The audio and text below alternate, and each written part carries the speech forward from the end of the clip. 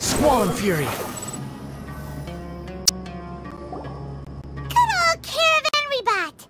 Huh. Now let Paimon think. What were we up to the first time we came here? Oh, Paimon remembers! Nahita's consciousness had been trapped by the doctor, but we followed the clues she left behind to help her.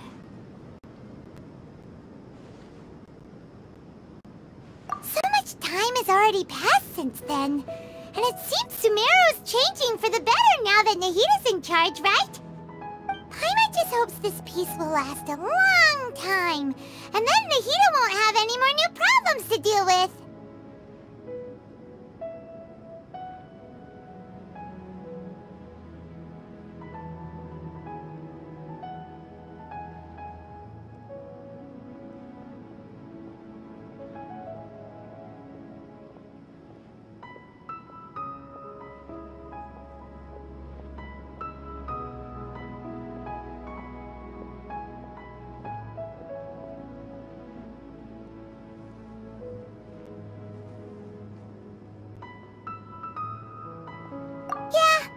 You're right. We somehow always find ourselves right in the thick of it. Who knows what will happen next? Come to think of it, maybe it's all because of you. Maybe you're just a magnet for trouble.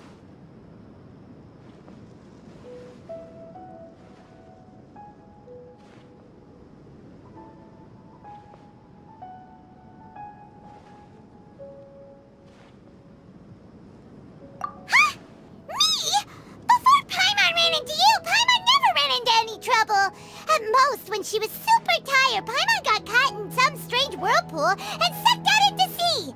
And even then, you fished Paimon out! Anyway, for Nahita's sake, maybe we should think about heading to our next destination for now.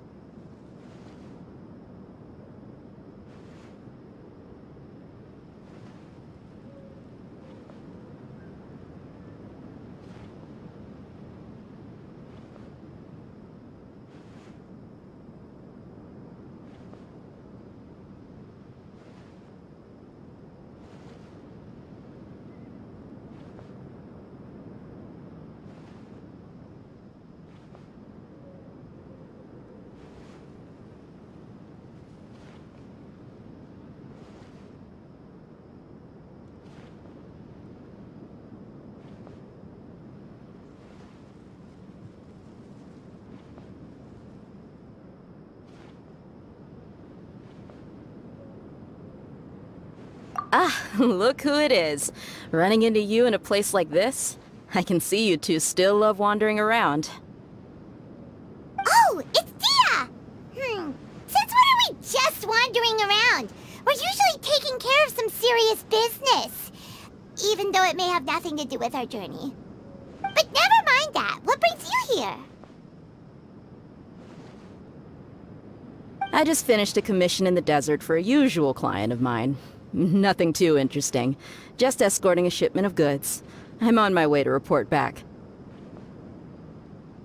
That's when I saw you two all the way over there, chatting away. What were you two talking about anyway?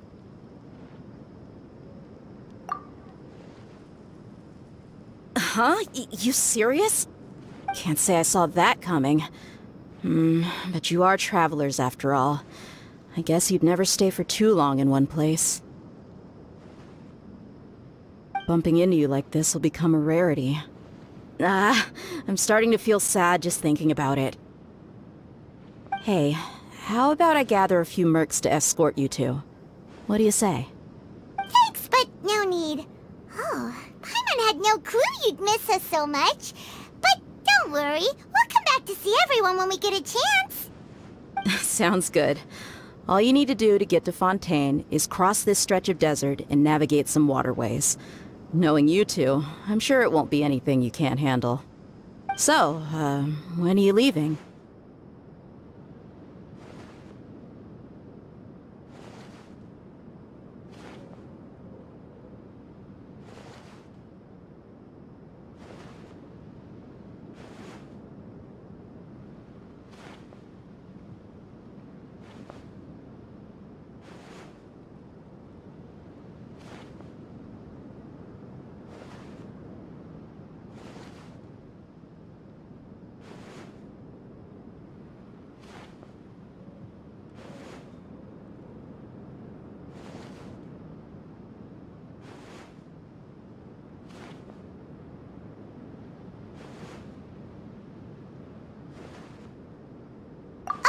Wait a sec.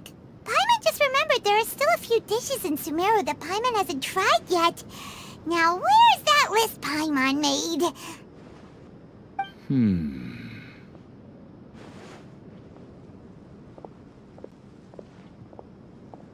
I see. Guess you won't be needing a going-away party or anything. It's sad enough to see you go like this. Though, now that I think about it, Sumeru wouldn't be what it is today without you. Seems true heroes always prefer leaving quietly. By the way, should we go say bye to Nahida?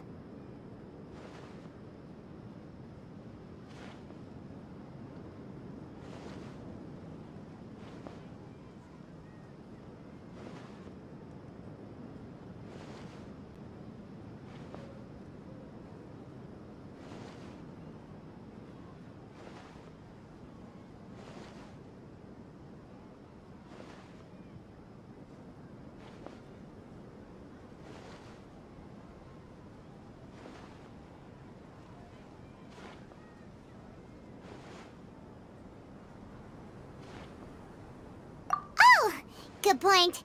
Then there's no need to bother her in the real world. Then, I guess this is goodbye for now, traveler in Paimon. Whether as a client or a friend, you're always welcome to come find me.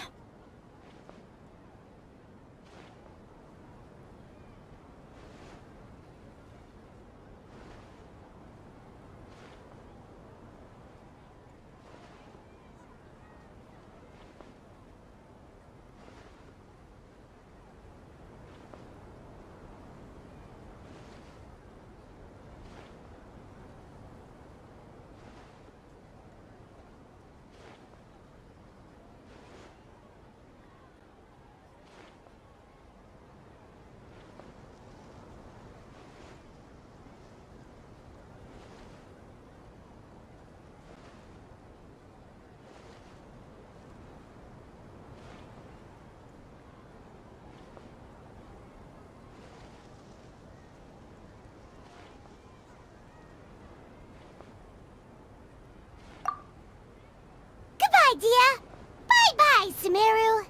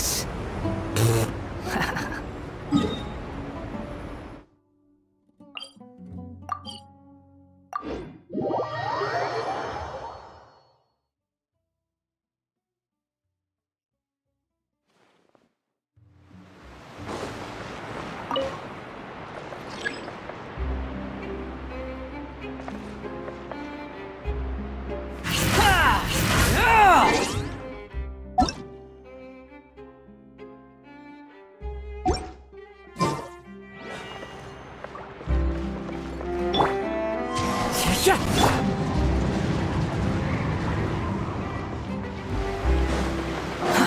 Too slow. Behold!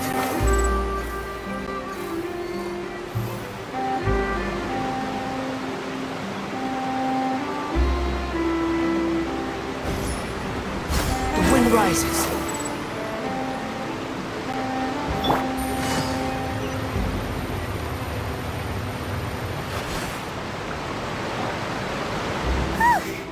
After crossing all that sand and water, we finally made it! Oh, this must be Fontaine's port! Wow! Everything looks so advanced in Fontaine! Paimon's heard that the industry here is extremely developed, and there are all kinds of unusual machines! Just seeing the sights as a tourist is nice, but maybe it would be better if we found something to do! What do you think? Good idea! Nahida gave us loads of useful information. Seeking out the Seven is probably still our best source for information at this point. Yeah, the more we can learn, the better. So, what do you think the Hydro Archon's like? Will we get along? Nahida said that she has a very unique personality, whatever that means. To learn about a nation's god, start with the nation's people. There seems to be some locals talking over there. Let's go see if we can join the party.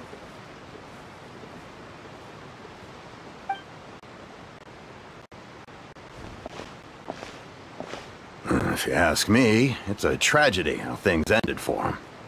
Clearly, he was a pretty decent person. Yeah, I didn't expect that kind of ending for him. I thought he would at least fight on a little longer for his family. I was expecting a sudden plot twist, but it's a pity that it never happened. Still, his story is quite the tearjerker.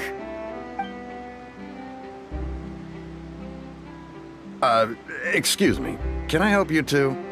I couldn't help but notice you standing here listening. Hi. We're travelers new to Fontaine, and we had something we wanted to ask, but you seemed to be really busy talking about some kind of play, so we didn't want to interrupt. Play? Oh, no. We're talking about something that really happened. In fact, it's a case that was just heard a few days ago. Really? Like, a real trial? But the way you were talking about it and the words you used just now made it sound like some kind of story. Well, good tales are often based on true stories, aren't they? And what you see in reality may also be someone deliberately putting on an act while harboring ulterior motives. Whether something is true or not simply isn't that important. The main thing is whether the story being acted out on the stage is splendid enough. Oh, but it looks like you're not from around here. You probably don't know that the Fontaine Court of Justice is called the Opera Epiclese, or more commonly known as just the Opera House.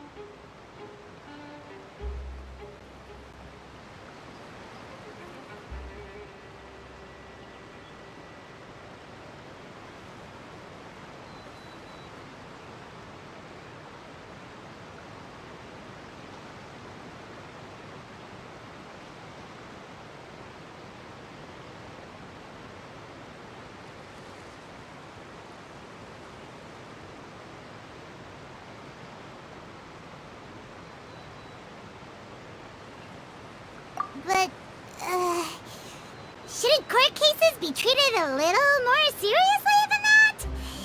Not to question Fontaine's way of doing things. It's just that putting someone on trial is usually a very serious thing. No worries. Other visitors to Fontaine have wondered the same thing. You could say that we just don't want to waste the moving stories behind those cases. And as for your worries about whether the cases are treated with due reverence, we have the absolutely just and honorable Chief Justice Neuvillette, as well as the Oratrice Mécanique d'Analyse Cardinal, a machine created by the Archon. Between the machine and the Chief Justice, false charges and injustice are a thing of the past now.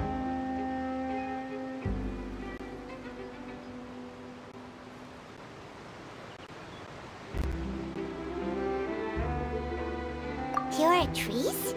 Is it some kind of machine, too? Oh, Paimon's curious. We should check it out if we get the chance. Wait, Paimon almost forgot to ask you our question. Do you know what we should do if we want to meet the Hydro Archon? Oh, that's easy. Just go to the Opera House. Lady Farina practically lives there. You could definitely say it's her biggest passion. Huh. I think what they mean is that they wish to speak with the Archon personally. In that case, I'm afraid it's going to be a tad more difficult. You'll have to make an appointment well in advance, and it'll depend on whether or not she has any time slots available.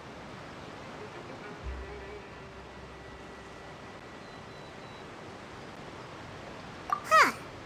Is the Hydro Archon super busy taking care of official stuff? Wait, didn't you say that she's always at the Opera House? No. Lady Farina seldom takes an interest with the nation's affairs. The reason it's difficult to make an appointment is simply because she's incredibly popular. That's right. After all, she is the Archon. Though she may tend to get a little dramatic from time to time, people can't get enough of her. Huh. First time Paimon's ever heard of an Archon being described that way before. Wait! Paimon gets now! The Hydro Archon is kinda like a big celebrity here, right? Yeah, I suppose you could say that. Perhaps you could even say our mascot. Hang on. This is still Fontaine's Archon you're talking about.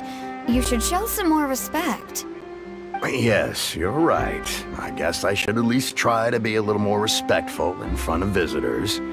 Otherwise, I might get arrested and find myself face to face with Monsieur Neuvillette. Come on. Sure, there's a lot of laws here, but nobody's going to be arrested for saying something disrespectful about the Hydro Archon.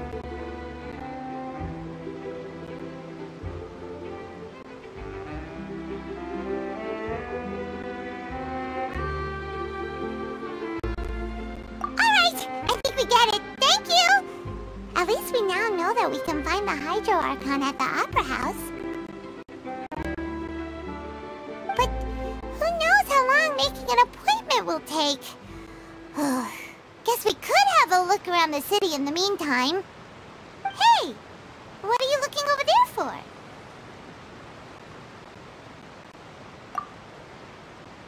Huh. Maybe something's the matter. She isn't going to jump into the water, is she? Maybe we better go check on her.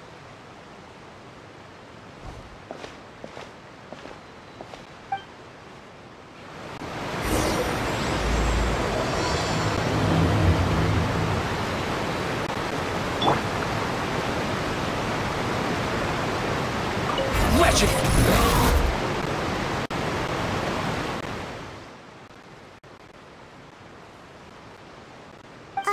Hello there? Excuse me? Are you alright? Huh? I'm fine. Thanks. Oh, okay then. We just noticed that you seem to be worried about something. About many things, actually. But there's nothing I can do but just keep my troubles to myself. I was just reminiscing about a place my brother and I would play when we were kids. It was just atop that hill over there. See? You're pointing at the sea. Wait, are you saying that you and your brother lived in the water? No people call the waters around Fontaine a sea. It's actually just an inland lake that's filled with fresh water. And though I can still see that hill clearly in my memories, now it's been completely submerged. He would skip and jump, tossing sand in the wind. The sun shone brightly, and the air was filled with the scent of the sea. But now, the water is gradually swallowing our memories. It won't be long before it swallows us. Sorry. Paimon doesn't really get what you mean. I don't believe we've had the pleasure of meeting. Are you Lynette's new friends? Oh, and you are? Thanks for looking after my sister. She often comes here to reminisce about our childhood, that's all. There's no need for any concern. Allow me to introduce myself. I'm Linny, and this is my sister Lynette. If I had to guess, I'd say you must be travelers from abroad. Nice to meet you! Paimon is Paimon, and this is the Traveler. We just arrived in Fontaine. We were just talking with your sister. Even though we didn't really get what she was saying. I see. It's unusual for Lynette to be so willing to talk with anyone. In fact, she seldom speaks at all. I'm usually the only one she ever talks to. Oh, really? Then you two are just like us! Paimon's always the one talking for some reason.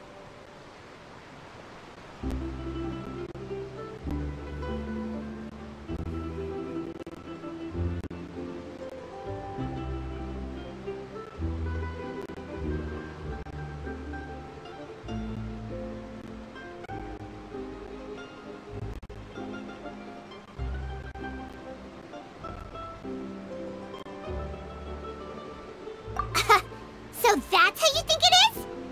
I also think my brother can be too talkative at times. Seems you were right, Paimon. We are quite similar. So, what did Lynette mean just now when she said that the water is engulfing your memories? And that it won't be long before it engulfs you too? Oh, that. It's from a prophecy that's been circulating in Fontaine for some time now.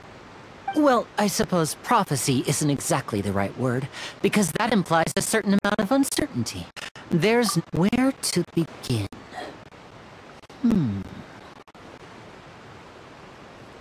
Let's put that question on hold for a moment. We still haven't formally greeted each other yet, have we?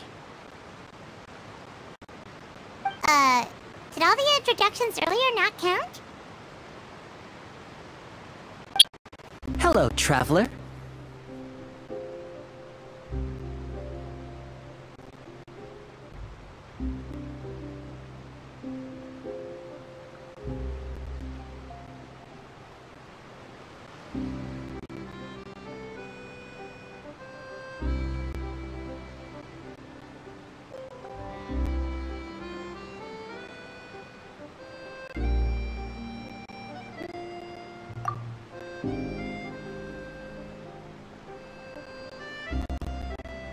And hello, Paimon.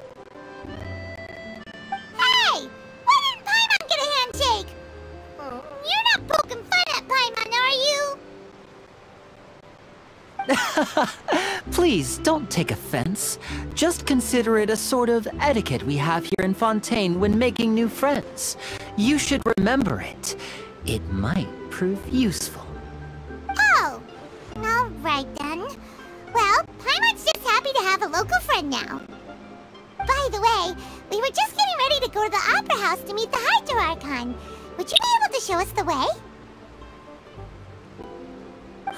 So you're going to see Lady Farina? No problem at all. In fact, I was planning to go to the Opera House later myself. I'll gladly take you once I finish things here. Please, follow me.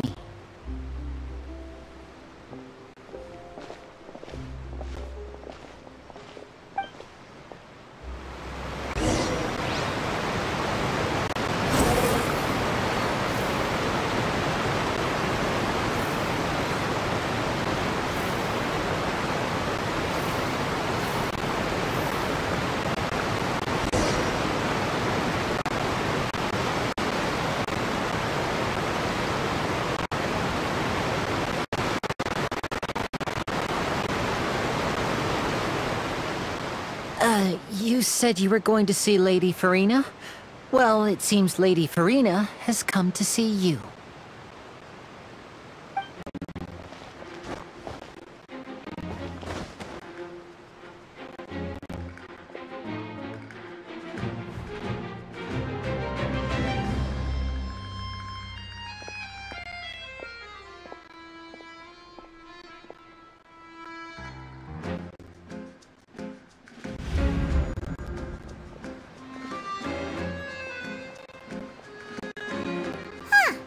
So, she's the Archon? But how did she knew we were looking for her. My dear people, rich and poor, those with cup in hand and those with nothing at all, raise your glasses in celebration! If you don't have one, then just raise your hand in lieu.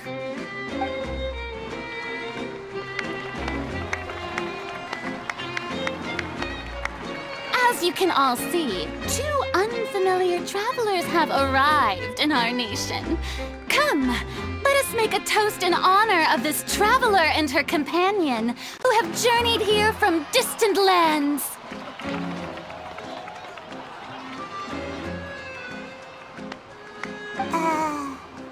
Is she talking about us?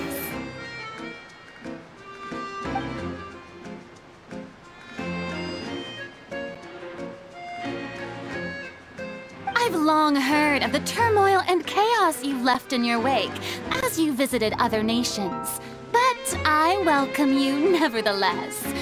No, I have come to receive you personally. Fear is for insignificant cowards. I am a god, and I will never entertain the notion of such meaningless wariness. You can be rest assured, I see clearly your sincerity. Of course, seeking an audience with me is the most sensible thing to do. It will allow you to truly behold my power and witness my authority. Intelligent people always gather under the correct banner. I, Focalor, hereby welcome you to the nation of Hydro and acknowledge the value and significance of your trip. Now... Yeah, Paimon still can't believe it. Feels like we've only been here for a few minutes. But the Hydro Archon's entrance was, how should Paimon describe it? A little over the top? Miss Hydro Archon? How did you know we were coming? I see.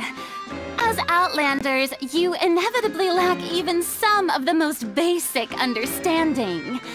Don't forget that even the gods can be divided into the mediocre and the excellent. I suppose it's only natural for you to be awestruck by my abilities. You had best stop and consider. Do you really have the noble qualities and etiquette necessary to communicate with a god? All it takes is a flick of my finger for me to know everything about you. Whoa, talk about sounding high and mighty. Oh? What's with these looks? Perhaps the welcoming ceremony still isn't enough? What else should I say then? Is she waiting for us to start talking? Wow, I didn't expect to see Lady Farina here. What a surprise!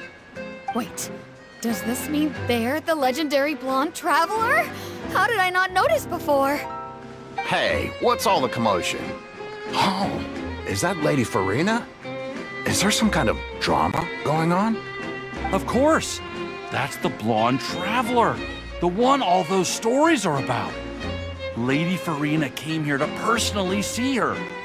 Oh, I bet this is gonna be the duel of the century. Ooh, I've got to see this. I knew Lady Farina would never disappoint.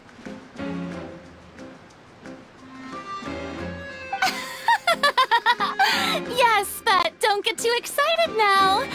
My dear believers and spectators alike tend to get quite rowdy, and despite the noise, I've come to tolerate all their ruckus.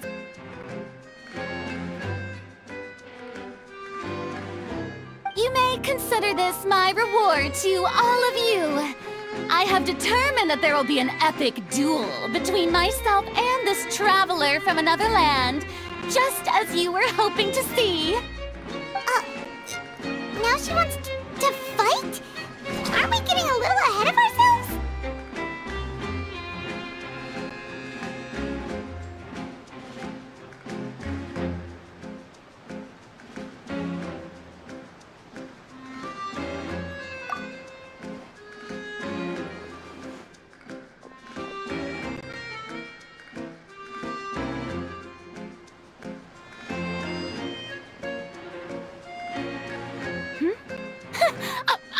not afraid.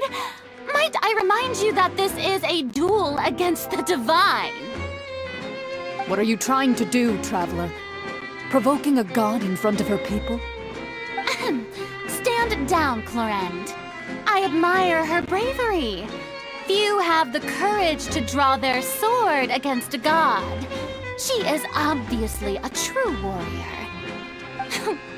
Unfortunately, people nowadays only crave to be thrilled, and a mere duel will not slake their thirst for excitement.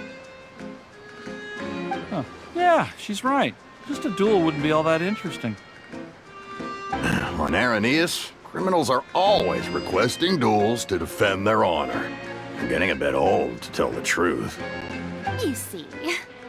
Then, as the god of justice, I shall face this traveler in another kind of duel. A duel in court! All right! Now that'll be worth seeing! Right. This is Fontaine, after all. Such a grand opera house, it would be a pity not to use it. Why do you care so much about the crowd's reactions? Seems you've spent a little too much time in the opera house. Besides, how exactly do you plan to have a duel in court? You mean you're going to put us on trial? Oh, we have reason to put you on trial. It's obvious, isn't it? According to Fontaine law, no one is permitted to release any flying objects within Fontaine city limits during the first 3 days of each month. You are clearly guilty of violating this law, no? Oh, so that's what they've done wrong. That's our Lady Farina. No one knows the laws of Fontaine like she does. You call that obvious? What kind of law is that? Wait, flying object? You mean Paimon? Precisely! Now, if you two have no objections, then in the name of the Hydro Archon, I order your arrest. My apologies, Lady Farina. I don't mean to spoil the fun, but if you would allow me to interject, I don't think that Paimon here meets the definition of a flying object. You tell her, Linny! Finally someone who's not crazy. How could anyone call Paimon a flying object? Ah, great magician Linny, my beloved citizen. I'll permit you to object, but how exactly do you plan to prove your claim? As a magician who just rained on your parade, I naturally should shoulder the responsibility of saving the show. So, with such an audience gathered here, allow me to perform a trick for everyone.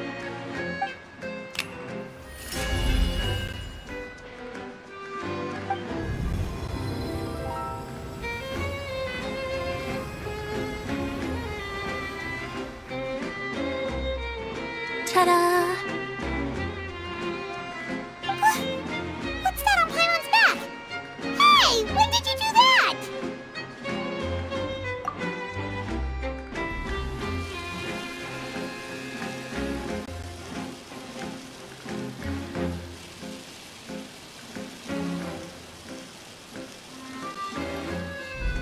There.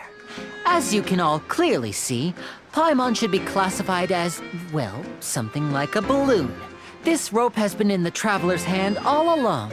It was just that no one could see it before. Huh? You call that magic? You've got to be joking. I thought it was pretty good. Nice one. Huh. I'm not sure what to think. It seems Lady Farina's charges no longer hold water.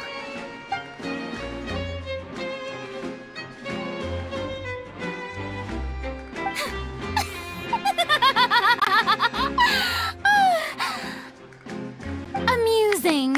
Very amusing, Linny. Just the sort of unexpected twist that I enjoy. With you here, today's performance can finally be called complete. Performance? You see all this as a performance? In which case, consider the matter of your trial resolved. The god of justice will not bring charges against an innocent person. But when there are valid grounds, I will not only judge travelers from abroad, but even the gods of other lands. I look forward to seeing your upcoming performance at the Opera House, Mr. Linny and Miss Lynette. That's enough for now. Toodaloo!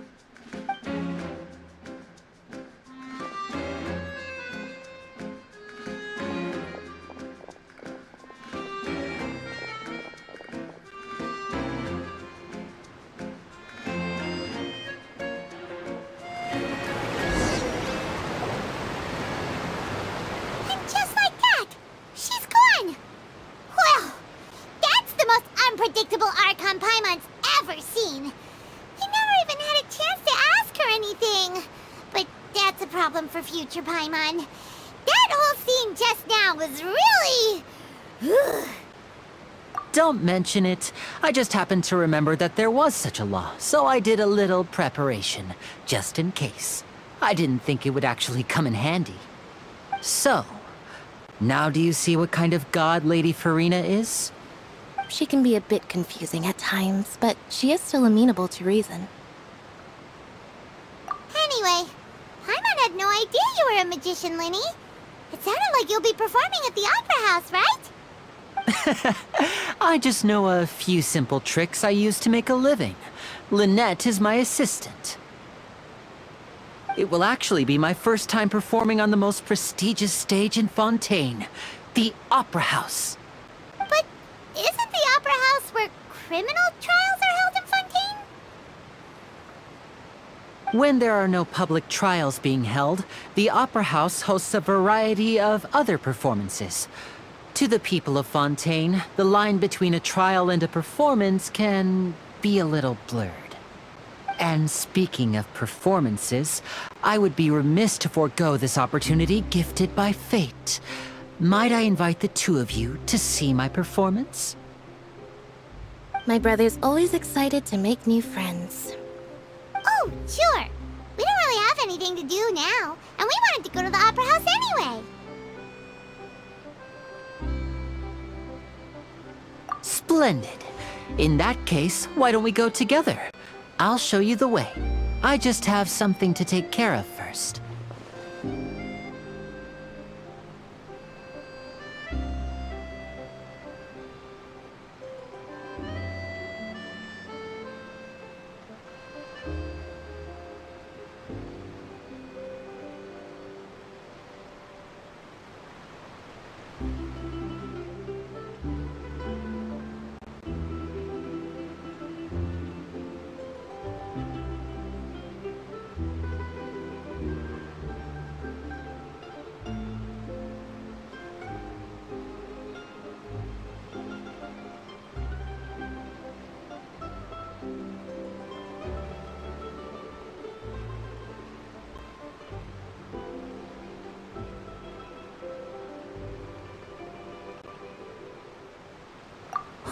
You really mean it? Then I'll take you up on your offer. This is a magical item known as a magic pocket. Perhaps you can help me distribute them to the people here.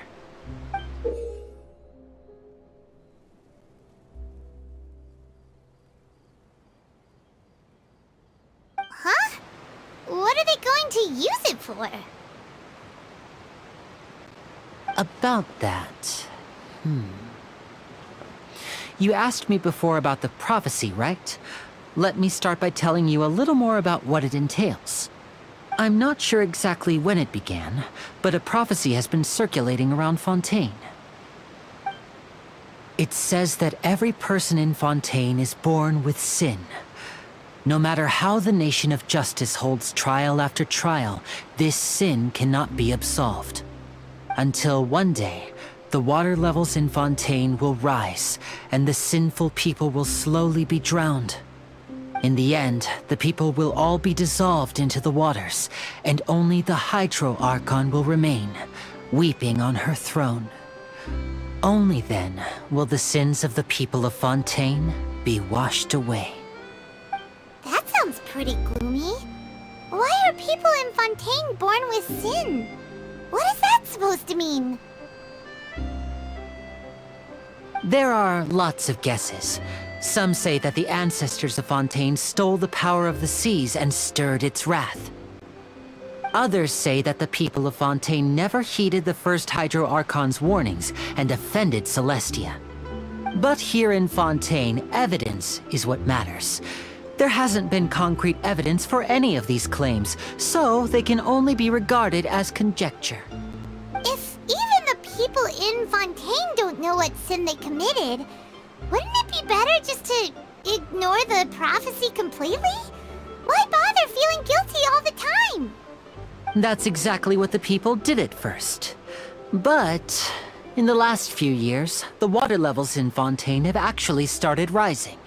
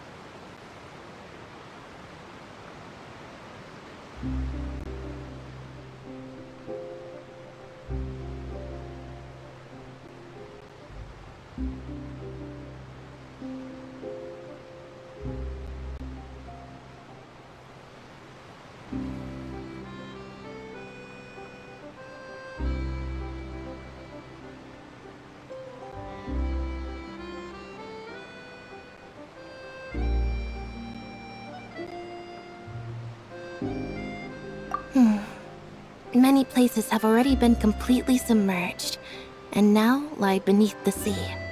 Many people carry on with their lives as before and shrug it off as a natural phenomenon. But my family and I think that the people of Fontaine shouldn't ignore the possibility, which would end up sentencing them to death. We hope that at least the people who reside near the waterfront can move away before it's too late. So, we've started distributing magic pockets to them. As a magical item, these magic pockets have astonishing capacity. I'm sure they will come in handy when people are moving their belongings. Oh, Paimon gets it! It's like preparing for a rainy day! But this is more than a bit of rain.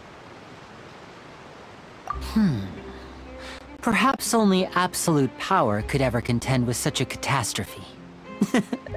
But who knows? We're just tiny specks in the grand scheme of things. Now, if you'd like to help, then please give these magic pockets to anyone nearby. Be sure to convince them to take it, regardless of what they say.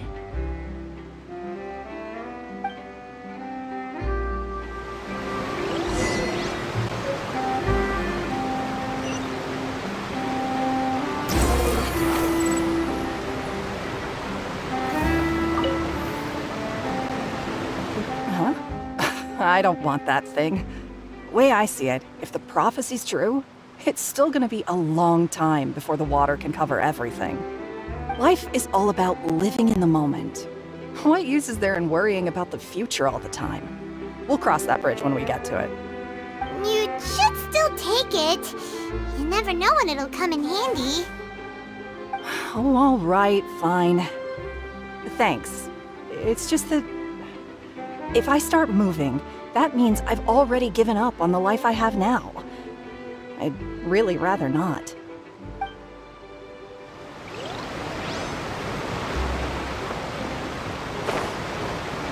Squall and Fury!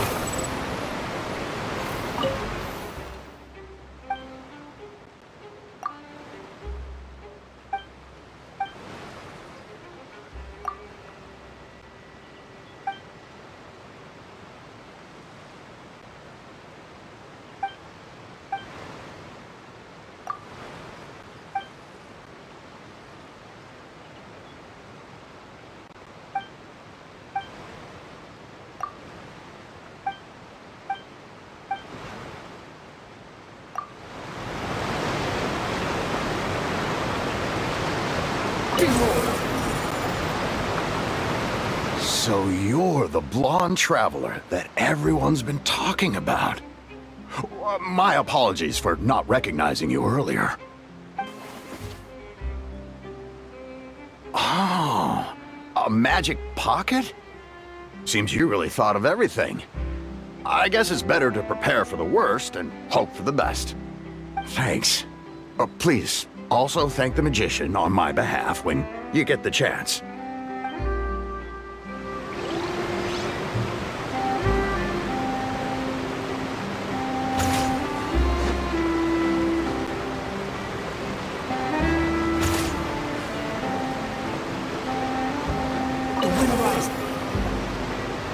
What's this?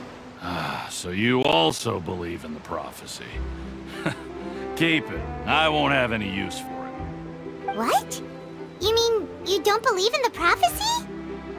No, I believe in the prophecy. But I also believe in another story. The story says that people once lived in the ocean.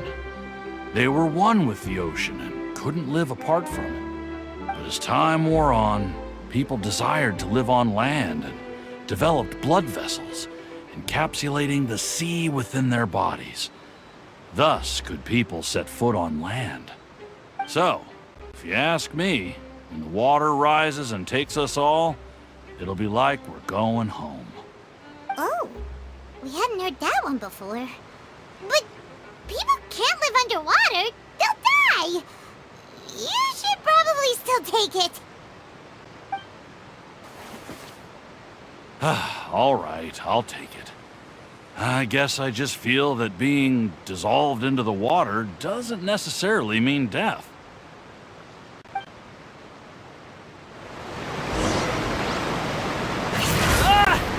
Behold!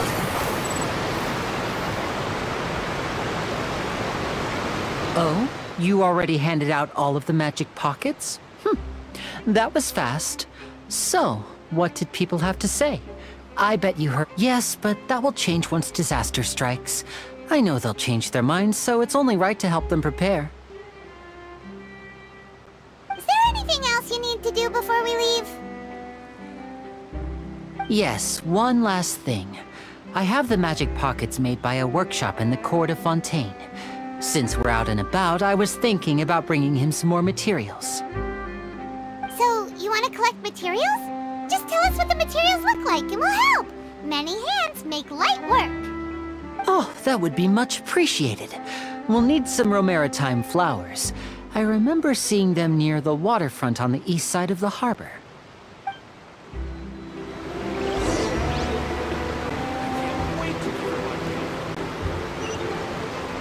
Squall and Fury!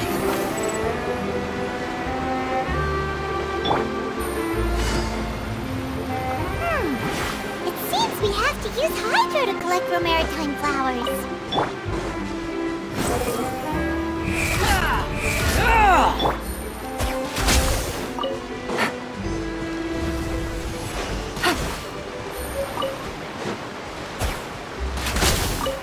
Take it easy.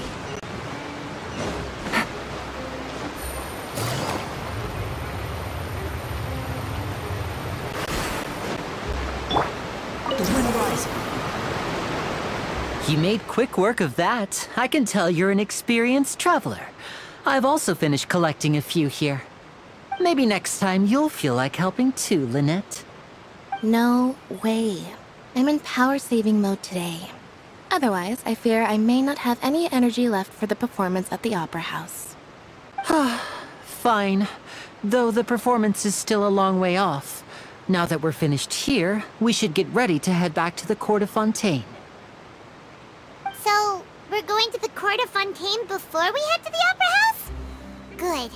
Paimon wants a tour of Fontaine's largest city and try...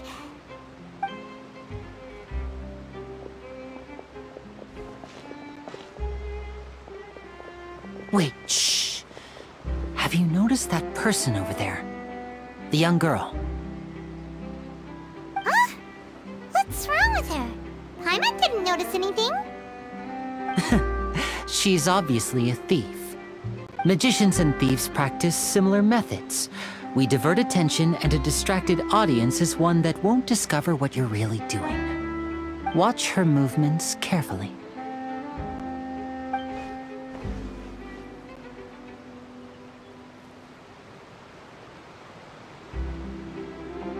Oh, he's right! Shh, keep your voice down. We need to think of a way to catch her, but it seems she's very alert. Perhaps we should split up. You two can ride the lift over there and wait up top. I bet that'll be her escape route if she tries to run. All right, let's go.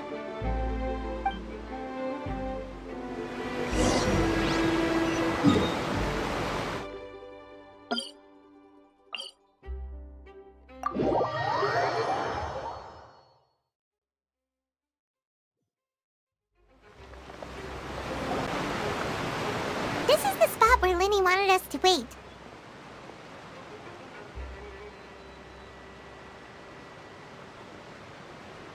Oh, look! Isn't that her?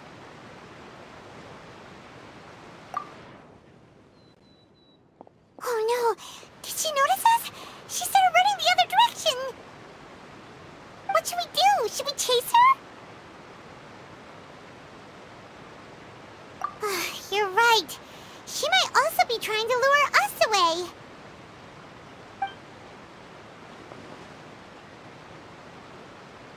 Nothing's happened for a while now. Paimon wonders if Linny caught the thief.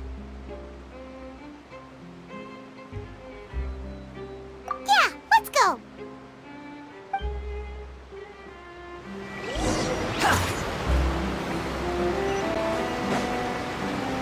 Behold! Are you sure that's all she took? You should check to make sure you're not missing anything else. No, that was all.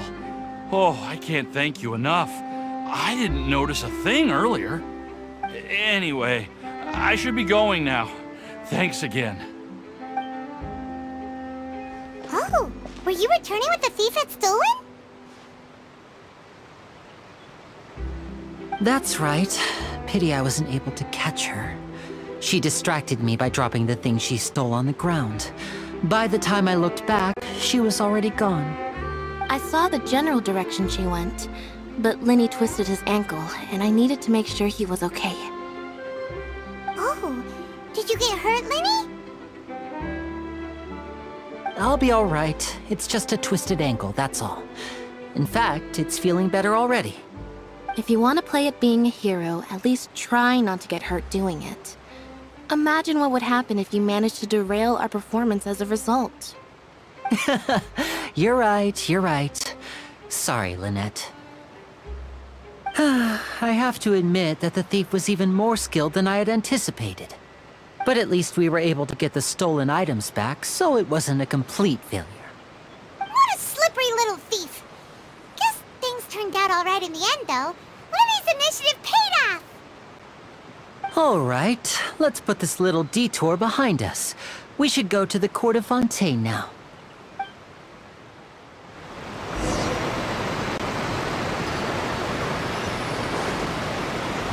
The wind rises.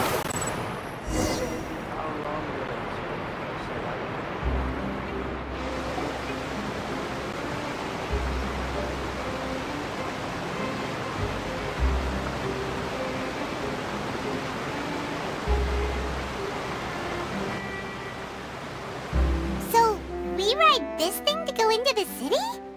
What an ingenious way to get around! People in Fontaine really know how to use water!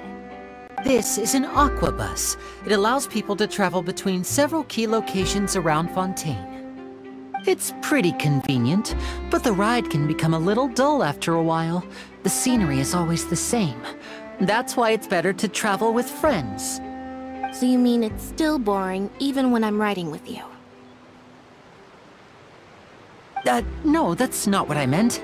It's just that, well, you don't really talk that much. Besides, it doesn't really feel like a real trip when it's just the two of us. It's the same as being at home. Whatever.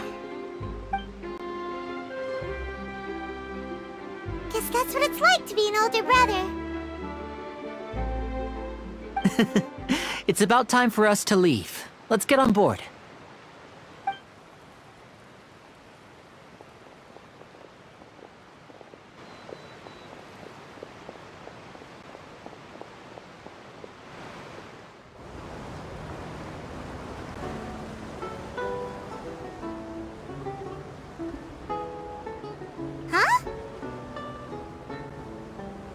What?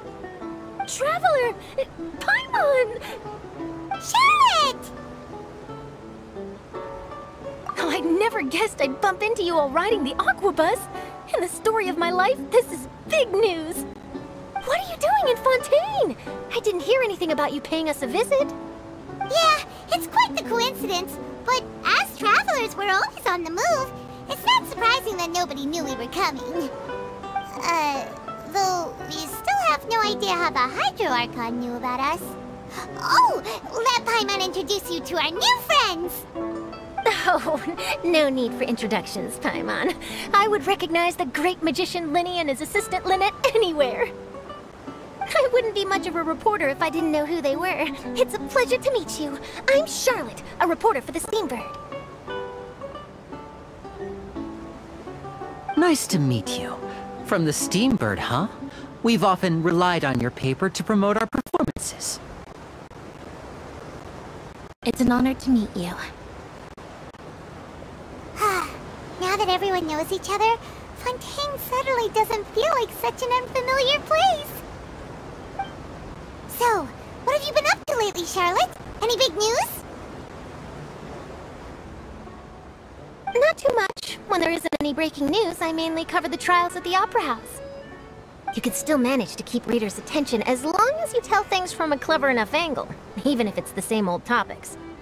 For example, reporting on how a scammer once deceived vulnerable girls into relationships, or how a financial criminal was once so poor that they ate a single piece of bread for 5 days.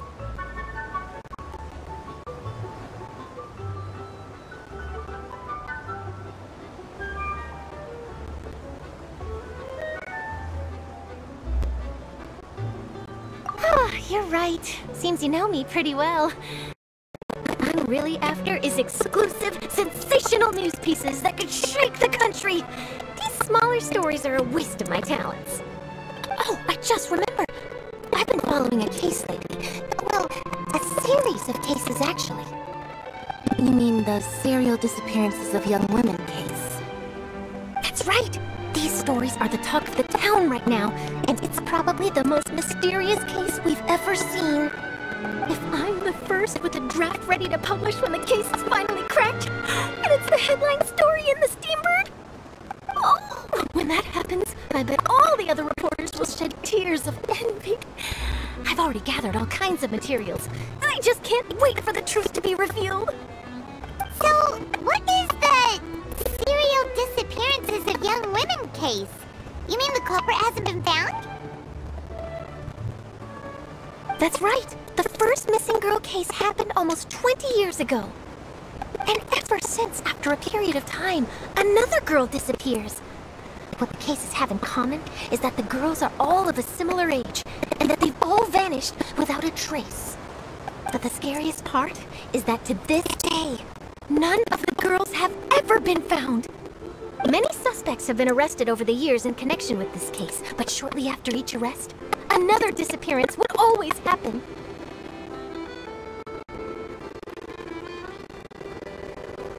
Yes, it's possible. Either way, I believe that every case has some precise truth behind it, waiting to be exposed. Yes, I agree. And at the very least, the family of those missing girls deserves some sort of explanation. I just imagined for a second what I would do if Lynette were to suddenly disappear. I'd pay any price to get her back, and then find a way to track down the culprit. Please don't imagine that, Lenny.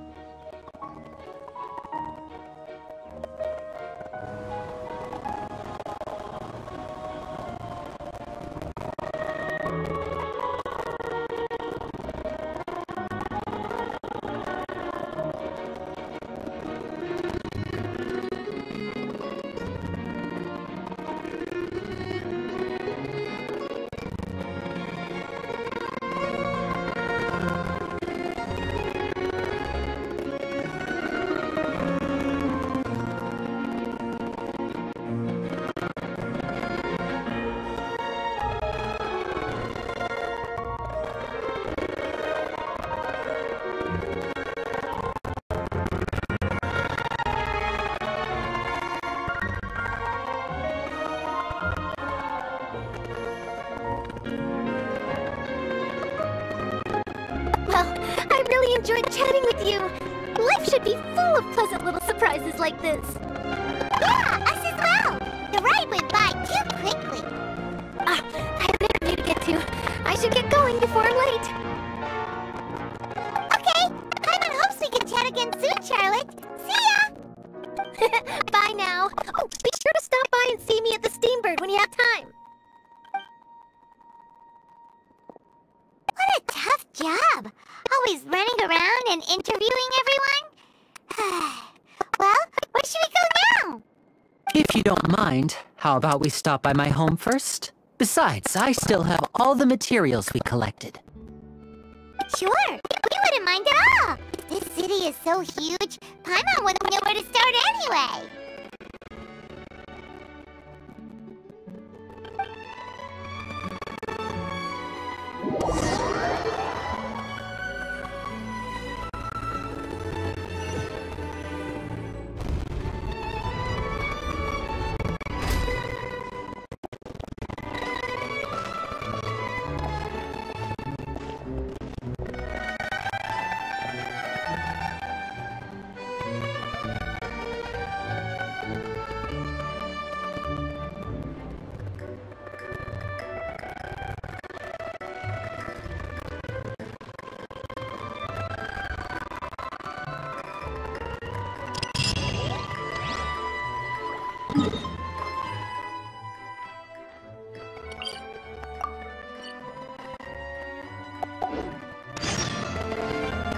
Quit following me. Behold!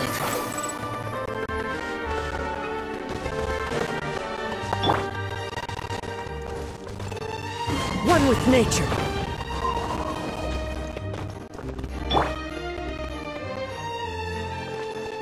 The wind rises.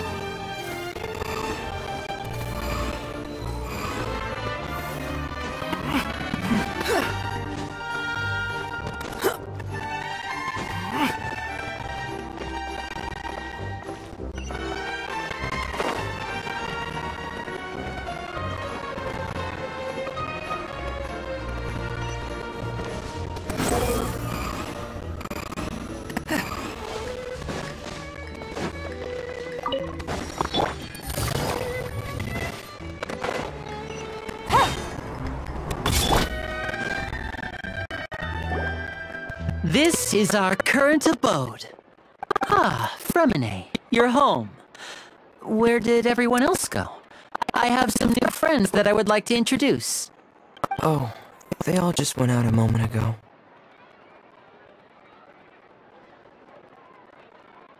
I see. Everyone is getting busier now that Father will be returning soon. I suppose that can't be helped. Allow me to introduce you to my little brother, Fremine. He is a phenomenal diver. Hello. Nice to meet you. Paimon is Paimon, and this is the Traveler. Oh, you sound very proud to have a diver as a brother, Linny.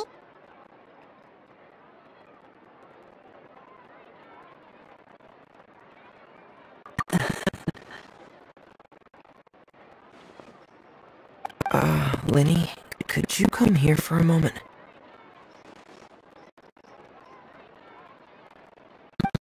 What is it, Fremine? Do you have something to tell me?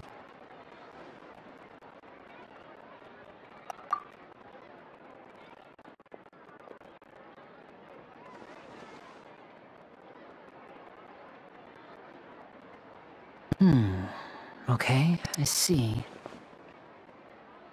Is everything all right? Oh, it's nothing. We were just discussing a little housework. Sorry for the interruption. Oh, before I forget, the Traveler and I collected more materials to make magic pockets. Were you able to get any, Fremine? Yes, I went diving and gathered lots of materials. I was about to give them to you. That's our Fremine. Always quick with the underwater work. Alright, I'll take these to the workshop.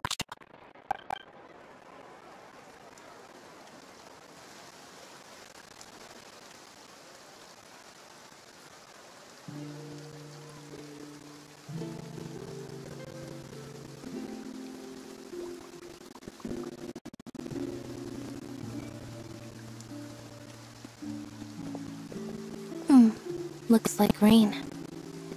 Oh, you're right. But wasn't it clear and sunny just a moment ago? Fontaine's weather sure is weird. I'm afraid that's just how it is here. It often rains on days where there are trials being held in the Opera House, but don't worry, it'll clear up soon enough. What's wrong, Fremine? There's a legend about the rain that I tend to believe. It's said that a dragon of water once resided in Fontaine. Though we don't know where the dragon went, every time it weeps, the skies will cloud up and pour out rain. When I was a child, my mother told me that if I wanted to go outside and play, I should yell toward the sky at the top of my lungs. Hydro Dragon! Hydro Dragon! Don't cry! If it's an elemental dragon, then having the power to make it rain wouldn't be very unusual.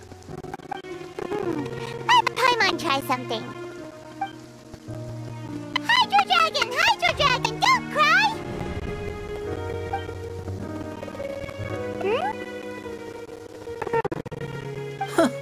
Doesn't seem to be of any use. It is just a legend after all. You know, you might be a more popular magician if you understood the concept of romanticism. Or could at least play along.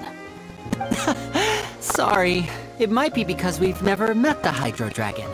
Perhaps it can't be comforted by the words of strangers.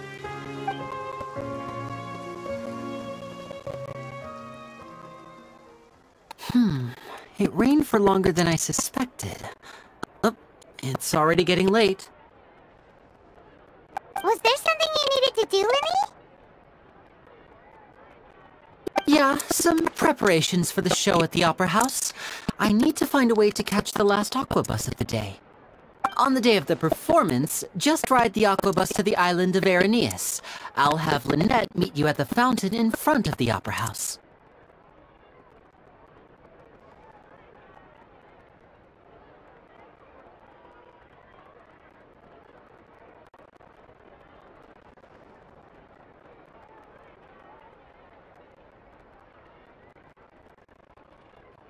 Oh, are you leaving now? What is it, Fremine? I'm in a hurry. Oh, I get it. You feel nervous delivering the materials for the magic pockets, is that it?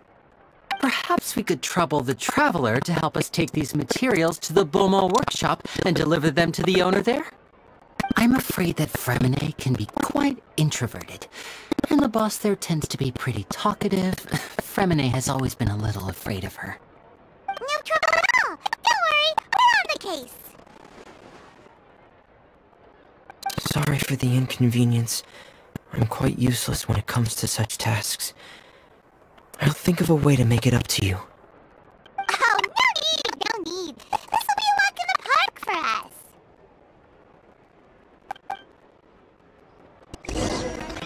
Sweeter than syrup.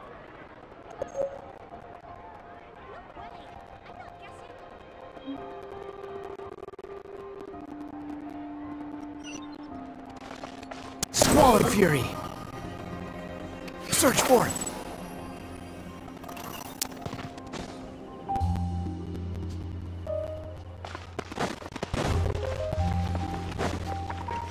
Behold!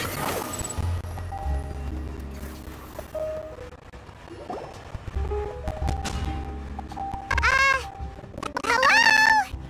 Is there anyone here? Oh, hello there. New customers? Looking to buy, or do you need something made? Or perhaps you're just looking for a chat with me. Oh no, we're just here to deliver some materials. Here they are. They're for making... what were they called again? Ah, these must be for magic pockets. I could tell right away. I've already made several orders worth now.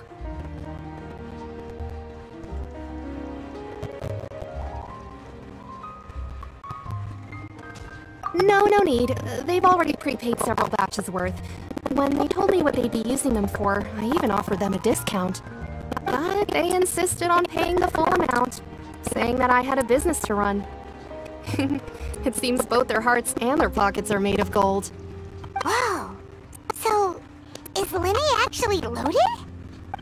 I can't say for sure, but who knows? Maybe there's good money to be made being a magician in Fontaine. Hey! Is this machine what you use to make stuff here? It looks really advanced. Why use your hands when a machine can do the work? It would be a waste not to use the latest technology. And wasting is a kind of crime. But where does a big machine like that get its power from? Well, it's a little complicated. I'm not sure I can put it in layman's terms for you. But basically, everything we usually use here in the city is powered by indemnitium. It's a type of energy that's produced from trials. Huh? How can trials produce energy? Well, I'm not completely sure of all the details myself, but basically, when a trial is in session, the oratrice mécanique d'analyse cardinale harvests people's belief in justice and converts it into energy to be used all around Fontaine. So that's what its other function is? I heard that the oratrice was created by the Archon to make judgments. But Paimon still doesn't get it. How could something unreliable like people's beliefs be turned into a stable power source for these machines? Oh, yeah! So that means the Hydro Archon relies on the machine to take the energy created by belief and turn it into power for all of Fontaine, right? Even though I've never heard anyone really put it that way before, it sounds like it makes sense. Besides indemnitium, we have another type of energy called pneumosia. It isn't produced by the power of the Archon, but it is unstable by nature. Even now, it still cannot be widely used by civilians. I thought I'd find you hard at work, but here you are chatting the day away. Since you're already talking, I'm sure you wouldn't mind a few words with me. You again? Didn't I already promise you that I'd have the Moraio to Converie of Cabriere by next month? Why are you hounding me now? Yeah, but how do we know that you won't go running off by the end of this month? I want 50% today. Wait, no, 70%. Huh? You... Seems business isn't so great for the workshop. We've already finished our job and delivered the materials. Maybe now's a good time to leave? Hey, hold on. Before you go around trying to collect payments, why don't you settle your own debts first? If Conferri of Cabriere wants to poach clients from Northland Bank, that's fine. But I'm afraid you still owe the bank a hefty sum of mora. So why don't we work things out between us first, before you get back to your little conversation here? You're from Northland Bank. But we said we'll pay everything we owe next month. Why are you hounding me now? Traveler, Paimon! I didn't think I'd run into you here in Fontaine. What are the chances? We're surprised to see you too! What are you doing here in Fontaine? You didn't want to stay in Snezhnaya?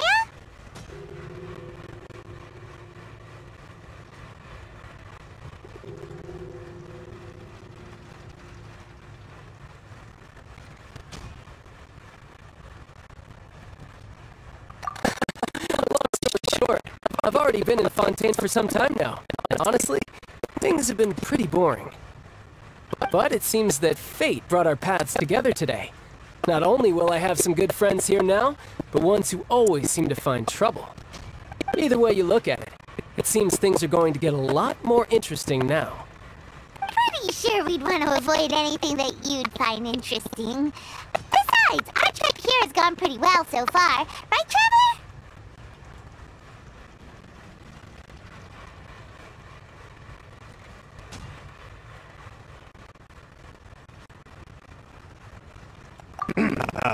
Hey, you, Northland Bank boy. Aren't you forgetting something? Don't interrupt. It's not often I run into the Traveler like this. Why don't you wait for me over there for a while? You kidding? Aren't you the one looking for us? You really expect us to sit and twiddle our thumbs while you catch up with your friends? Listen to me, boy. If you want your mora, fine. Why don't you come and take it? Hey, I just said not to interrupt. Oh, by the way, Traveler, the last time I took Tonya and Tooser ice fishing, Tooser said, "Hey, that's way over the line! All right, boys, let's see who has to pay up now!" Can you at least let me finish one sentence? Fine. Though the bank told me not to get rough with our clients. You're the ones who started it. This is an act of self-defense. You two will have to be my witnesses, okay?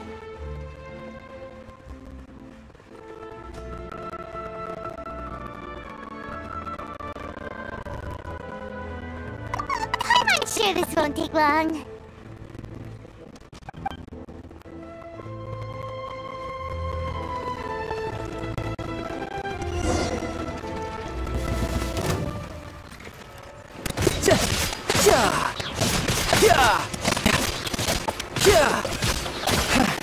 Riptide!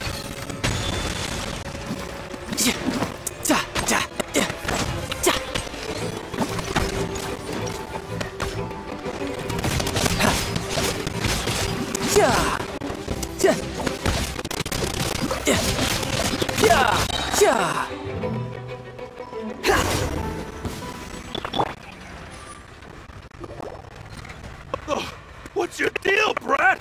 How are you so strong if you're just a staffer from Snezhnaya's Northland Bank? Wait, don't tell me you're... Oh, now you notice. It's a little late, don't you think? Just make sure you understand that you don't mess with Northland Bank. Got it?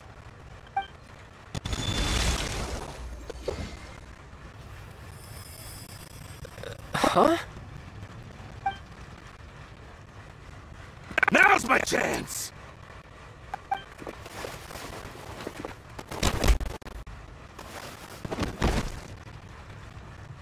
Huh. That was weird.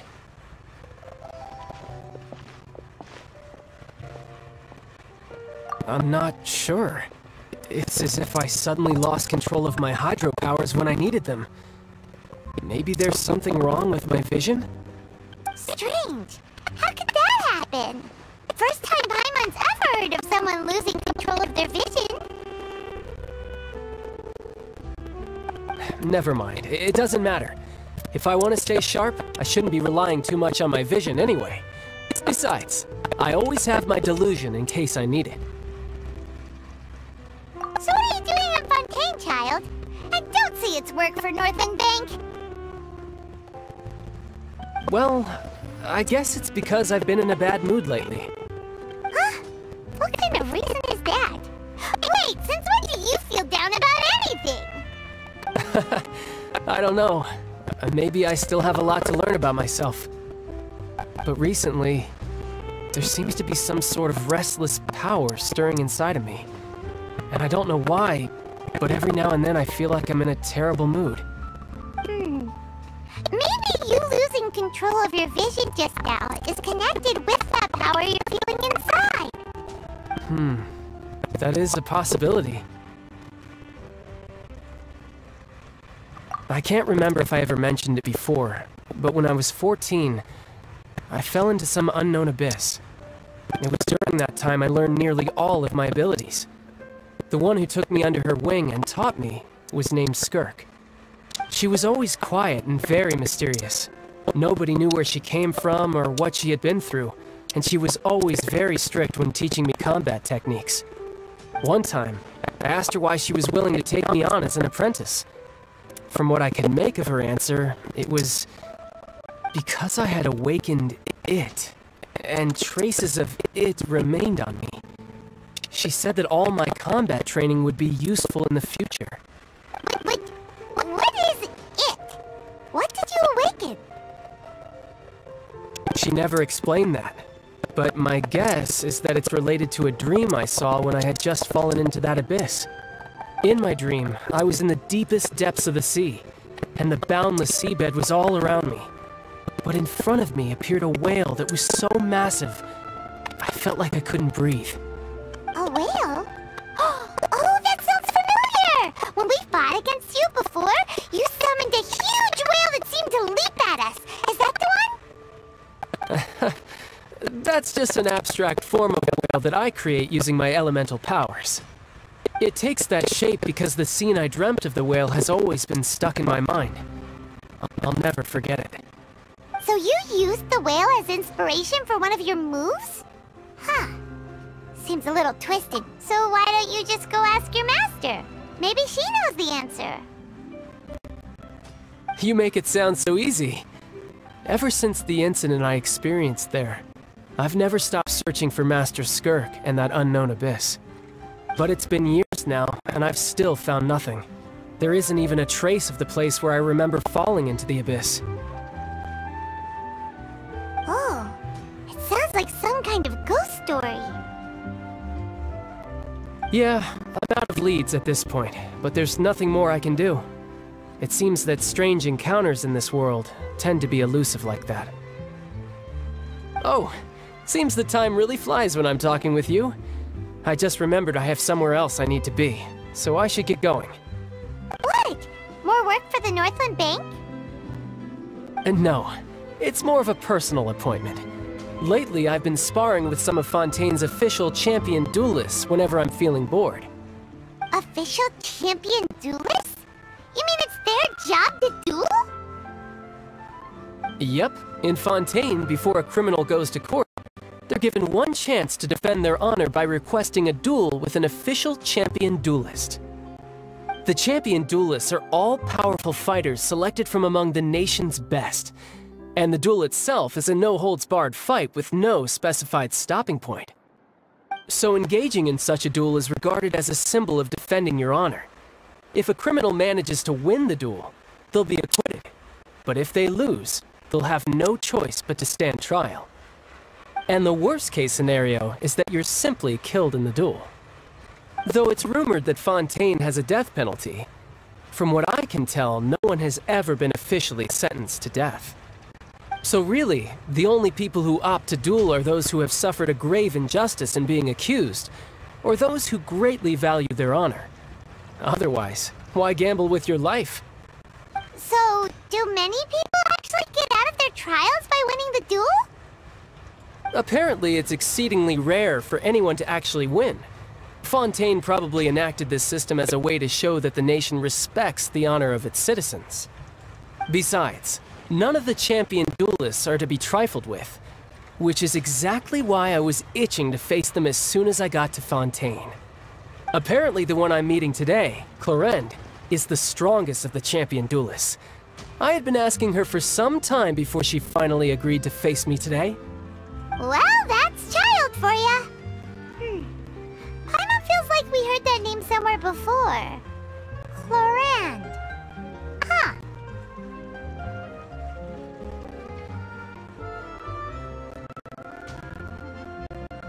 Oh, before I forget, I want you to have this.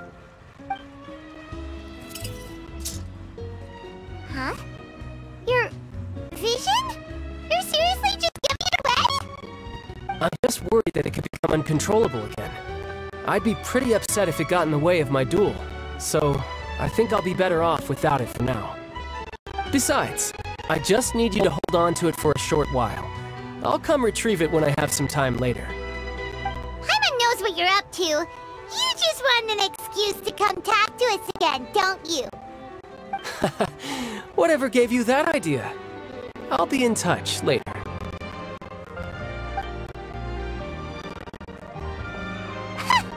That sneaky guy. He said he's been feeling down lately, but he seemed the same as ever to Paimon. Well, seems we don't have much to do for now. We might as well walk around and see the city before Lenny's performance.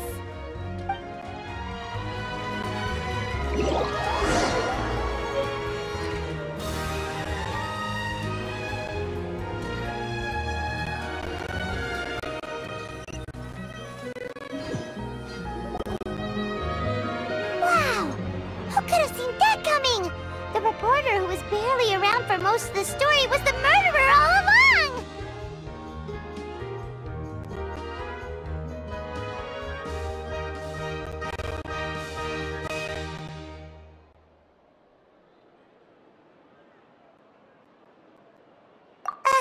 Sorry.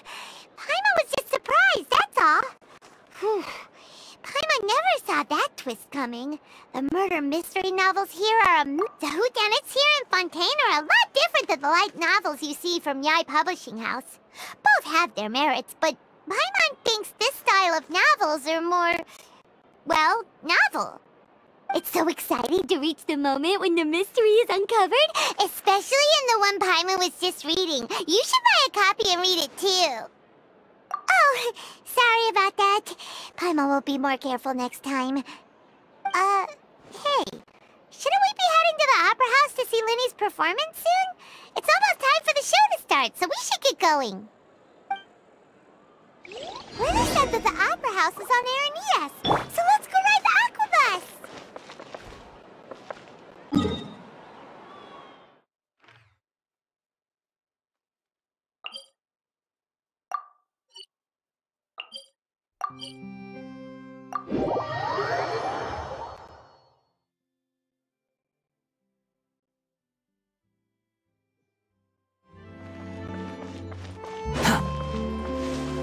Squall Fury!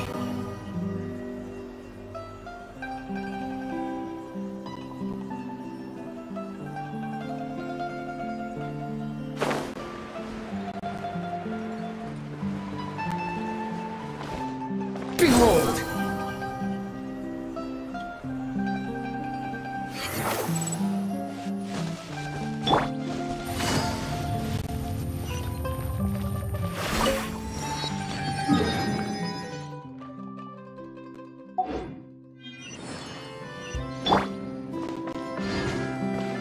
Squall Fury!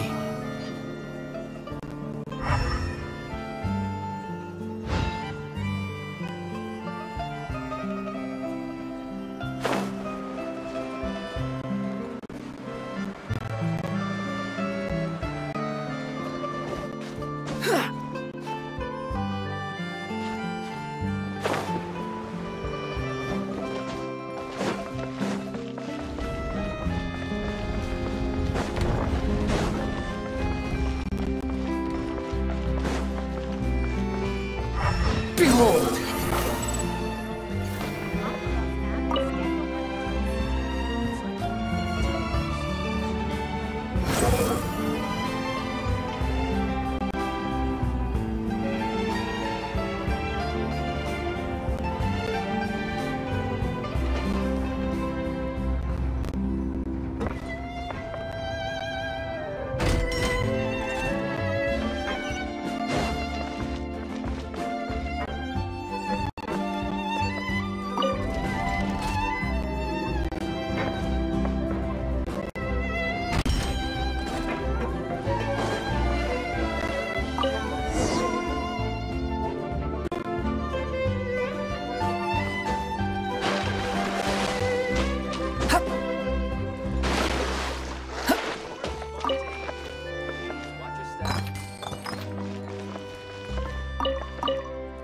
Squall Fury!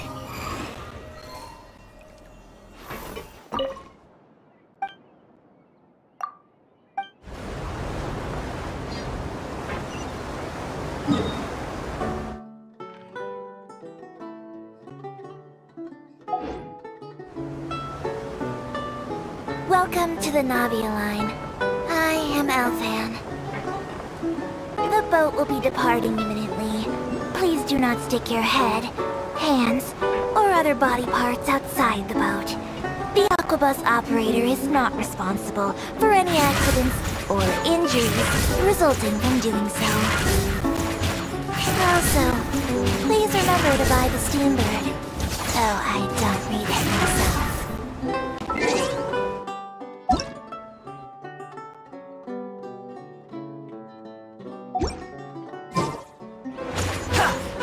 The destination of the current tour is Aranias. Points of interest worth visiting include the Fountain of Lucine and the Opera Epiclese. If you look to the left in the direction we are currently traveling, you will see the famous Fontaine Research Institute up in the sky. An experiment gone wrong turned new sightseeing opportunity. Human ingenuity truly is a wondrous thing.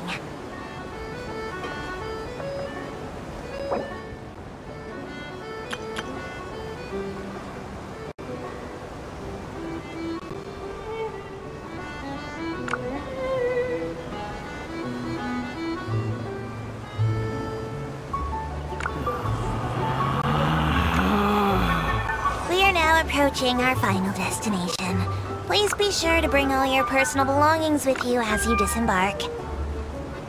Even though I will take any forgotten items to the lost and found, the paperwork is rather annoying, as Melusine hands are not suitable for grasping pens. Please be careful when disembarking. It has been my honor to be your tour guide this trip. Thank you.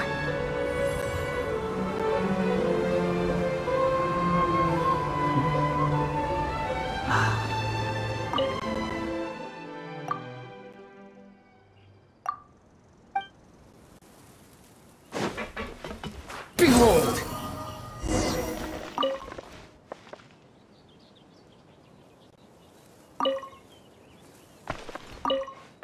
Quick, Squall Fury!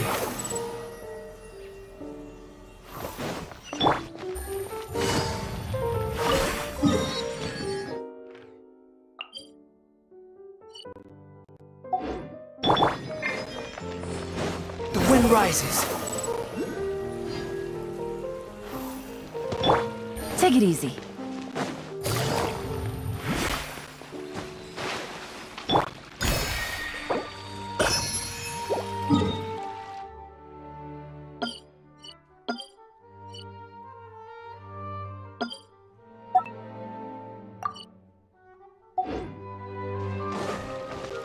Squall Fury! Upon the gale!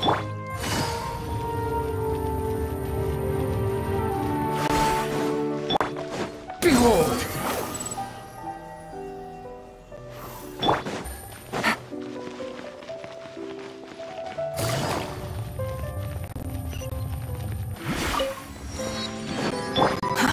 Too slow.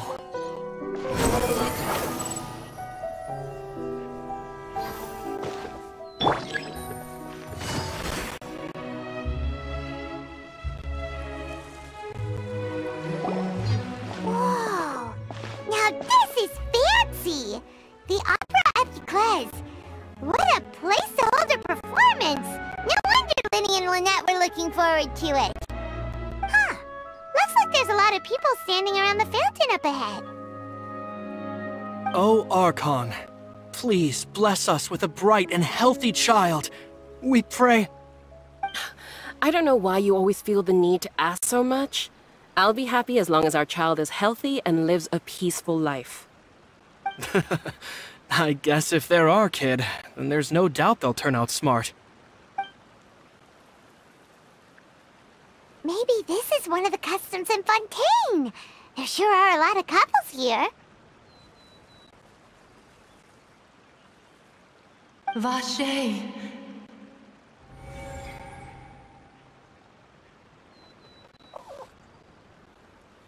What's wrong? Vache. Vache.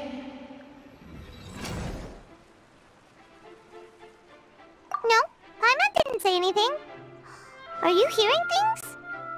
Welcome to the Fountain of Lucine. All the water flowing through Fontaine converges here. It's customary for newlyweds to come here and wish for children. Ah! Lynette! You scared Paimon! When did you get here? Lenny asked me to wait here for you, remember? Right.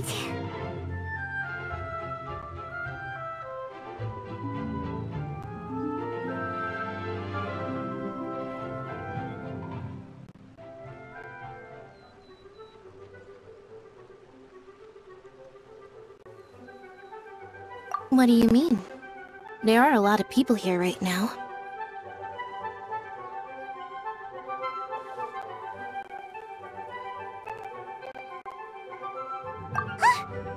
Hey, you're not trying to scare Paimon, are you? Besides, it's the middle of the day. It's not the time for eerie things. I see. I might be able to tell you something that could help explain the voice you heard. In fact, you might not be imagining things at all. I suspect that what you heard is a result of your hypersensitivity to the hydro element. Others in my family have had similar experiences. It's because of her sensitivity to the hydro element? But what would hearing a voice have to do with elemental power? When do you cry, Paimon? Wait, what? What does that have to do with anything? Just answer me. When do you cry?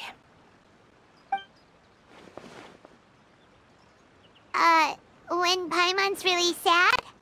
Oh, and when Paimon's super happy. Oh, and also when Paimon's really, really scared.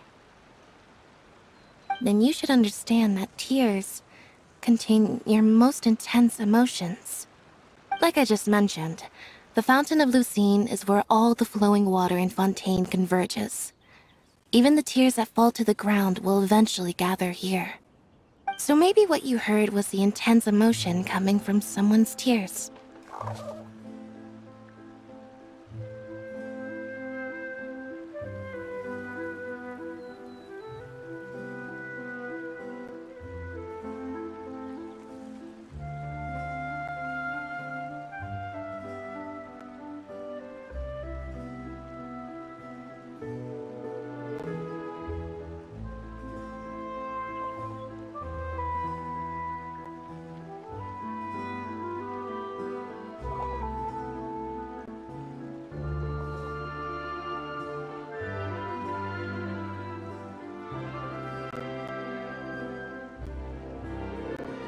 So, what did the voice say?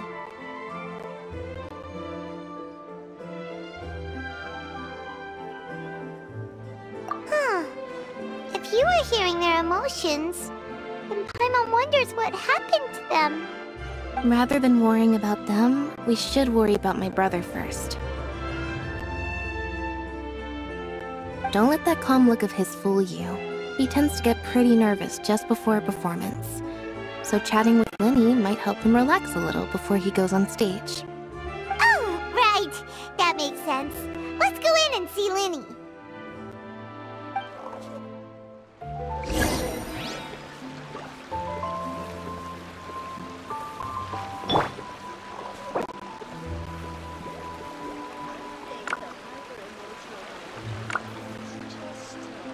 I wonder where humans come from.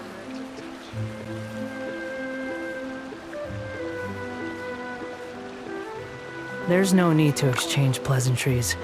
It's rather pathetic to force a conversation just to occupy silence.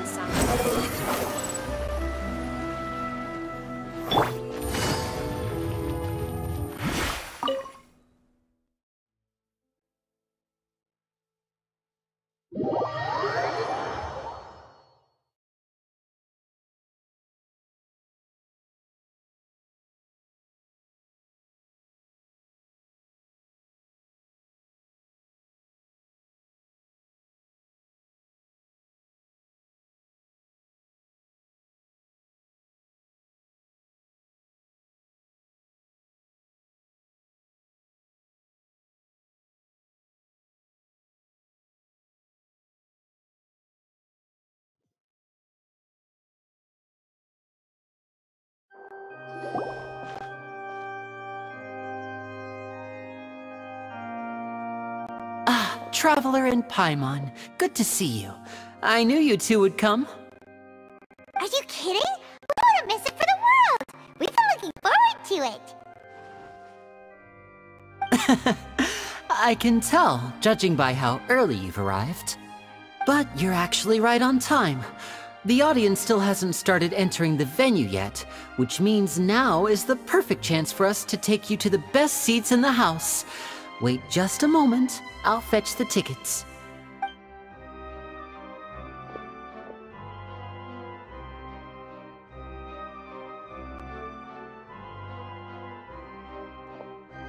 The Opera House has assigned seating, so you always have to make reservations. I've already reserved your seats, and here are your tickets. Ooh, front row seats! Thanks, Linny! Don't mention it. There's no need to keep thanking me. Hey, Linny! Could you come over here and take a look at this? Oh, I'll be right there. Seems there's an issue with the stage props over there. That's Cal, my assistant, calling me. I'll go lend him a hand.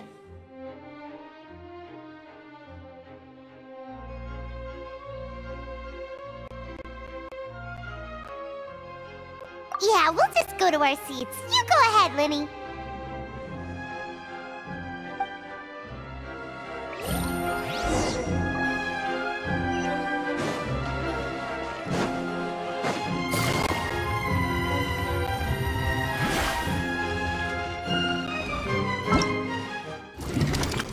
Let the magic begin!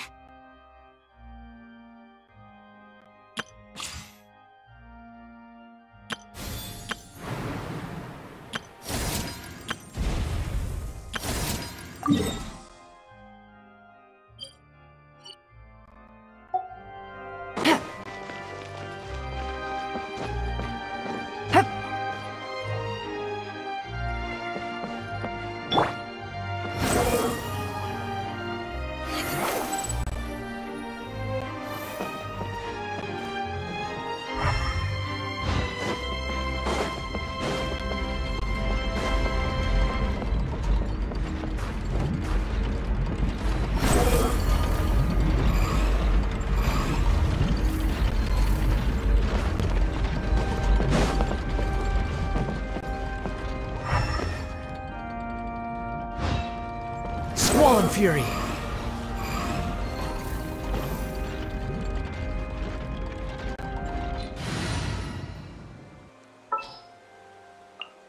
What shall we do?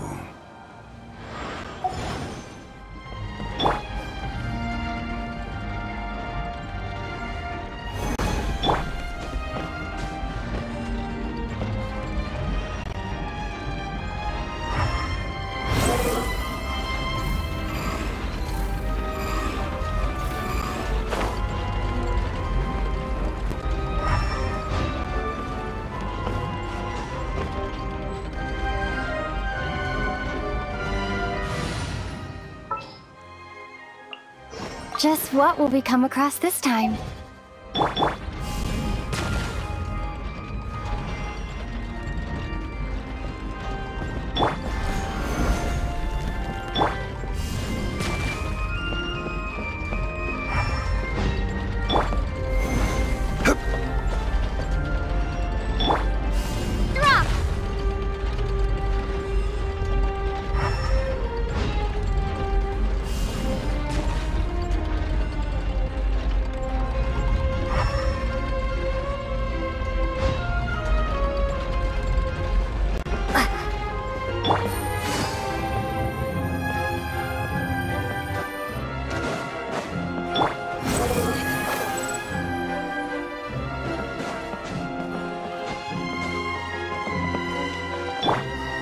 Crumble!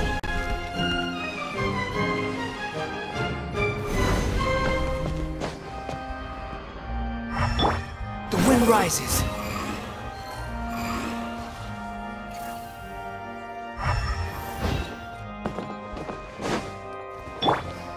Quake! Behold!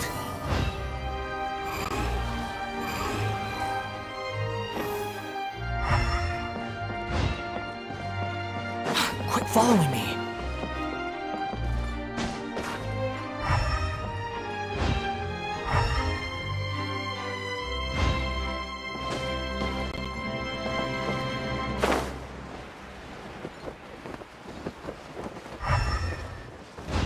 Squall Fury!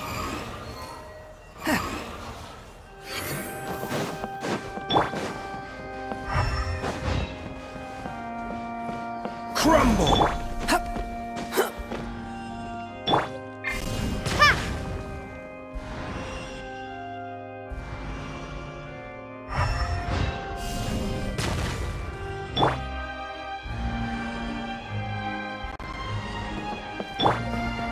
Rise!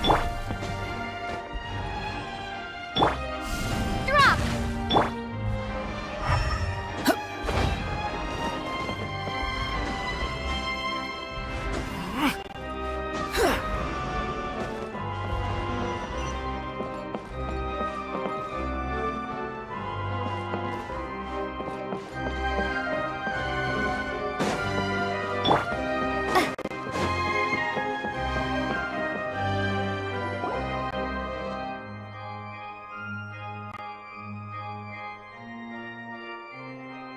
these should be our seats. Come on, let's sit down.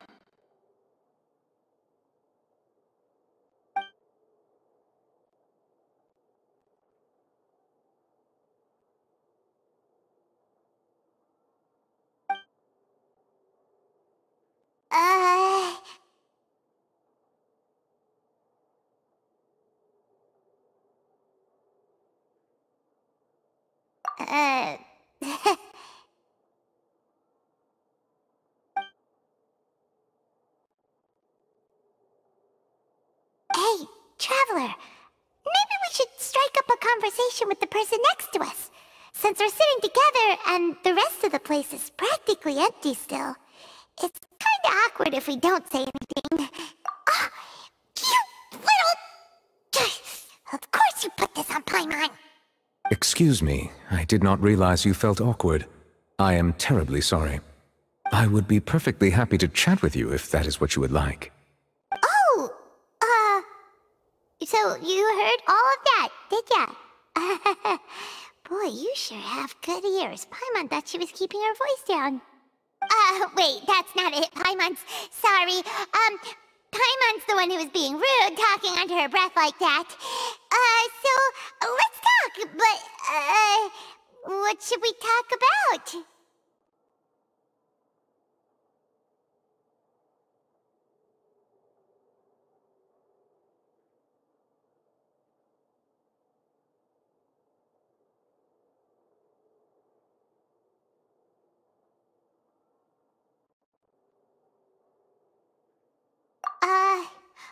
Oh, Paimon's got it. You're also here early and sitting in the front. Are you a friend of Linny's too? A friend, you say? Well, if Mr. Linny would like to be my friend, I would be more than happy to reciprocate. Oh, so you're not friends with Linny then? Oh, this is getting more awkward by the second. Paimon nearly forgot to make her introduction. Nice to meet you. Paimon is Paimon, and this is the Traveler. We just arrived in Fontaine. It is an honor to meet you two. I have heard of your deeds across Tevat. And as required by proper etiquette, I will also introduce myself. I am... Oh, Monsieur Nervillet! What an honor it is to have you here to see my show! Ah, Mr. Linny. I should say it is in fact an honor for me to see your performance in person. Wait, Nervillet? Could he be... I saw you all chatting just now, but it seems you still don't know who Monsieur Nervillet is. Allow me to introduce you to Fontaine's Chief Justice. That seat is always reserved for him. It wouldn't be too much to say that he's the symbol of justice and honesty here in Fontaine. Whoa! Sorry for being so rude just now. Paimon had no idea you were such an important person. No offense taken. Being Chief Justice is merely what I do for work. Nearly every person has their usual reserved seat, so I'm not so special, really. And by the way, I should probably let you know, even though I would prefer not to, there's someone sitting up there in the VIP seats that has been striking a pose for quite a while now. I believe she is trying to give you a most elegant and impressive first impression. So I think you should take notice of her sooner rather than later, otherwise she may become flustered.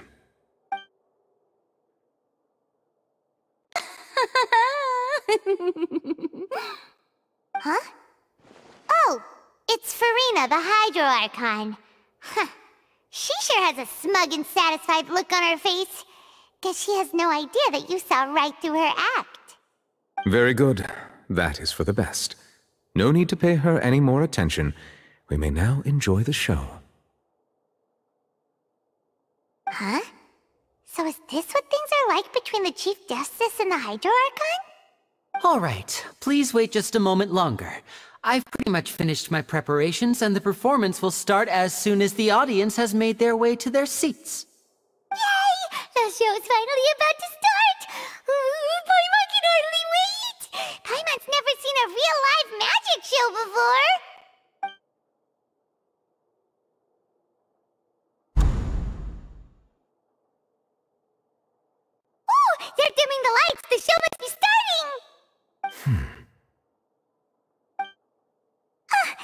Sorry. Paimon will try to stay quiet. Welcome, one and all, to the Opera Epiclese. I am the star of today's show, Linny. And over here is my sister, Lynette, who will be working as my wonderful assistant. Please, let's give her a warm welcome. Hello, everyone. I know she may seem to be a little sleepy right now, but that's just a sign that she's nervous. Whatever. Now, some of you may be thinking, two vision holders who can freely manipulate elemental powers performing magic is not true magic at all. So, I would like to take a moment to assure you that elemental powers will have nothing to do with what you will witness on the stage today.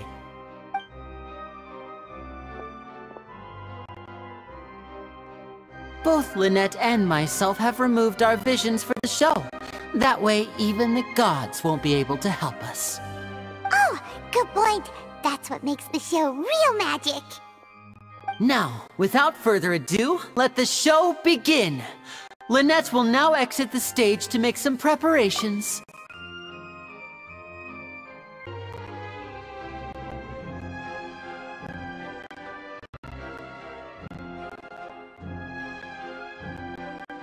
I know you might miss her, but don't worry. She'll be coming right back on stage momentarily.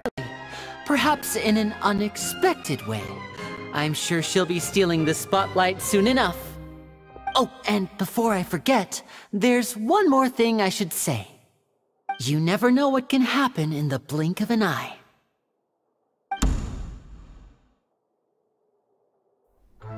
A magician's greatest skill is making things disappear or appear. The possibilities are endless.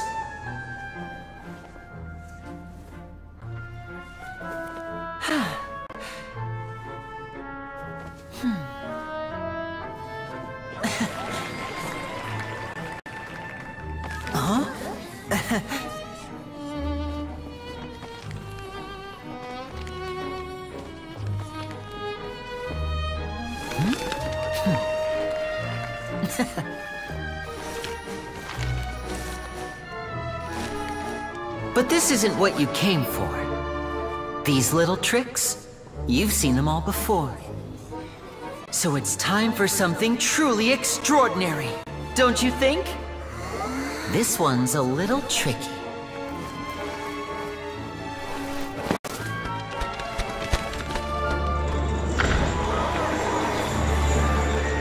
Using this water tank, I shall make my sister vanish completely, right before your very eyes.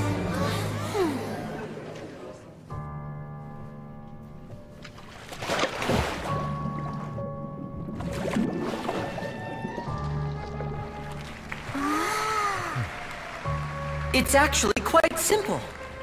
She'll just turn into air bubbles and float right out of the top.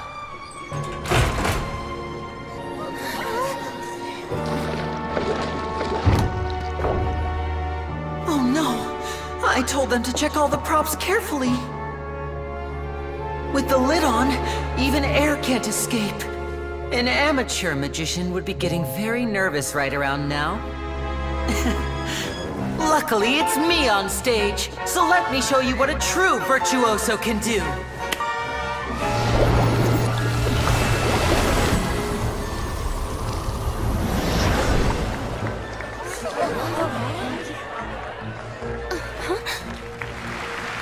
Lynette, are you still there? Don't go too far. We don't want to use up all our magic. Hi, I'm back. Uh-huh.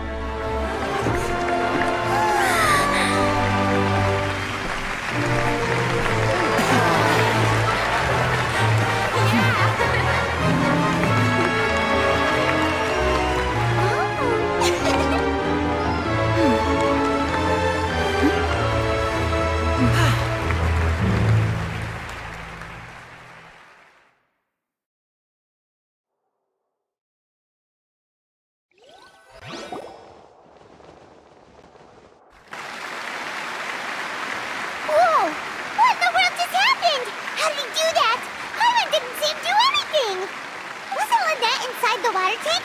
How did she disappear and then reappear out of nowhere?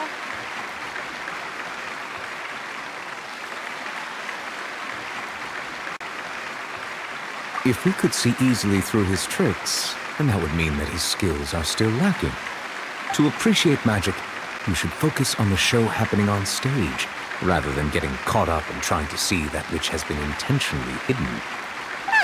Guess you're right. Paimon couldn't believe her eyes when Lynette reappeared. Amazing! Thank you everyone. I'm glad you enjoyed that performance. But our magical journey has only just begun. I've prepared even more astonishing surprises for everyone here. The magic of transformation and disappearance can go far beyond what you've just seen.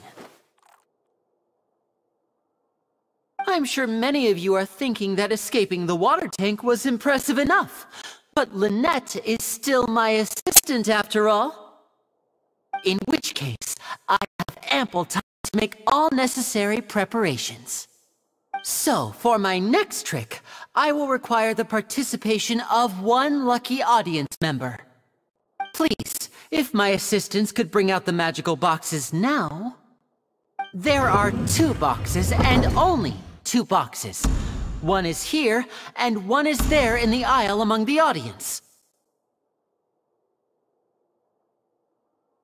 I'm sure many of our clever audience members have already guessed our next magic trick. A swap! Our lucky audience member and I will each enter a magic box. After 1 minute, we will each emerge from the opposite box. Now please, everyone pay very close attention to the box you see here. Don't give me any chance to make a move. Wow! How's he gonna do this? Hey, do you think this is all magic tricks, or does Lenny have actual superpowers?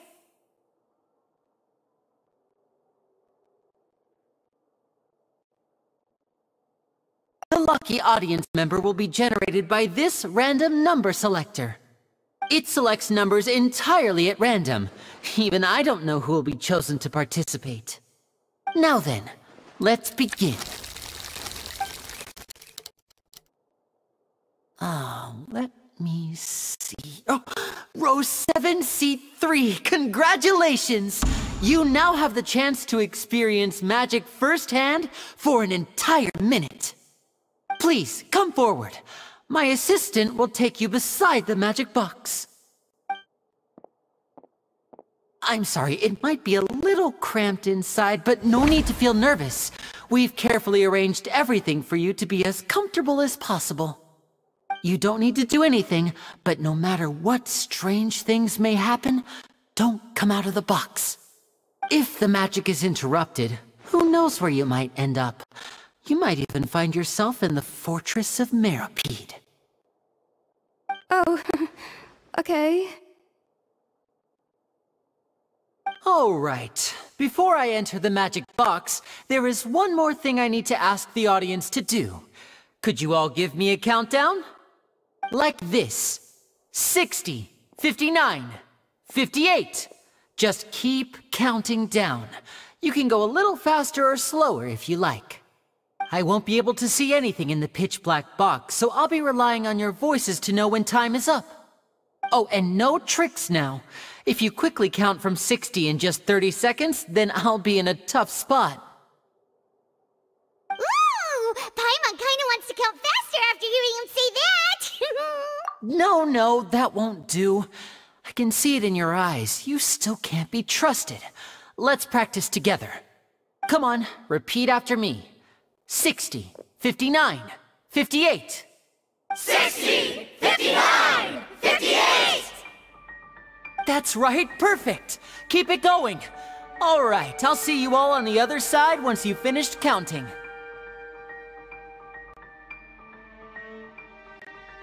"54, 53, 52? Huh? Why aren't you counting, Neuvillette? I am counting in my head.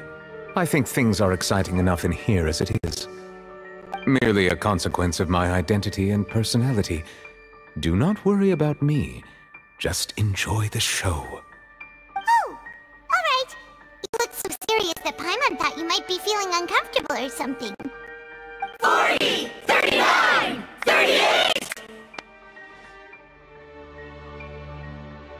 Linny, are you all right in there? Is everything ready? Yes, I'm fine, I'm fine. I'm just double-checking the direction of the magic. It would be a disaster if we get sent to the wrong places.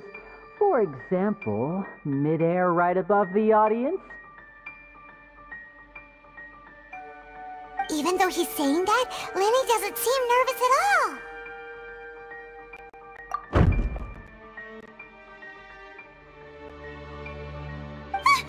What was that noise? Did you hear it too? Not sure. Anyway, it doesn't seem like anyone's worried about it. 25! 24! 23! What's wrong, Mr. Linny? I can still hear you moving in there. I seem to have accidentally knocked over a decoration. I'm trying to fix it, but it's pitch black in here. I can't tell left from right. Never mind the decorations. There's no time for that. The show is what's important. No, that's unacceptable. I want my show to be perfect. Don't worry, we still have 20 seconds. Hear them counting? 19! 18! 17! It seems things aren't quite going as planned. I apologize, everyone. It feels like you're all starting to count faster, but that's all right. I know it can be tiring to do such a long countdown. 10 seconds and change is still plenty of time. 10! Almost there now. 8! Swapping two people is harder work than you might think. Even a master magician like me can't guarantee I'll get it right the first time. Hey, wait! Is this the back one? I can't tell. They both look the same inside. Huh? No, that's not it. I'll try again. 7! Hey, slow down! Honestly! 5! 4! 3! Whoops! That doesn't count!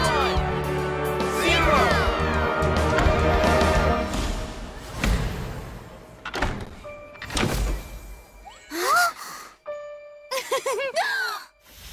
Ta-da!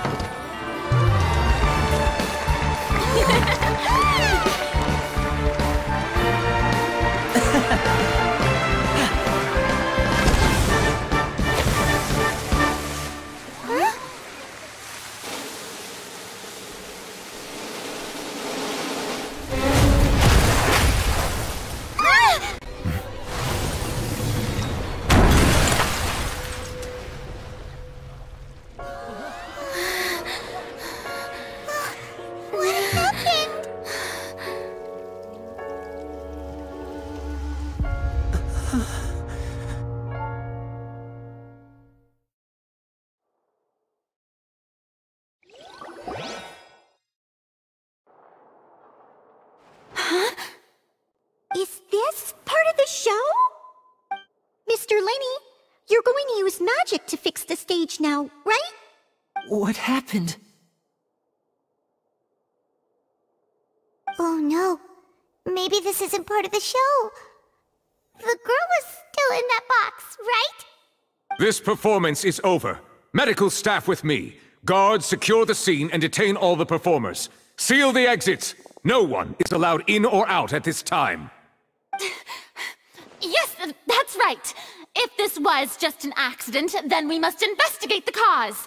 But if this was all part of some scheme, then those accountable will not escape the judgment of the God of Justice! No need to be alarmed, you two. We'll get to the bottom of this soon enough.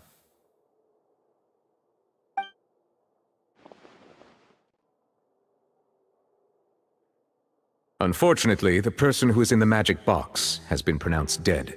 His name was Cowell, one of the assistants in Linny's magic troupe. Apparently, the fireworks on stage ignited the ropes that were suspending the water tank, which then caused the tank to fall onto the stage. As of now, we are still not sure why we found Cowell in the box, rather than the guest from the audience. And after an initial search of the area, the guards have confirmed that the girl is nowhere to be found. It appears that this incident was not merely some mishap with the performance. and there are many indications that it is connected with the case of the serial disappearances of young women. The serial disappearances case? That's the case that Charlotte mentioned before! I know the truth. I can see through the whole thing. Really, using such a shallow and obvious mystery as his finale. Did he really underestimate us that badly? I say that our powerful magician, Mr. Linney, is now the prime suspect for the serial disappearances case. Huh? Why me? This whole thing was an accident. No, this all occurred during your magic show, did it not? The missing girl disappeared after being chosen, did she not? The deceased is one of your assistants, is he not? Now that I think about it, that whole speech about magicians making things disappear was nothing more than a provocation, a bald-faced challenge. That can't be right! How can Linney do this? He was in the box on the stage the entire time! We can even hear his voice! Besides, before the show, he told us that he would like to catch the criminal behind the disappearances! He couldn't possibly mean catching himself!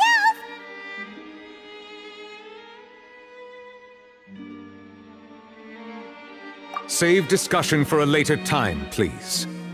Lady Farina, may I assume that your comments just now constitute an accusation against Mr. Linney and his associates, and that you are pressing charges? Huh? I just think that I think it might be a little early to talk about formally pressing charges. But what Lady Farina said just now makes perfect sense. Looks like she's gonna personally deliver justice. A kidnapping and murder carried out under the cover of a magic show. Lady Farina said it all. I mean, of course, my dear people. But what excites me even more than the obvious truth before our eyes is the opponent I'll be facing. That's right. I mean you, Traveler. You'll support Linney, won't you? After all, he was the one who helped you the first time we met.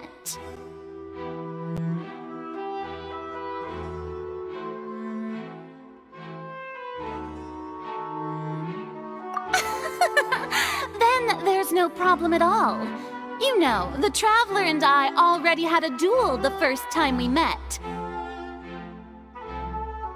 But with Linney's help, our little duel ended in a draw. But draws really are the most boring possible outcome. So, no more draws. Between the two of us, there must be a clear winner and loser. And what better place to hold such a riveting showdown and decide the true victor than here, on the grandest of stages, the Opera Epiclese! It wasn't a draw. She obviously lost last time. I understand. Charges have now been pressed, and as such, a trial is in order. Well, Traveler, seems Lady Farina has set you in her sights. But putting her dramatic rhetoric aside for a moment, I would like to ask you, are you willing to act as Mr. Linney's attorney and defend him in this case? Very well. The trial will be held a day from now in the Opera House. Both sides may investigate the scene to build their cases and search for the truth.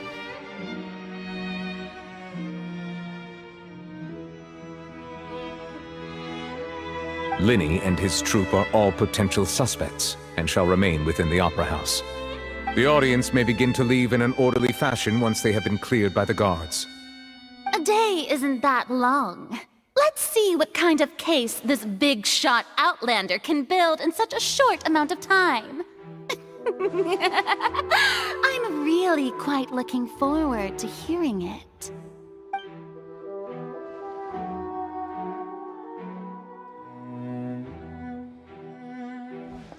Linney!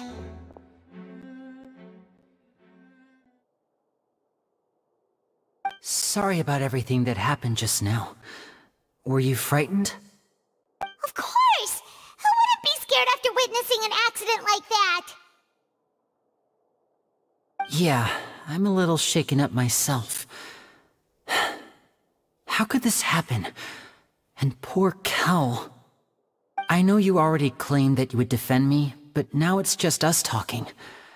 Tell me, do you think I could possibly be the murderer? I understand. Even I'm not sure what happened, so I can only imagine how difficult it is for you to grasp the situation. I'm sure everyone sees me as the biggest suspect at this point. But, if you ask me, the whole thing is mysteries layered upon mysteries, such that all that's left is confusion. I don't know whether what happened there on the stage was purely an accident or not, and I don't know why poor Cal was in the box. As for how that girl chosen from the audience could suddenly disappear, I'm afraid I don't have any answers either. If someone tampered with my performance, then we need to figure out what they did. Even a skilled and knowledgeable magician like myself couldn't pull all that off in just 1 minute. Which is precisely why we need to investigate! As this book says, the impossible could not have happened. Whatever happened must have been that which is possible. Paimon bought them when we were reading at the bookshop in the city earlier. Pretty cool, huh? Don't worry, Paimon used her own savings to buy them. It wasn't from our travel funds. I think they look cute on you, Paimon. You have good taste, Lynette! That's the right attitude. Feeling depressed isn't going to help me now. I need to get back to my normal self. But with the guards watching our every move, it's going to be especially difficult for Lynette and I to prove our own innocence. Good thing you agreed to be our attorneys. Thanks for that. We'll be counting on you. Yes, thank you so much.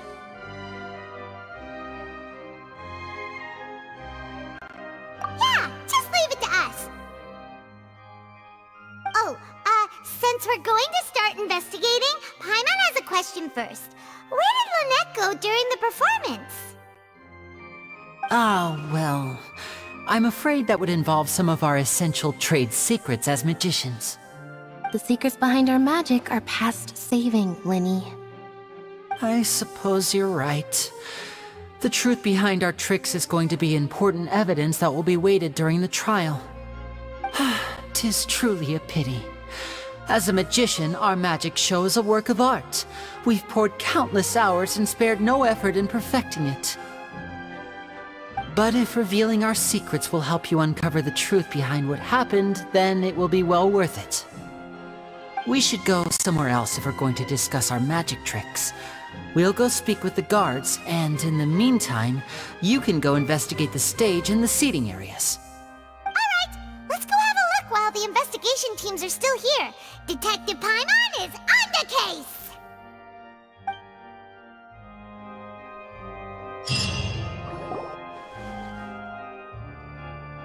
Hello, officer. How's the investigation going? I see. You must be the traveler that Lady Farina mentioned. Listen, I'll be perfectly honest with you.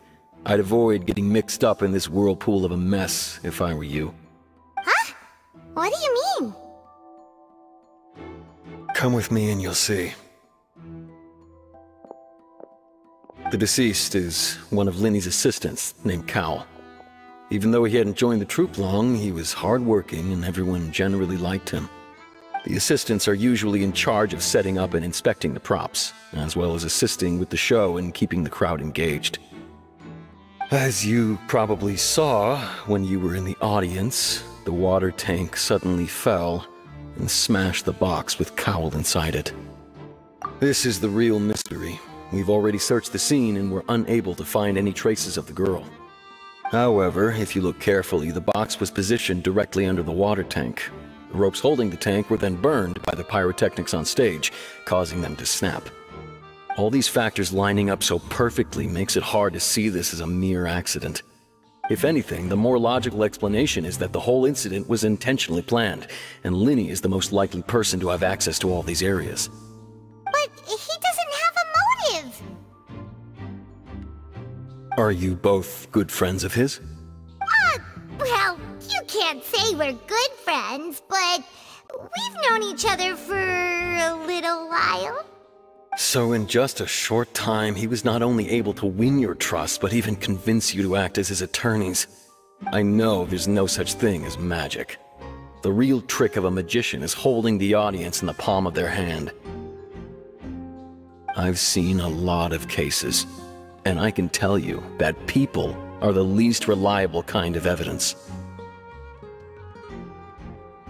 Sorry, I tend to be pretty straightforward. Just know that I'm warning you for your own good. Anyway, you may investigate the scene of the crime yourselves if you're curious. Who knows, maybe you'll be able to come up with some new evidence.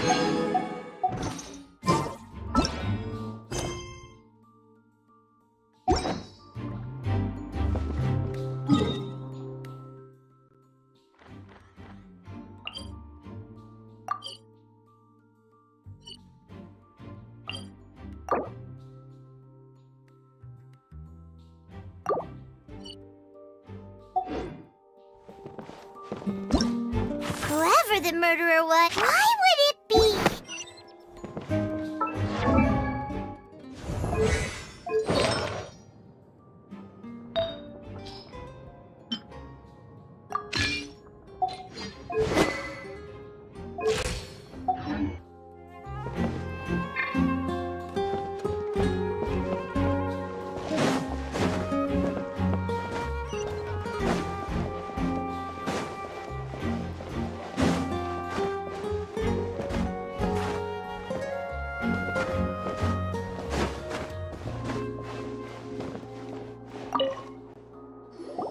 I see that you're investigating the area.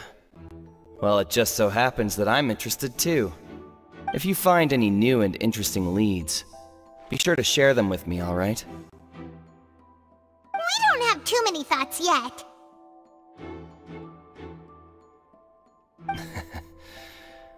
Then why don't I... The thud? Oh, you mean the sound that happened during the countdown? Yes, exactly. It wasn't terribly loud, but I suspect that most people heard it. It's just that everyone was awaiting the results of Lenny's trick with bated breath, so no one paid it much mind. But now that the incident has happened, the thud has become an important clue. That makes sense. So, what do you make of it? I'm of the opinion that it may have been the sound of Lenny's accomplice. Lynette, perhaps. Jumping atop the water tank, or something like that. And when the pyrotechnics went off, she cut the rope, sending the water tank crashing down. Wait, wasn't the noise we heard too loud for that? Perhaps the balance wasn't right, leading to a particularly rough landing.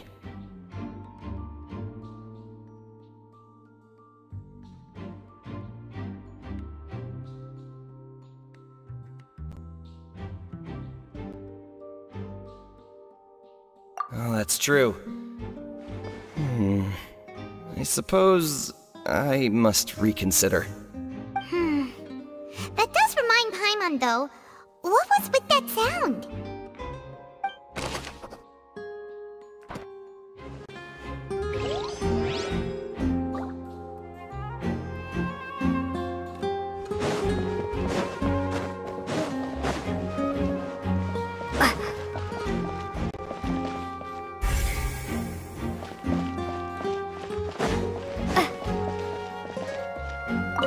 Lenny's still talking to the guards. It seems he'll have a lot of explaining to do. I think someone will be assigned to monitor us later, but that's alright. Lenny's still talking to the guard. I think someone...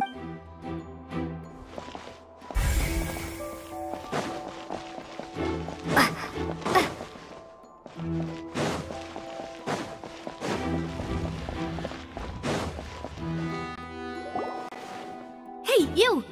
Yes, both of you! Over here! I've been keeping an eye on you for a while now. Huh? You mean us? That's right.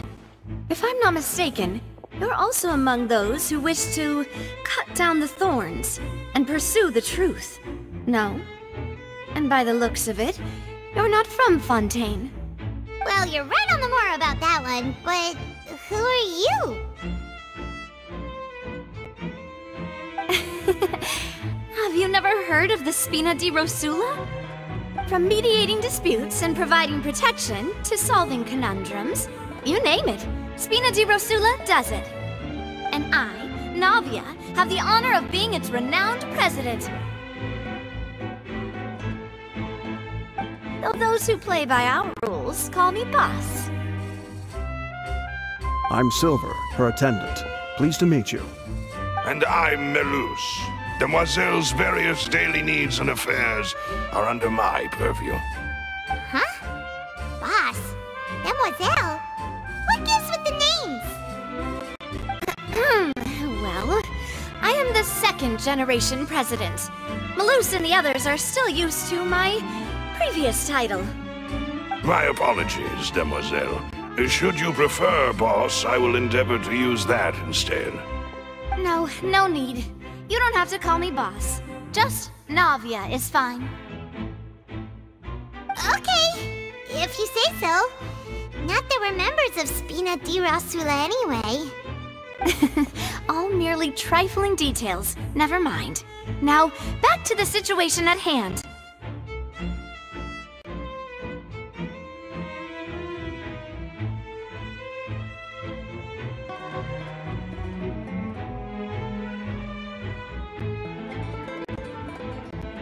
That's right. I've always kept an eye on the serial disappearance cases. My interest stems from a matter back from my father's time. Judging from the look of things, I find Linny an unlikely mastermind. Really? We think so too! That's why we're looking for clues now! But how did you come to that conclusion? Intuition, naturally. My unparalleled intuition.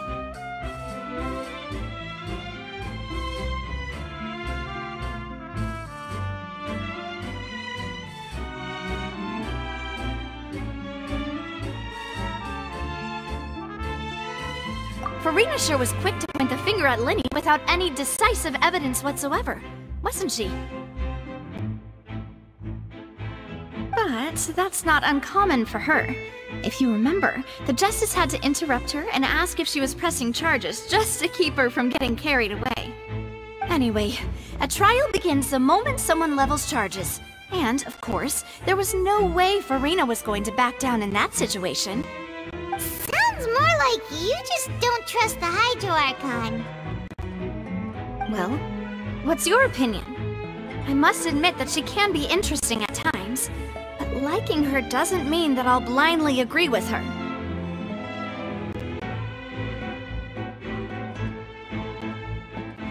All right, I've answered your question. Now, it's time you answer mine. Wait a minute, did that answer count? Well, I say it does. But don't worry, you won't hear any pointless questions from me. In your opinion, do you think it's right to treat a trial like it's an opera?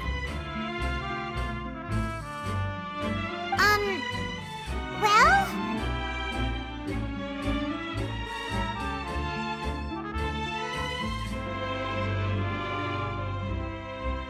And why would that be?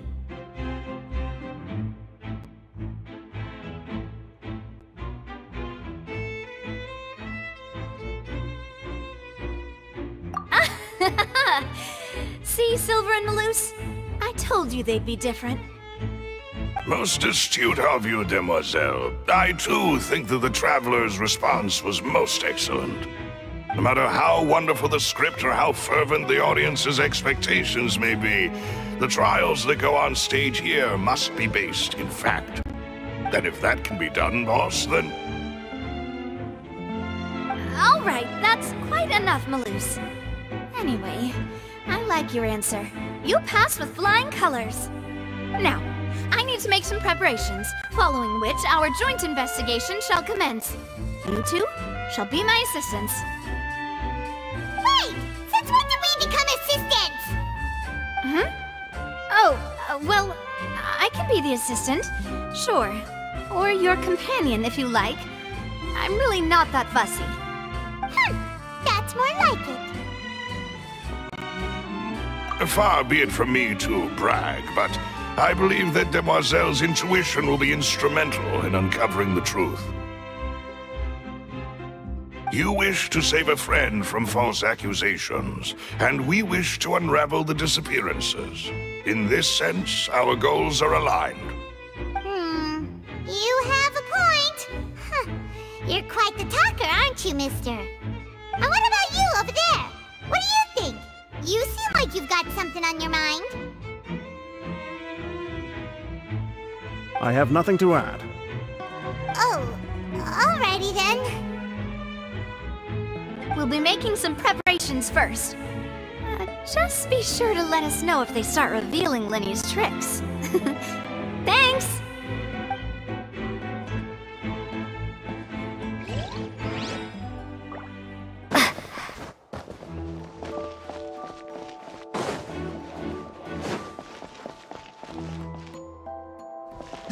Why would it be him?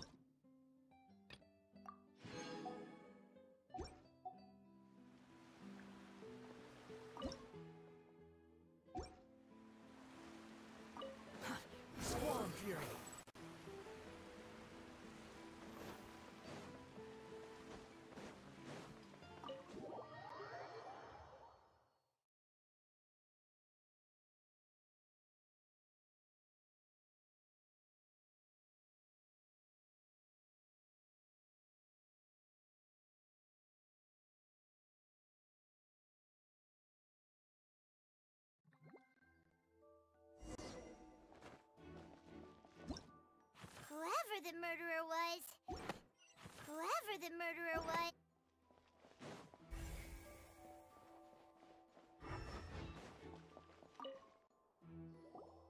Sorry, but no one can freely enter or exit the Opera House at the moment. If you wish to leave, you must register your identity with us first. No, we're not leaving. We're representing Linny and Lynette as attorneys, so we're investigating the case. Were you always guarding this entrance? Yes. After the Chief Justice gave the order, everyone coming in or out must undergo a strict inspection. So, the missing girl couldn't have left from here. At least, not from that. I doubt there was much opportunity then, either. How can you be so sure, Well, because I was in charge of security near the entrance at that time. I couldn't see Linny's performance from here, which was quite a shame. Just my luck. But still, I did not abandon my post, and I stayed put no matter how loud the applause was. If someone had so much as even approached the door, I would have noticed it, let alone if they had tried to leave. We Melusines are good at that sort of thing, you know. So, it's safe to say the girl couldn't have left through here. Alright, thank you for your help. This'll be useful info.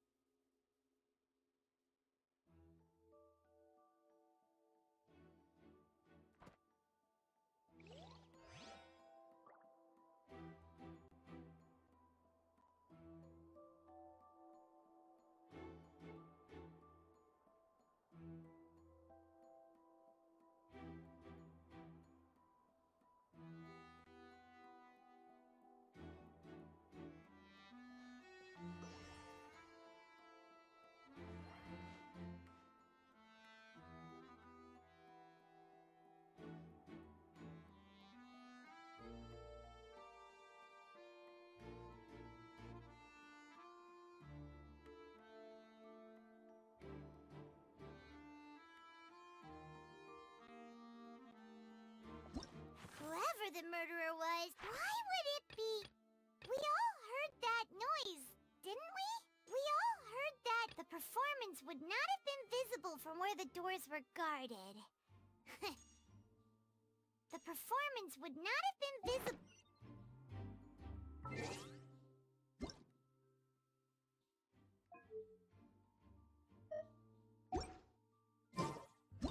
Why would it be him?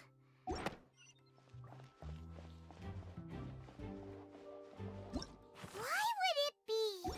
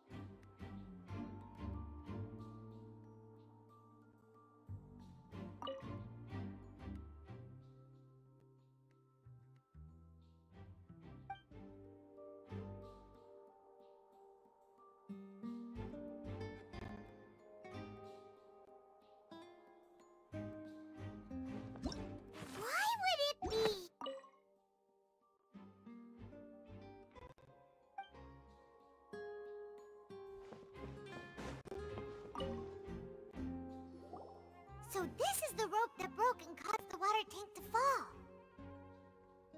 The rope looks pretty durable. How can it be burned through so quickly by fireworks?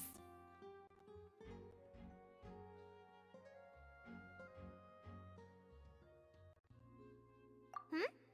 Why are you suddenly so serious, Traveler?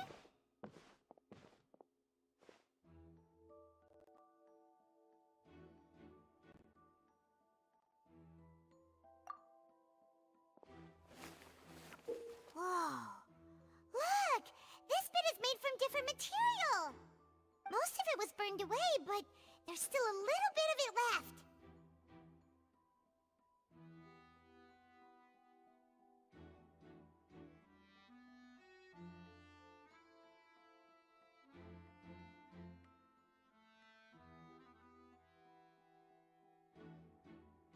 Huh. So if a rope meant to hold something was made with that kind of material in it, then that means... Wait! Paimon should write all this down! Let's take notes!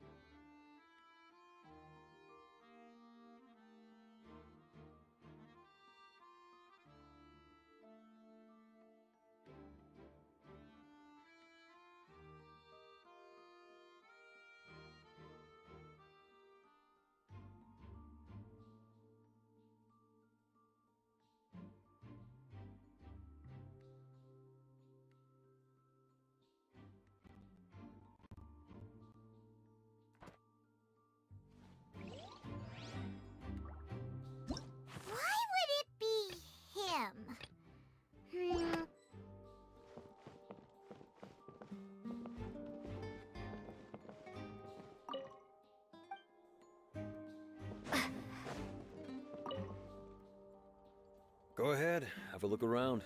In the end, we're both after the truth.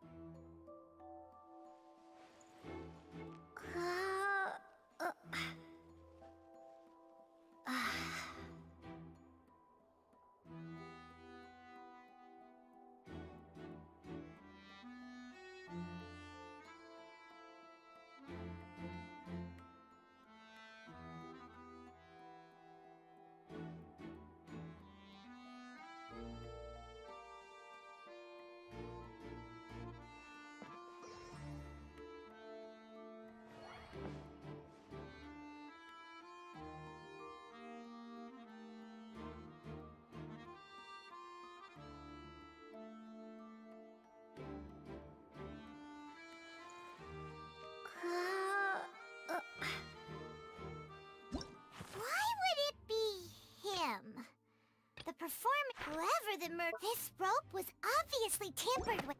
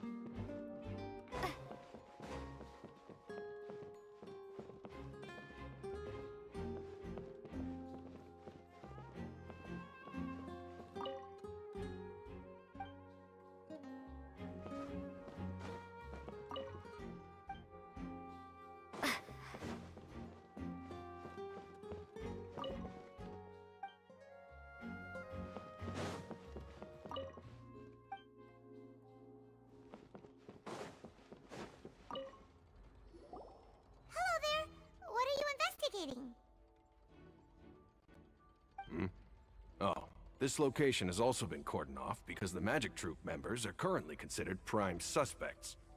The investigation team is still collecting evidence. The seats were all booked in advance, so we were able to deduce the missing woman's identity by checking the guest list.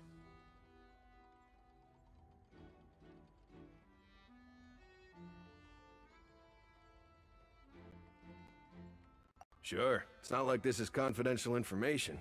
We will publish it later anyway when we petition the public to help us find the missing person. Her name is Halsey. She's a painter from Fontaine who's made a bit of a name for herself. Apparently, she wasn't a regular at the Opera House, but she'd been feeling some pressure with her work lately, which made her decide to come see the magic show. The Magic Troop members all claim not to know her, and we have looked into her social connections. It seems that she has no personal grievances or conflicts of interest with the suspects. Simply put, she wasn't related to the Magic Troop at all, which matches the features of the previous serial disappearances. Were the victims of previous cases also chosen at random? That's how it seems to us, in any case. Apart from the fact that they were all young women of around the same age range, there really weren't any other connections between them. Okay then.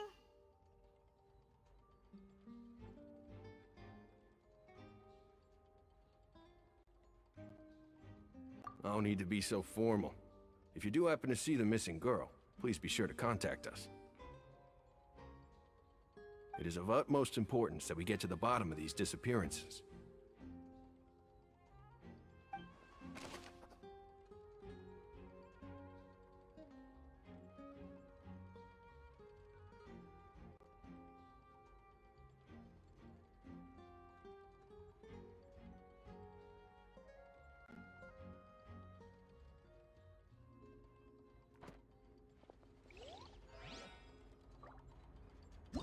Whoever the murderer, why would it be? Gosh.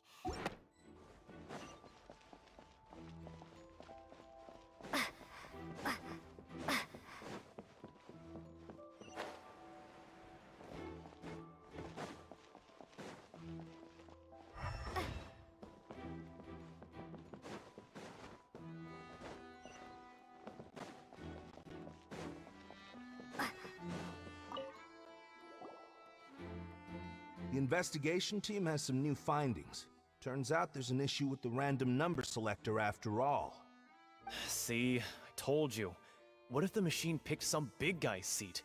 You think the murderer would have still made his move then? Sorry to interrupt, but we're helping Linny and Lynette with their side of the investigation. What were you saying about the number selector? There's something wrong with it? You're trying to help them? That'll be a tall order. Linny used the machine to pick a random member of the audience during his performance, right? The lucky girl that later disappeared. Well, we thought there might be a serious problem with the machine, so we had it taken away for further inspection. It turns out that the seat number it picked wasn't random at all. The machine picks that same number every time. I'm sure you already know that you have to make a reservation in advance to get a seat, regardless of whether it's a trial or some performance. In other words, Linny knew who would be sitting where from the very beginning. That much checks out. Linny reserved our seats for us too. Bet you see why I was saying it'd be tough to make a case for Lenny.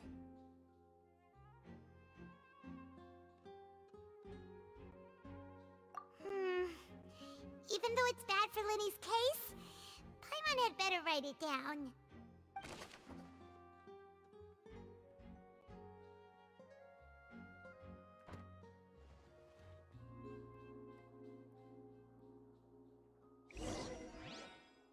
We've checked everything of note here at the performance venue.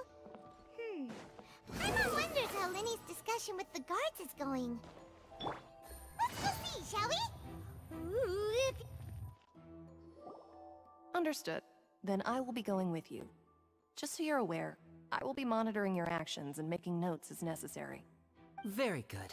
Thanks for being so agreeable. I'd pull a rose out of my hat as a gift for you if I could. You may spare the pleasantries. I'm just doing my job. You've arrived. Who's this? Me? I'm Spina di Rosula's guardian angel. If you've got a problem, I've got the firepower.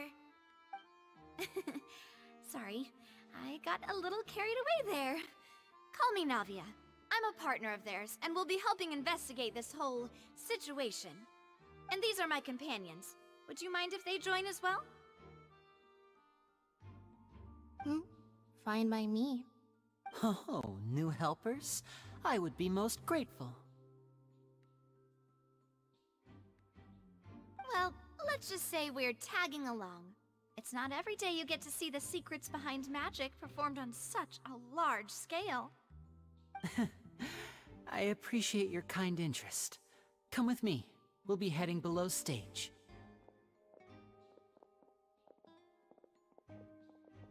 Huh? Below stage? Yes, a world of secrets is hidden beneath this magic box, prepared specifically for this switcheroo trick. But before I reveal everything, you should have a look first. Notice anything strange here?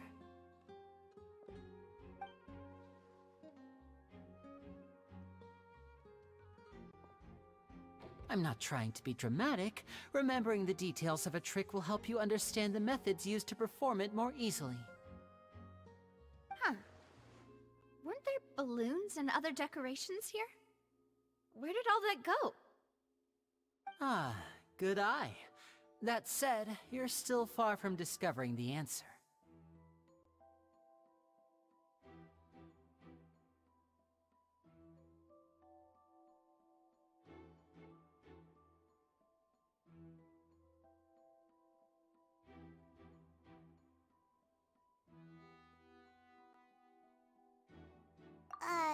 The back? You mean the inside of the door? What's different about it? Paimon didn't notice anything. Very good indeed. I thought you might not be able to catch that, given that you were sitting in the first row. The back of this door was patterned. Those patterns are now gone, replaced by a smooth wooden board. So, if you put 2 and 2 together, what do you get?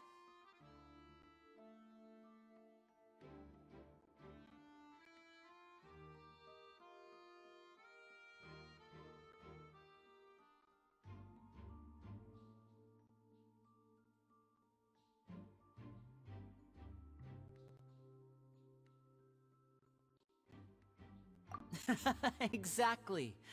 All right, let's go. I'll tell you how it works as we head down.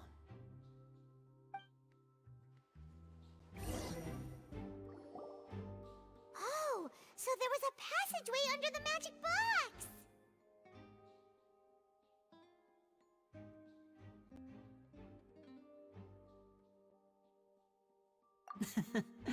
I knew you'd figure out most of it as soon as you saw this place.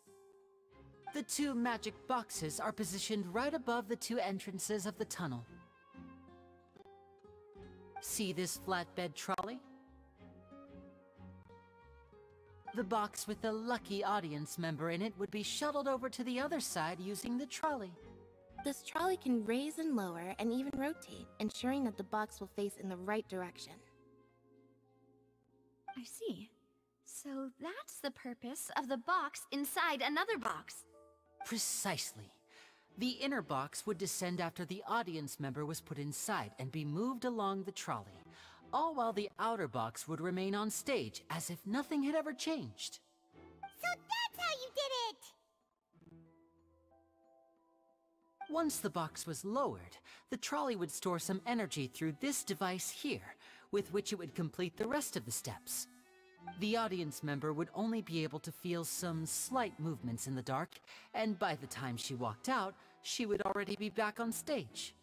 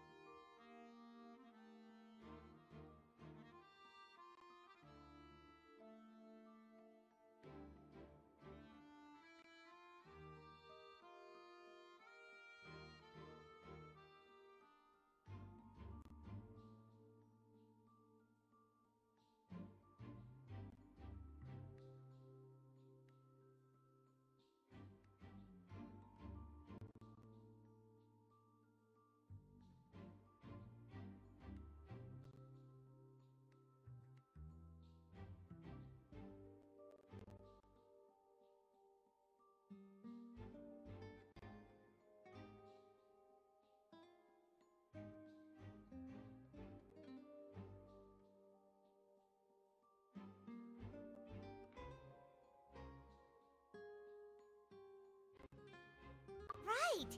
You were talking that whole time, and you even came out for a moment near the end! Ah, yes. A phonograph operated by Lynette was used to achieve that effect. My assistant and I had already scripted our conversation beforehand. When the countdown began, I had already gone to the opposite box via a tunnel using that ladder. And what about Lynette? Where was she? I was in the mezzanine space in the back of the box. Oh, interesting! That's how we were able to coordinate Linny's lines with the assistant. And, by the way, I was the one who walked out of the box at the end. I mean, we are twins. All it takes is a change of clothes and no one can tell who's who. And that's my favorite part of this trick. Only Lynette and I can perform it. So that's how it all worked! Wow! Every detail you revealed was more amazing than the last!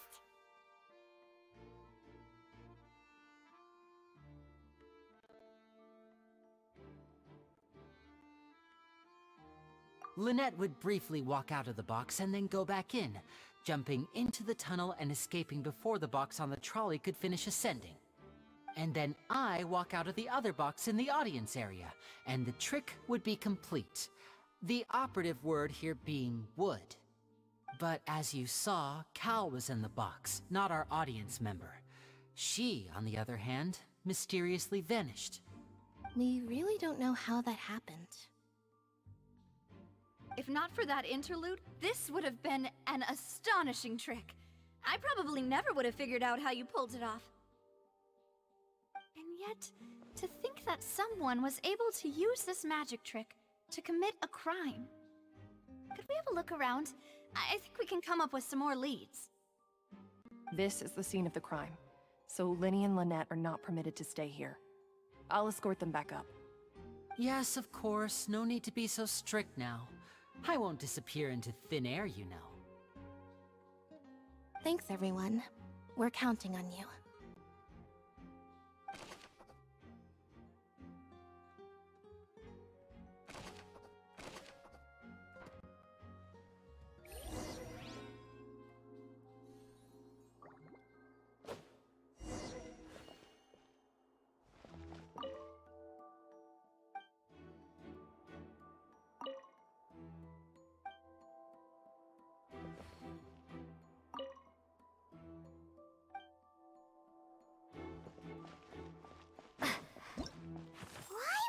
Well, and digging a tunnel just for a magic trick? Whew. We got... Whoever the people needed to register and reserve a seat for the show.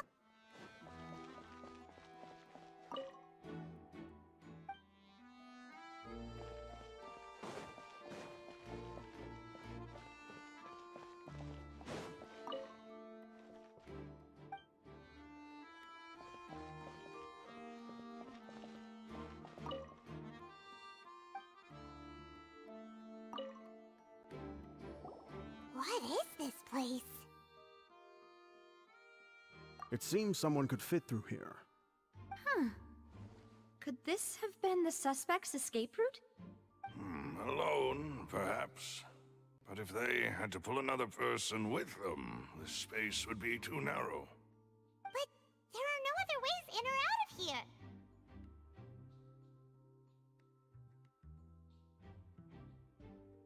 Oh, you're right! Let Paimon write that down.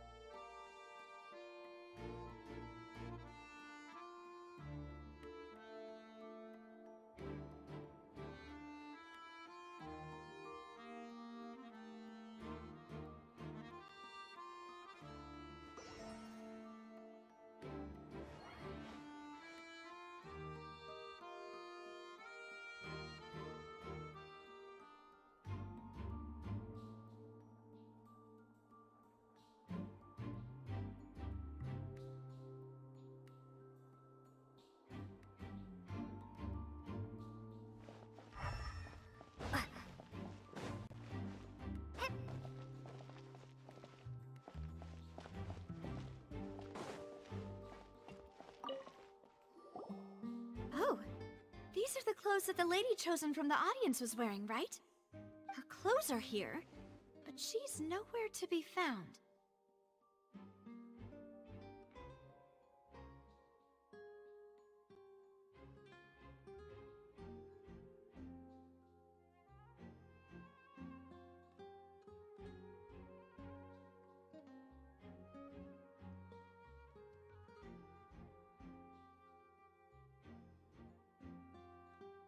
Right! And do you really need to do that if you're kidnapping them? Ugh, this is so confusing. Paimon doesn't want to be a detective anymore.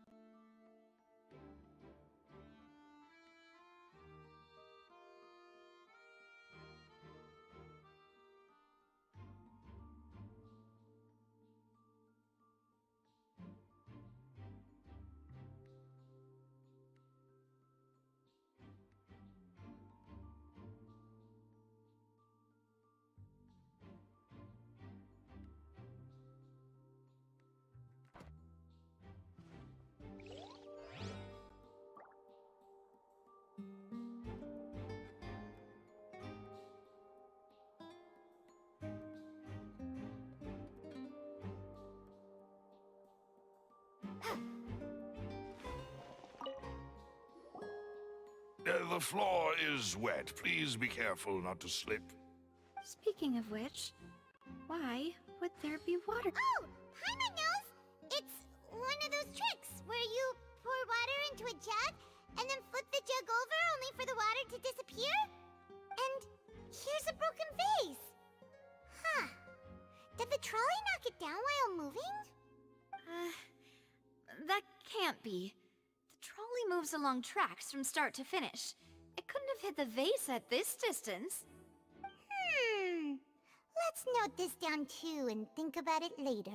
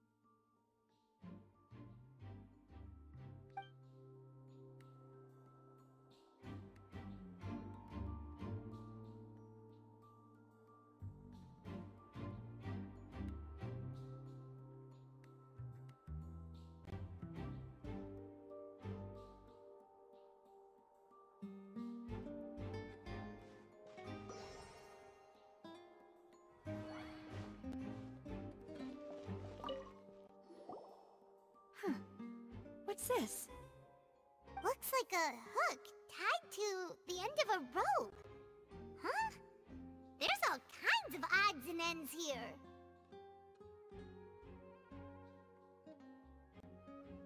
Perhaps it was a prop for a different trick. But why would it have been left here? Whatever it is, let's make a note of it first.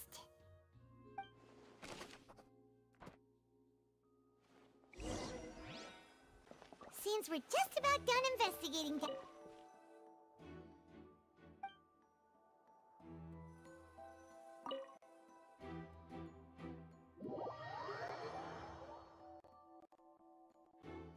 Yes, let's head back up.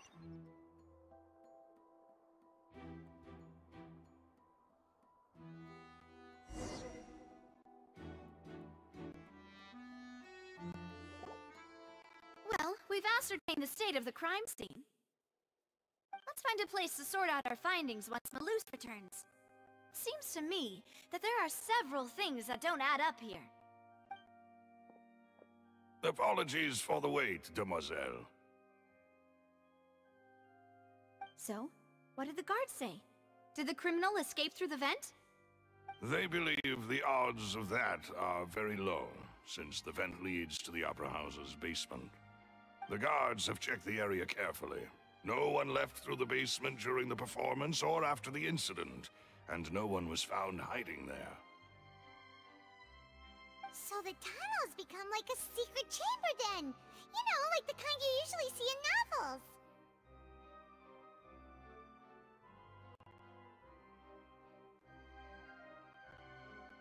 The plot thickens. Halsey's disappearance and Cowell's death are both quite inexplicable. No wonder Farina was so confident in her accusation. All the current evidence points toward Linny and Lynette. In other words, the charges are very likely to be upheld unless we make some considerable progress. Charges and then trial. So if the charges are upheld, they'll announce a sentence? That's right. This is how a trial goes in the Opera House. During the proceedings, the Chief Justice and the Oratrice will hear statements from both sides.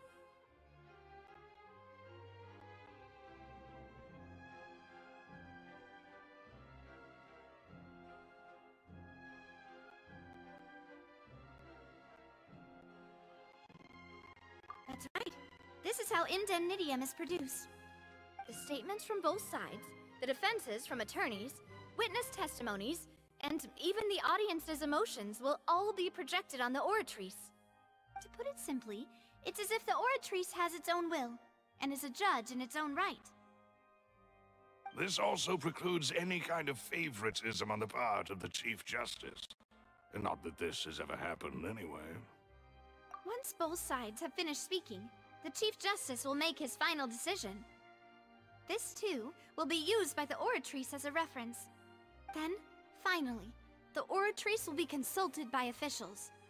The result it returns is the will of justice itself. Huh? So that machine is the one that actually decides? Paimon thought Neverlet called the shots. In practice, there is very little difference. Both have always come to the same judgment. Which is why people have great faith in the Chief Justice.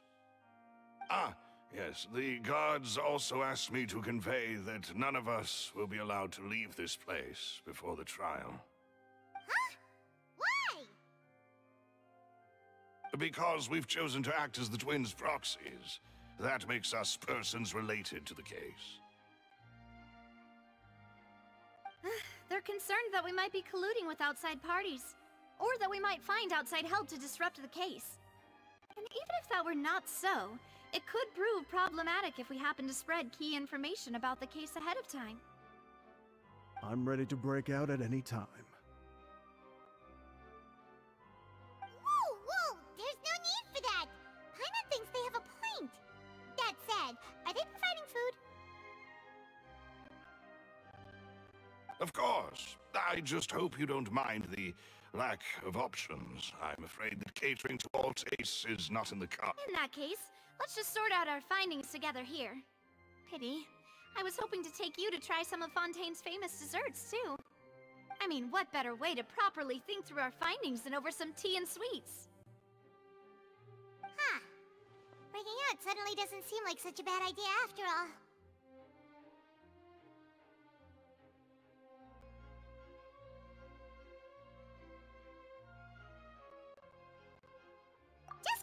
Just kidding! Paimon will still do her best, even if there are no snacks. Hmm? What do you mean, no snacks? Of course we'll have snacks. If we cannot buy some, then we'll simply make some. Huh? Here? But how? Understood, Demoiselle. Everyone, please come with me.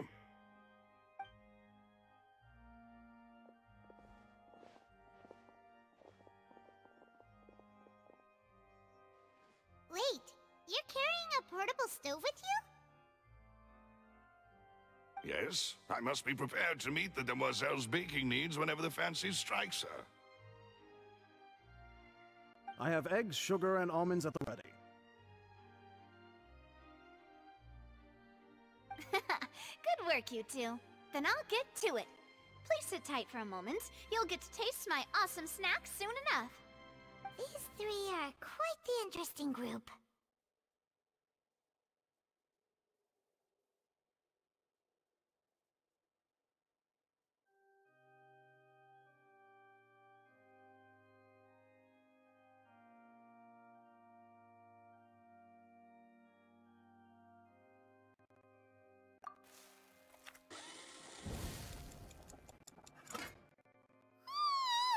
And Paimon thought it smelled good while it was still in the oven! Oh, it's even better now. Paimon can't stop drooling. From the way you had these two guys carrying all that stuff around, Paimon thought you'd have them do more during the baking process. But you ended up doing the entire thing by yourself! Beating the egg whites, grinding almonds, everything! I was applauding. And I was giving encouraging smiles.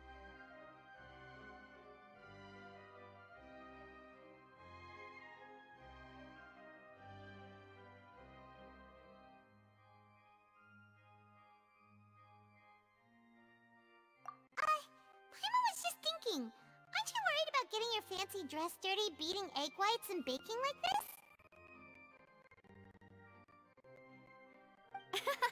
Well, I don't think it's carved in stone anywhere that fancy ladies can only read books, sip tea, ride horses, and play the piano.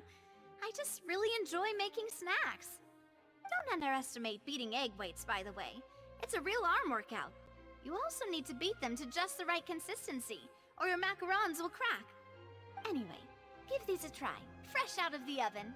There's 3 for each of us. Only 3? Well, eating too many sweet treats might send all that sugar to your head. You wouldn't be able to think clearly about the case on a sugar rush, would you? Tea is ready to be served as well. This is Demoiselle's favorite, strong black tea with a floral fragrance that clears the mind and lifts the spirit.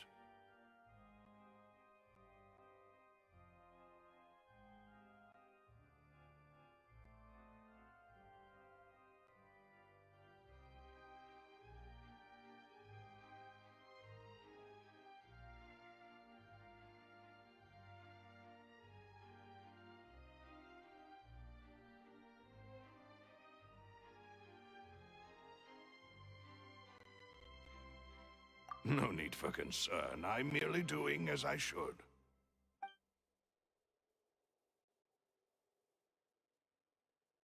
All right, then. Down to business. As Paimon mentioned previously, the tunnel seems to be something of a secret chamber. However, we can assume that Lenny and Lynette were not alone within it. Some criminal also occupied it, sealed confined. The magician's twins could have committed the crimes, of course, but they lack any logical motive. Exactly! Why would they do such a thing right when everyone was watching? The qualities of thud we heard during the performance could indicate some altercation between Halsey and the criminal in the tunnel, resulting in the shattering of the base, the discarding of her clothes, and her abduction. Perhaps the criminal thought that since she was chosen in the crowd, she would be too easy to identify if she was still wearing the same clothes. I think that makes sense, but the real trouble is... True. None of the clues we found thus far support the existence of this third person. But the only people left to consider are both technically victims, whether it's a missing girl, Halsey, or poor Cowl. Could Halsey secretly made modifications to the magic box in order to murder Cowl before making her escape?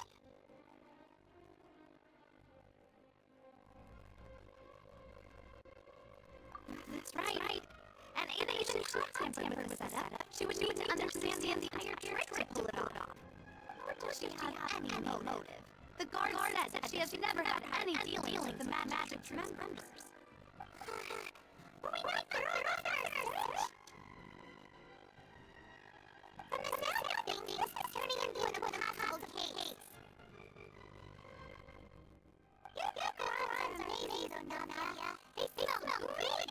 They're nice, crisp, and super sweet. They are my specialty after all. And I see you already have 5 of them. What? 5? Oh, don't be right. Why am I only 5 honest? Please don't worry about it. At my age, a few less sweets might actually be a good thing. No. Baby, one thing. Why am I not count? Besides, even though she ate too many, I couldn't have enough. Wait, even you don't know.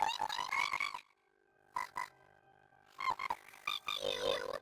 If I ate those 2 extra neurons, then maybe tighnaris don't know how to stomach it. Alright, I get it.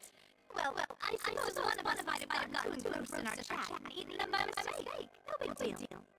Luz, set up the stove again if you would. What are you doing? Making sure everyone gets 3 macarons, of course. Exactly. We want to trouble you. As you wish, Demoiselle. And I have the egg sugar and all.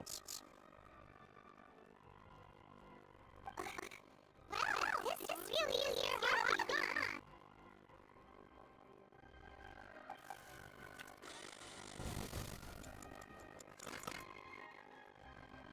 Well, that's it for snack time. I'm going to have another look around the area. I don't know what we're looking for yet, but we've still got some time. As attorneys, I suggest just two of you think the case over again. It would be awkward if you got all tongue tied on stage during the trial. Alright, thanks for your help. Here's the snacks. It was nothing. A small task for the sweet Lula. Silver, Malus, it's time to go. I'll be back to find anything new.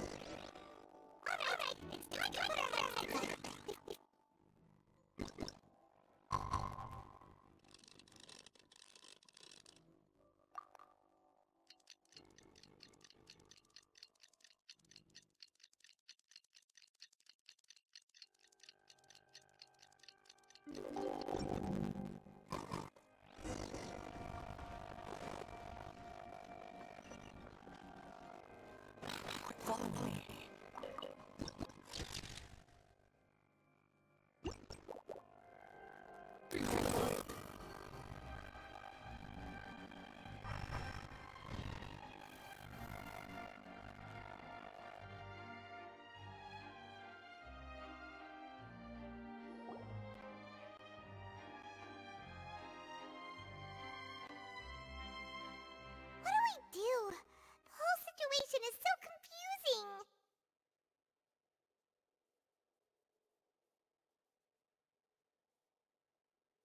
Good plan.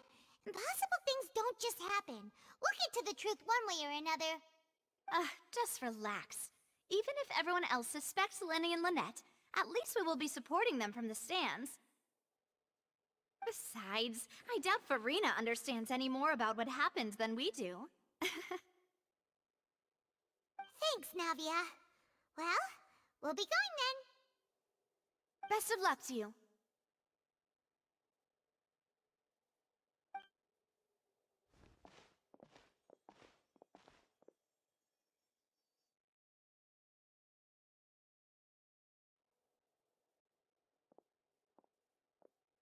Ah, finally, you're back. Well, how did your investigation go? To be honest, you might be disappointed. No. We're already very grateful that you were willing to help. Well now, don't you all look disappointed? Don't tell me that your investigation came up empty-handed. That was to be expected, of course. The guilty can never produce proof of their innocence. But don't let that stop you. I shall be terribly disappointed should you, my most anticipated foe, concede so easily. Since both parties are present, I declare that the trial regarding the magic show incident is now in session. Firstly, in order for the audience to understand the causes and results of the incident, could we please have Mr. Linney explain the trick? Yes, of course. I will explain while Lynette demonstrates on stage. All the necessary items have been prepared.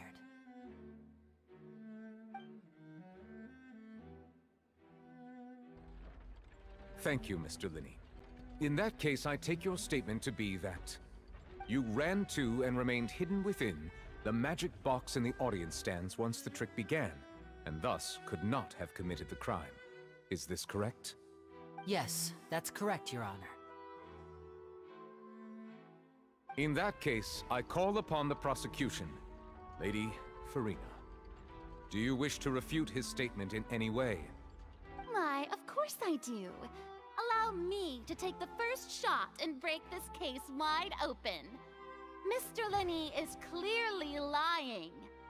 There is no way you could have been in the box the whole time if you were to abduct Halsey and murder Cowell. In fact, I'd say you were hardly in that tunnel at all. That is simply your hypothesis based on the presumption that I'm guilty. Oh, is that so? And if I may ask, what did you hear while you were inside your box? The roaring countdown of the crowd, of course. That's how I kept track of the time and built anticipation for the finale. And you didn't hear anything else at all? Nothing that might leave an impression of any kind? No, nothing.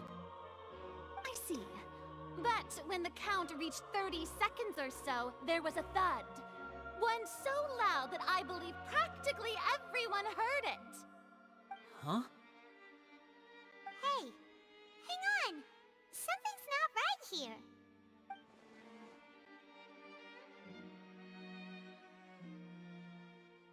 Yeah, I'm sure he could have heard a noise that loud from inside the box. I was right by the box, and I definitely heard the thud.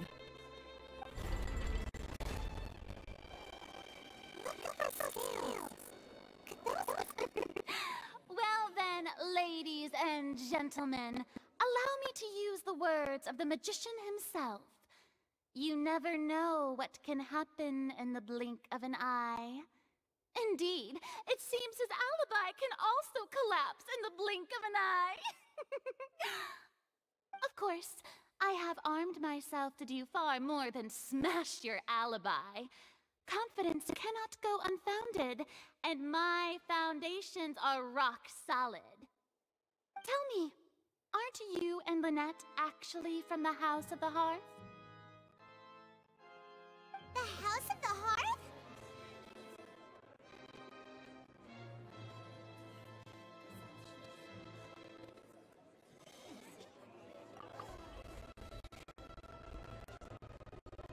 No wonder they did something like this. So the serial disappearances were the Fatui's doing. Now it all makes sense. I've got a feeling that what happened on stage probably wasn't just an accident.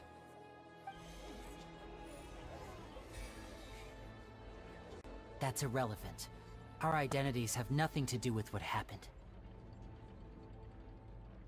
Indeed. Then perhaps you could tell us everything that happened during that 1 minute.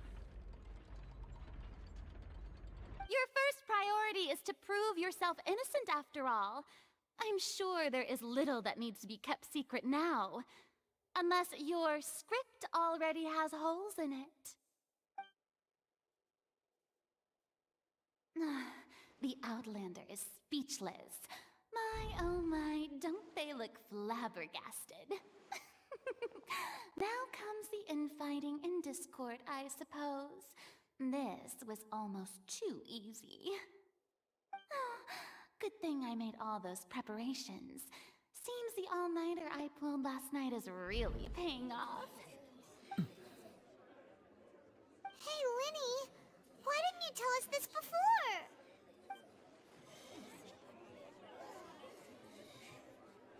Order! Order!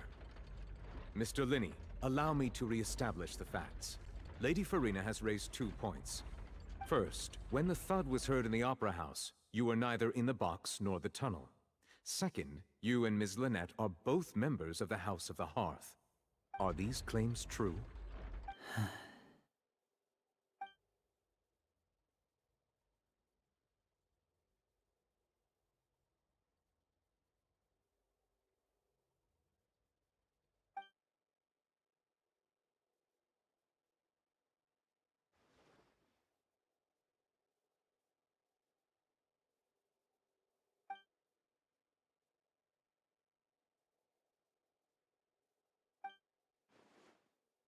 Please answer my question, Mr. Linney.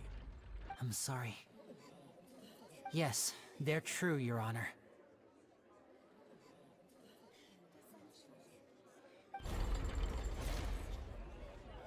I knew it!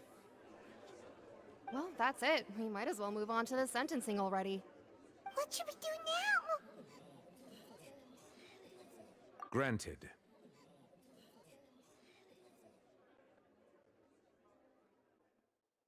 In that case, what is your request? Is that really necessary? They're already as good as guilty. The defendant deceived their own attorneys. What is there left to discuss? Order! Order, I say! Your request is reasonable, and we shall adjourn.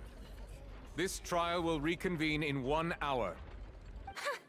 So you would stick to Mr. Linney's defense even after knowing what you do now? You certainly have more professionalism than I thought. In that case, my dear audience, let's allow the joy of victory to steep for a little while longer.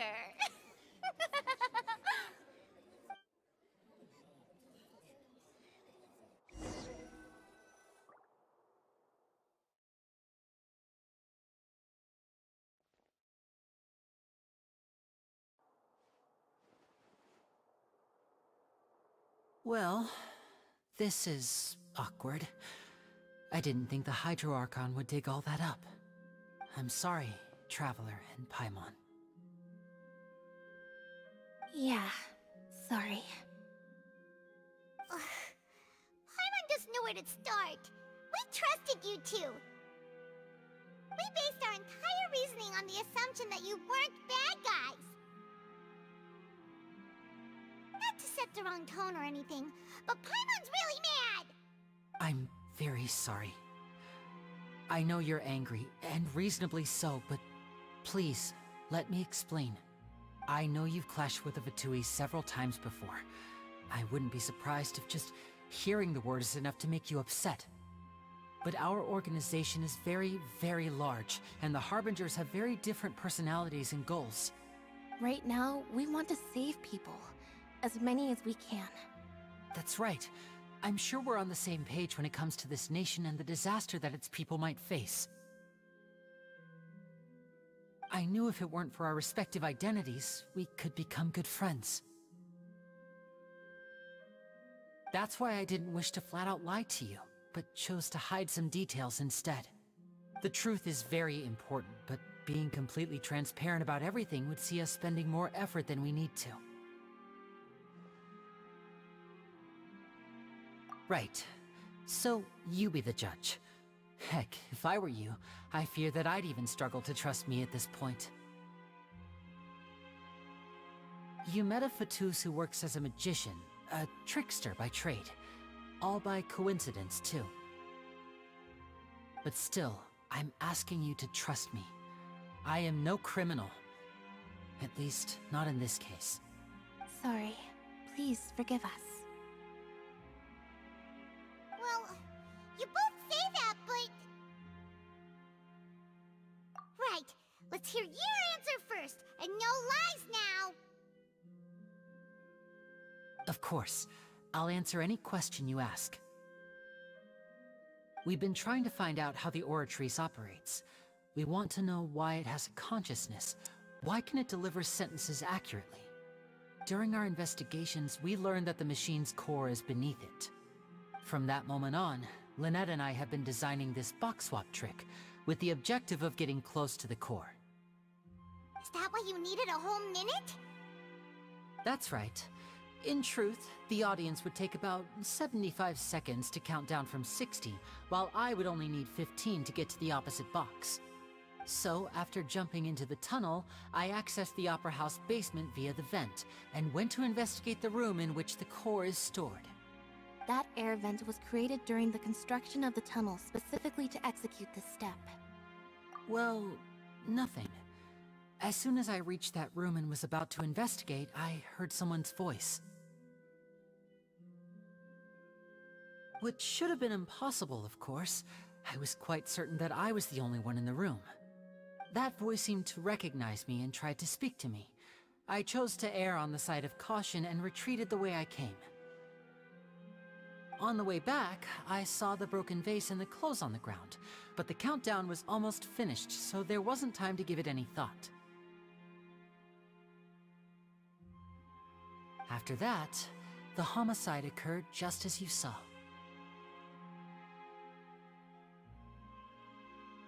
Well, that explains why you didn't hear the thud. Because of that prophecy I told you about, of course. We must know all we can about this nation's secrets in order to deal with that prophesized crisis. That's the only way we can save everyone. So, there you have it. The whole truth. I swear, I didn't hide anything from you this time. It was never my wish to proceed under this cloud of mistrust either. But like I said earlier, you can be the judge. If you want to leave because you don't trust the Fatui, there's nothing I can do to stop you. Well, Traveler, you decide. Paimon will follow your lead however you choose.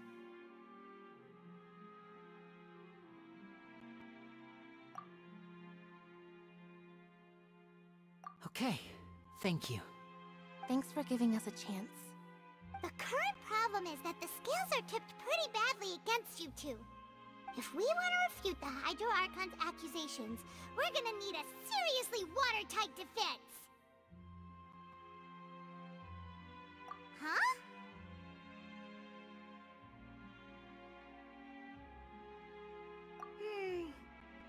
Oh, Paimon thinks she gets what you mean.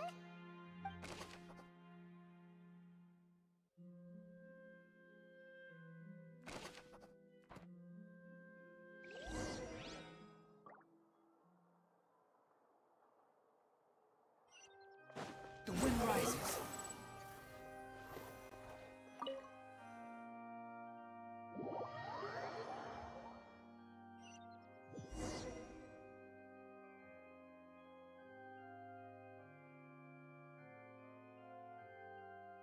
Both parties have returned to their positions. Let us continue the trial.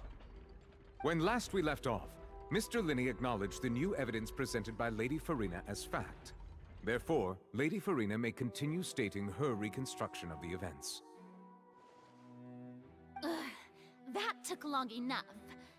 Now then, if everyone would lend me their attention. At this stage, let's revisit that scene from Linney's perspective.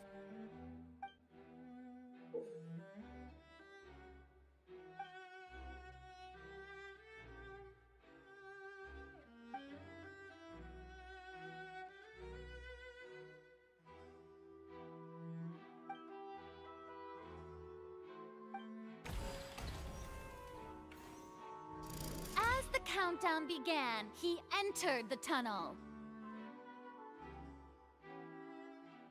When the flatbed trolley passed, he opened the box and got into an altercation with Halsey, which caused the loud thud.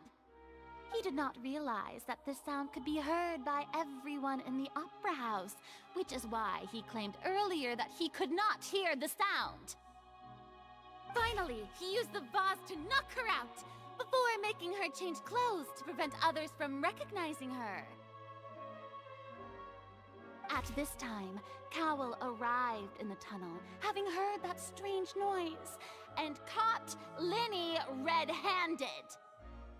So Linney proceeded to knock him out too before stuffing him into that box. Afterward, Linney passed the unconscious Halsey to his accomplice through the magic box in the audience stands, before operating the devices such that Cowell's death would be ruled an accident.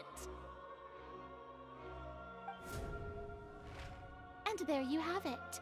That's the truth behind what happened. Does the defendant's side have any objections to Lady Farina's description of the events? The key to refuting Lady Farina is the order of events. What Linney experienced and what he saw.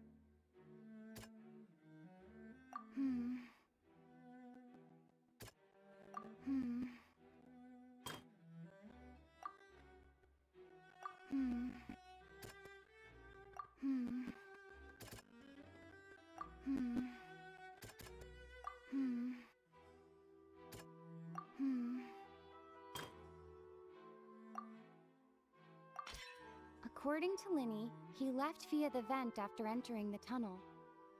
He couldn't have had that altercation with Halsey.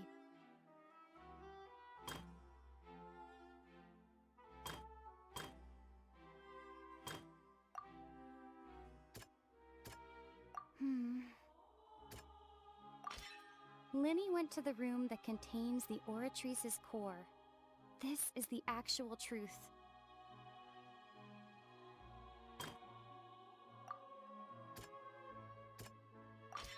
Linny did not take part in the underground altercation. He only witnessed traces of the aftermath. Attention! Ace Detective Paimon has something to say! When the countdown started, Linny did indeed go into the tunnel.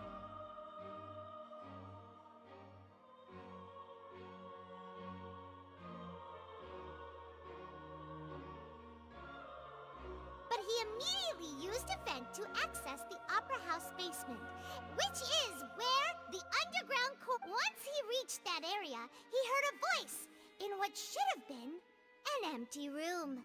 Since he felt something was amiss, he returned immediately. The crime scene had already developed by the time he reached the tunnel again, and in order to complete the magic trick, he did not remain there for any length of time. Finally, he reached the surface, and that was when the accident happened from his point of view. Therefore, he's innocent!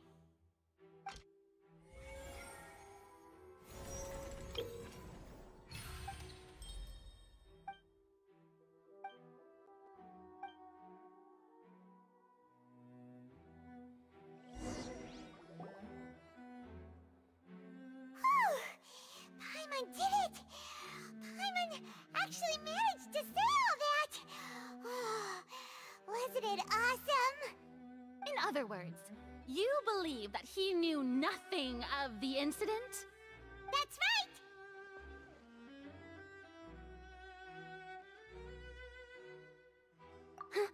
right! My reasoning?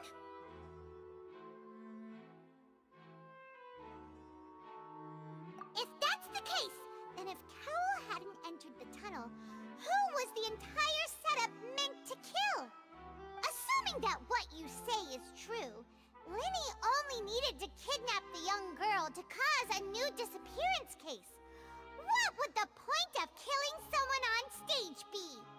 Oh, they have a point. That's right, you tell him! And that's why they're partners of mine. They've managed to turn things around. Oh, well, your denial is very strident, I'll give you that. But what proof do you have to back your claims? Of course I do. If he had been in the magic box the whole time, how could he have not heard that sound? Why do you ask? You're saying that he wasn't?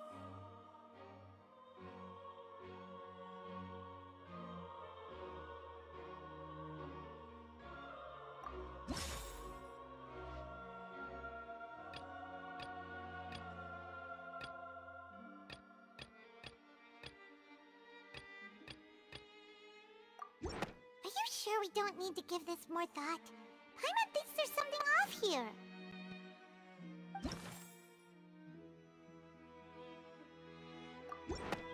That's right! Linny wasn't in the box or in the tunnel. That's why he didn't hear anything strange during the performance. This means that when the crime happened, Linny had already entered the basement via the vent. The same clue you used to disprove his alibi has now become the best proof! Ha ha! How do you like that? Well played. To think you'd use such logic. Well then, if it wasn't Linny who committed the crimes, then who was it?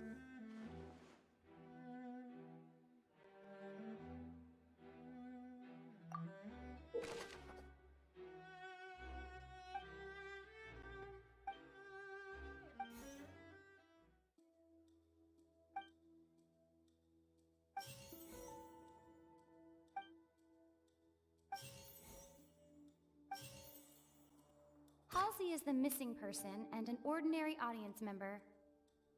Or did she have her own scheme all along?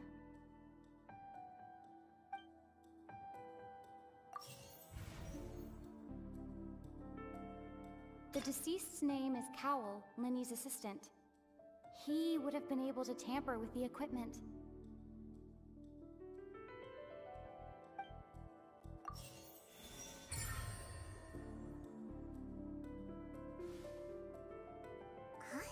Huh? That can't be right. Are you serious?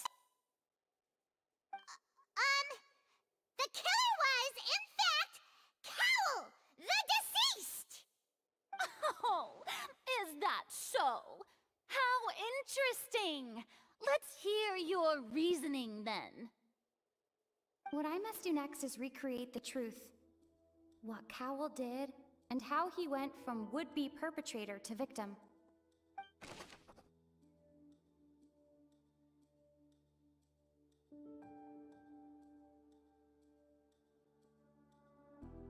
The sound we heard may have come from a clash between the missing Halsey and the criminal.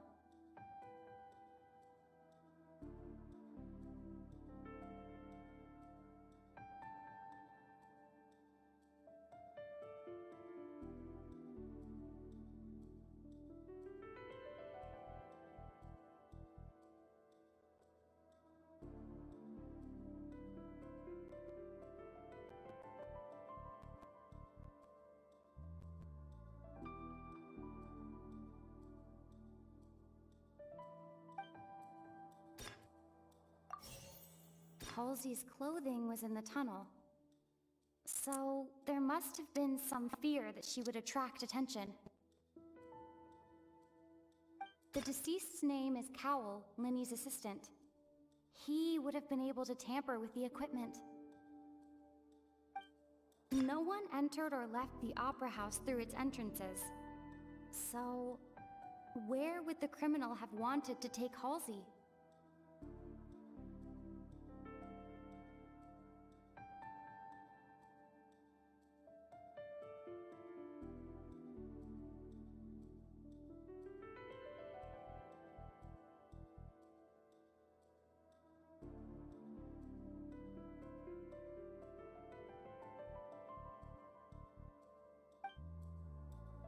Lenny was not in the tunnel at that moment, which gave our criminal ample time.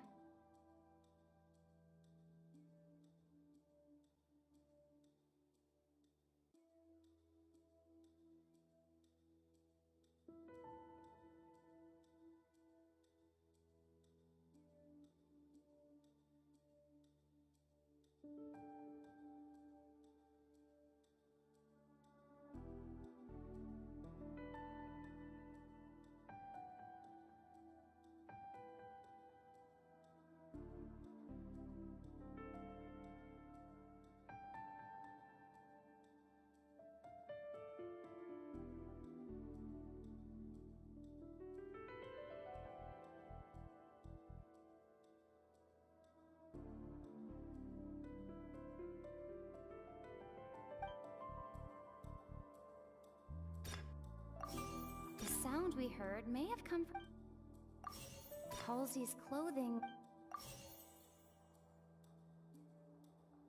The deceased's name is...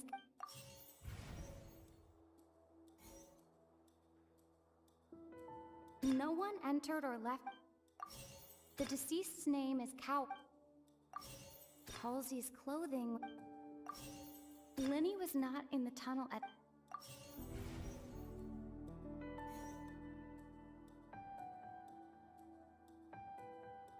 The deceased's name is... Halsey's clothing... No one entered or left the... It would have been tough for both... The sound we heard may... The sound we heard may... It would have been tough for both... It would have been tough for both... The sound we heard may... Lenny was not in the tunnel. Halsey's clothing... The deceased's name is Cow... No one entered or left.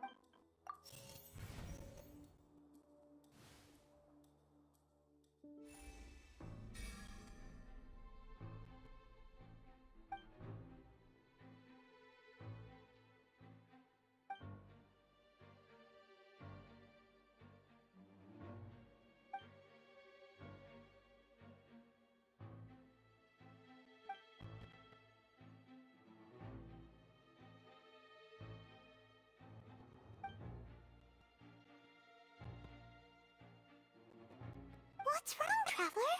Are you still having trouble figuring things out? I see how it is. So this was all just a bluff.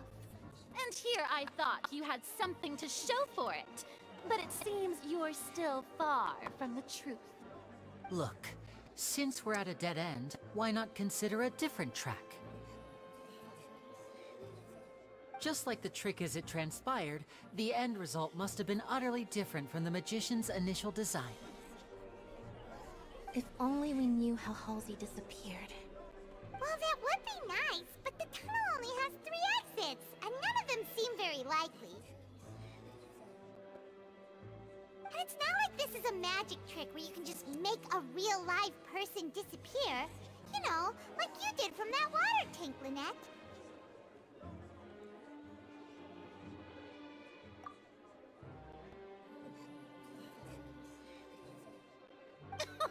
Excuse my interruption, dear opponents, but do you not see that the crowd is growing impatient?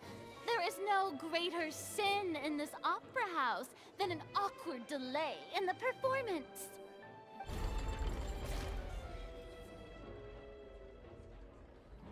If the defense is unable to make further effective arguments, we will move on to the next stage of the trial.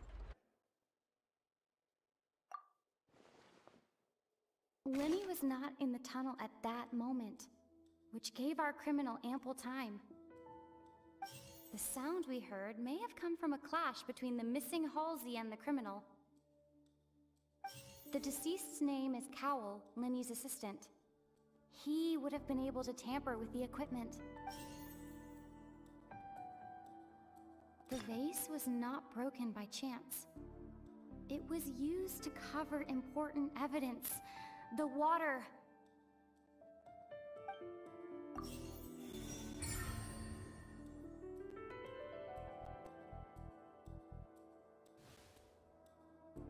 Oh, Paimon gets it! It all comes together if Halsey disappeared instead of being kidnapped. Lynette escaped from the water tank, vanishing gradually and leaving only clothes behind. If there's a similar method where a person could be transformed into water... Oh, just a moment, please. I do hope you know how preposterous you sound at the moment. How could a person ever be transformed into water? This is reality we're talking about here, not some magic trick.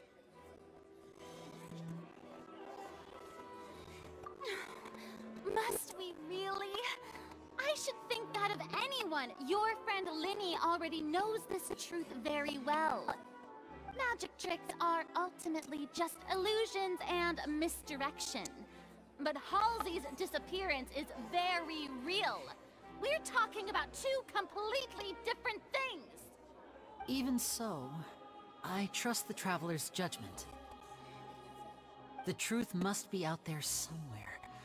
Perhaps some new line of reasoning may open if we try to gather all the focal points that don't make sense. Since Cal was the deceased, we haven't placed much attention on him.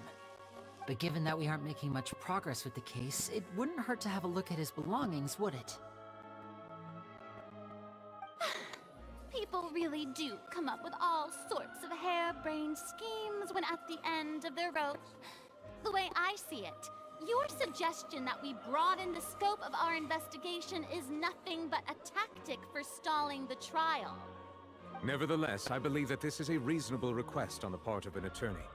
Since the trial does indeed appear to be at an impasse, I believe that additional evidence may help us make more progress. Guards, Please step into the lounge and examine the personal effects of the deceased, Cowell.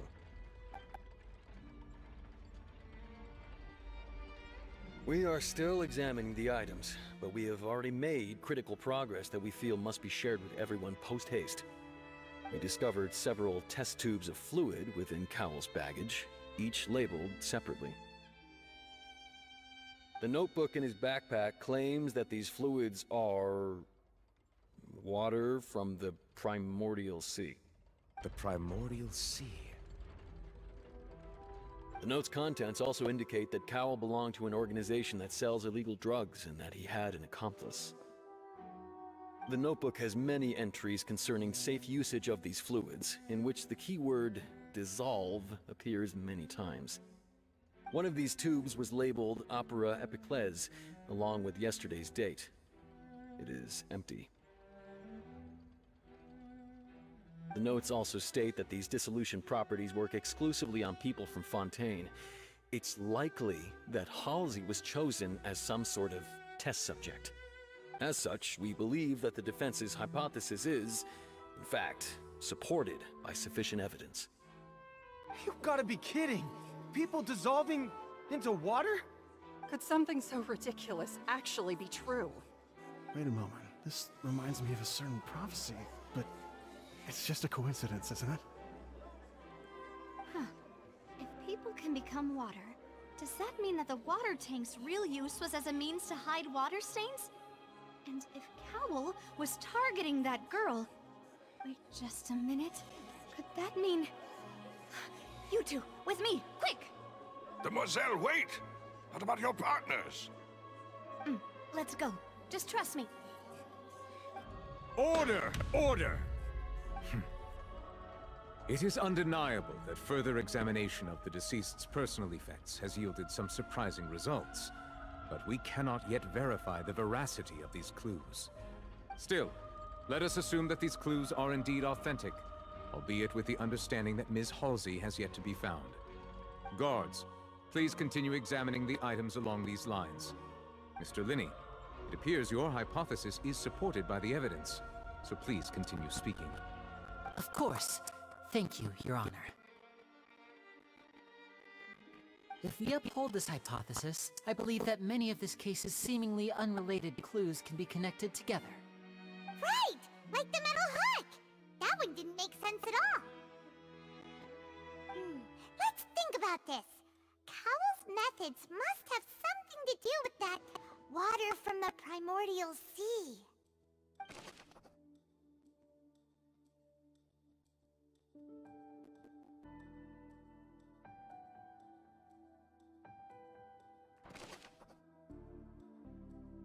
The water from the primordial sea should already have been prepped before Halsey entered the magic box.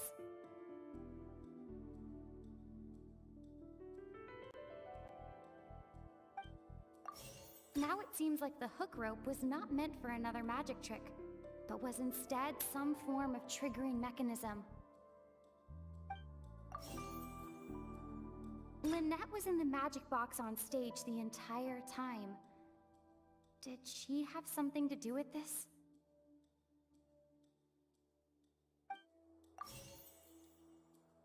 The deceased's name is Cowell, Linny's assistant. He would have been able to tamper...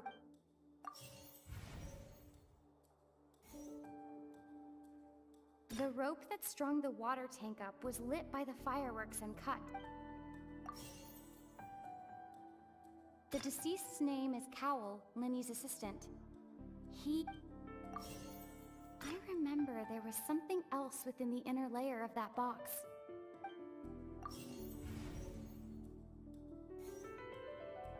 Lynette was in the magic... The rope that strung the... The deceased's name is... The water from the primordial...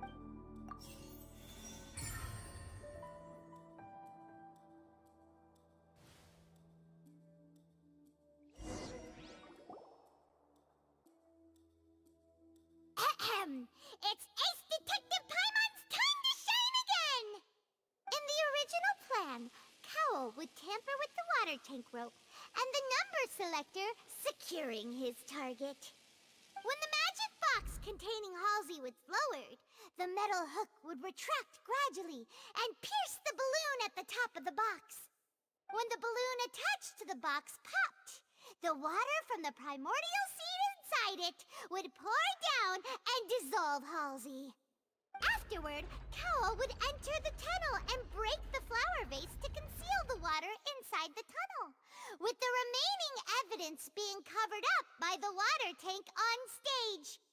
But he encountered something unexpected in the tunnel, and wound up being fatally hit by the same water tank he meant to use to cover his tracks.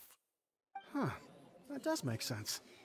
That actually links together a lot of the more confusing pieces of evidence.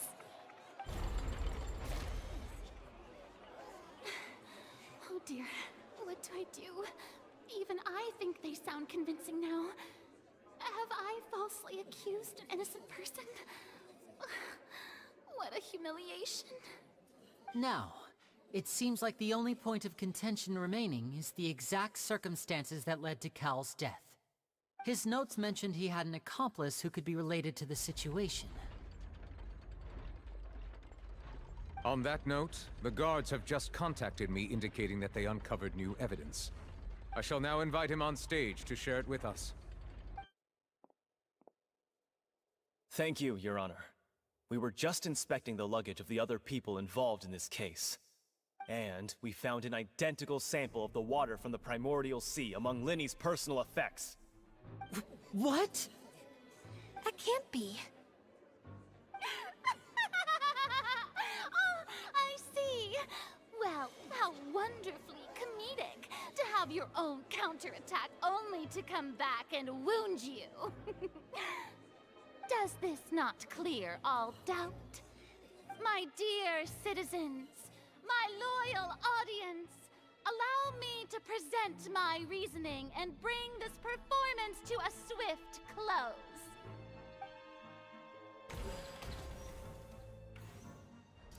Linny did not need to take part in the dissolution of the young woman at all.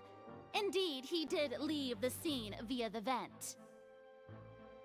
Having made modifications to the props beforehand, his accomplice Cowl then caused Halsey to vanish using the water from the primordial sea. But upon his return, in cruel avarice, Linny desired sole credit and prepared to do away with his partner in crime. Ultimately, he knocked Cowl out, and the tool meant to cover the crime up also became a murder weapon.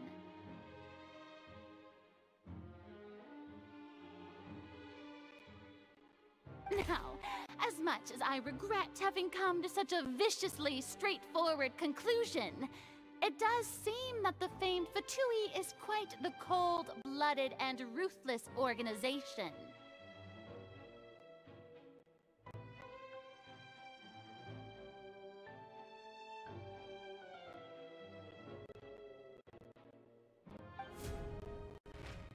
Am I right, Mr. Linny?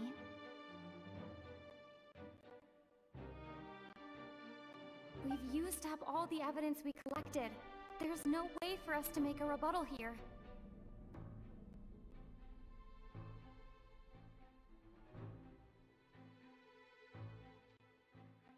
Is this the end of the road?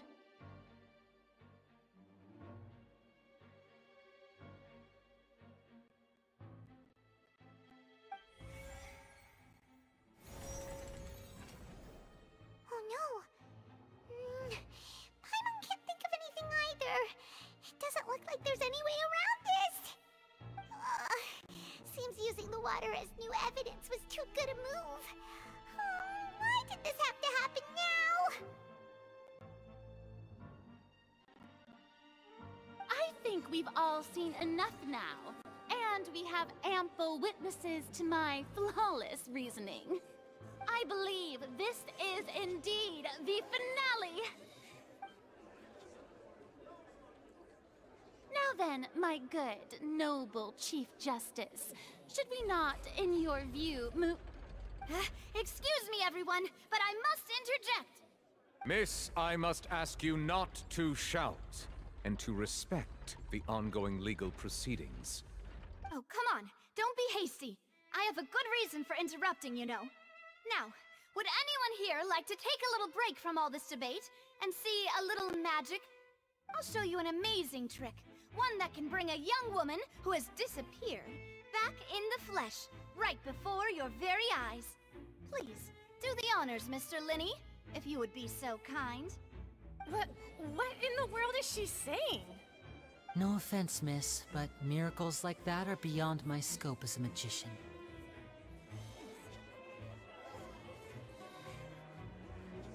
Come on now, don't be silly. Magic is all about misdirection, isn't it? It often conceals the truth while presenting a fascinating illusion. But once everyone believes the illusion, can't magic reveal the truth to them once again? And wouldn't such a trick be the most marvelous finale to today's performance? Come on, Lenny and Lynette. Give it another go. Don't worry. Spina di Rasula has made the necessary arrangements on your behalf. But, as the magic makers and stars of the show, I think I should leave the final performance to you. I understand.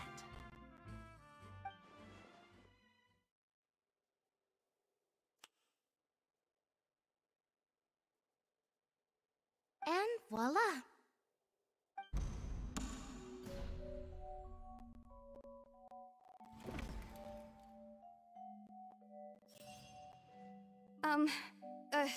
Sorry for the interruption. Wait, isn't that Halsey? So the whole thing about people dissolving wasn't true after all? To be clear, I'm only here because this person told me that if I testified, the merit of doing so would lessen my sentence. I was hiding outside this room listening to the proceedings because I was afraid that I would be the one put on trial. I was just feeling happy that no one had noticed me, and then before I knew it, she caught me. That'll teach you to underestimate us three. Where should I begin? I'm sorry.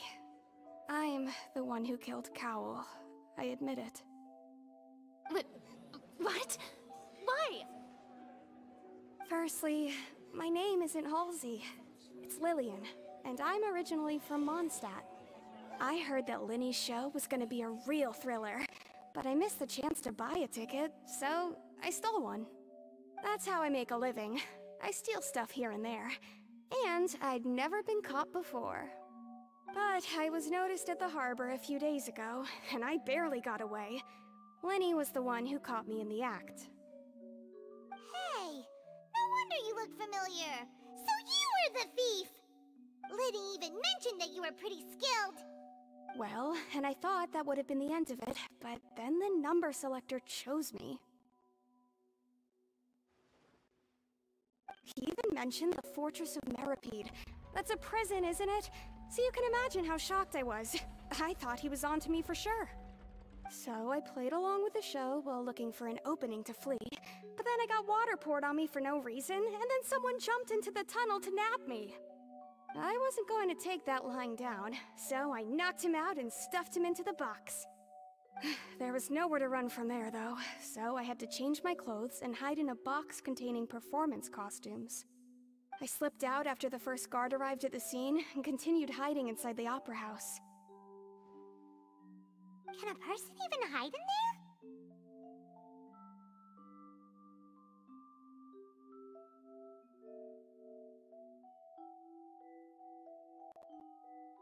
But I swear, I didn't know that the water tank would fall down.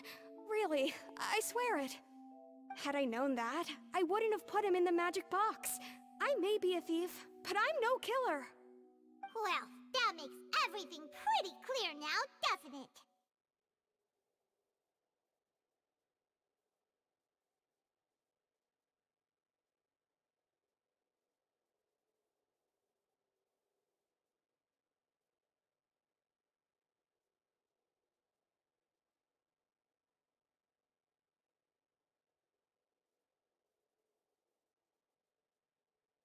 This time, we need to tell the entire story from Lillian's perspective.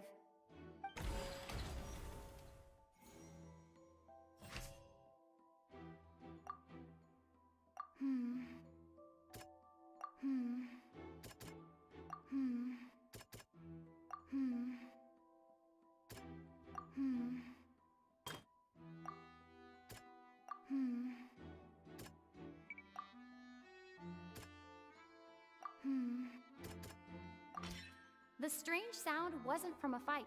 It was Lily-Ann's attempt to break out when she was frightened.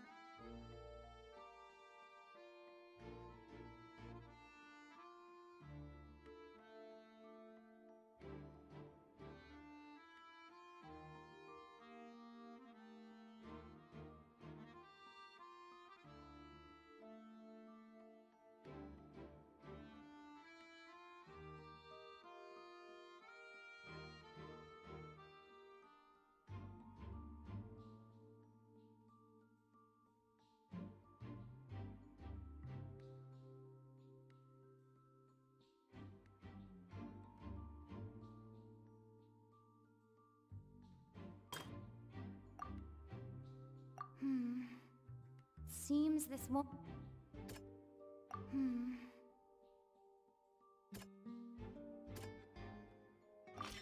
The flower vase was not broken to cover anything up, but was smashed during the struggle between Lily-Ann and Cowell.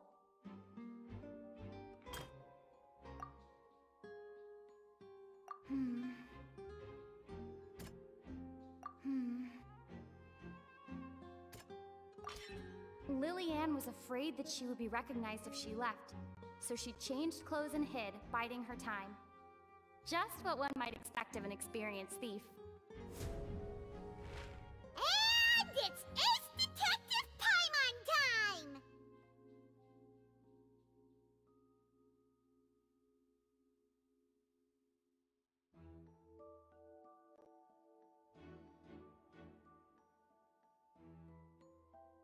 Having been selected out of the blue, Lily-Ann panicked.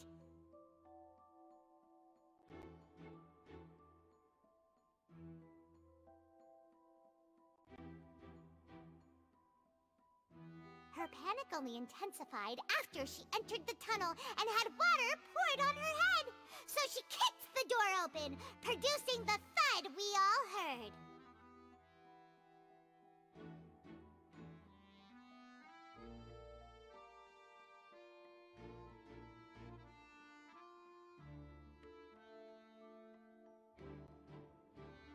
Hearing the commotion, Cowell leapt into the tunnel, only to discover that Lily-Ann had not dissolved.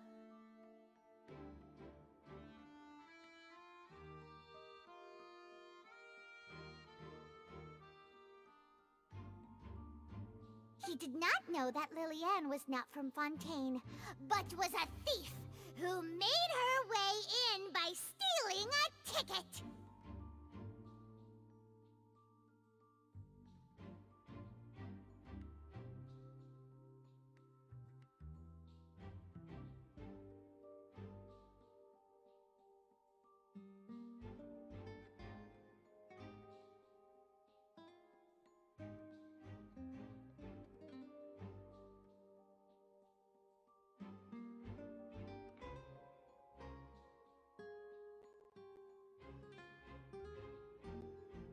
Mistakenly believing that the water from the primordial sea needed time to take effect, he tried to force Lily-Ann back into the box.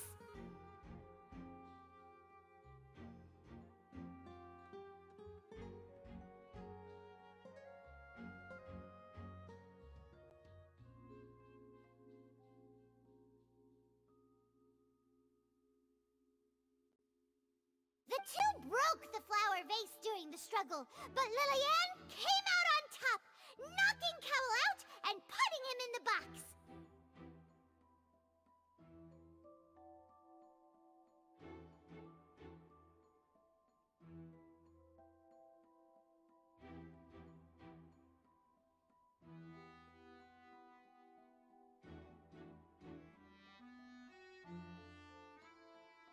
With no way of escaping, she changed her clothes and hid in the costume trunk until the performance ended.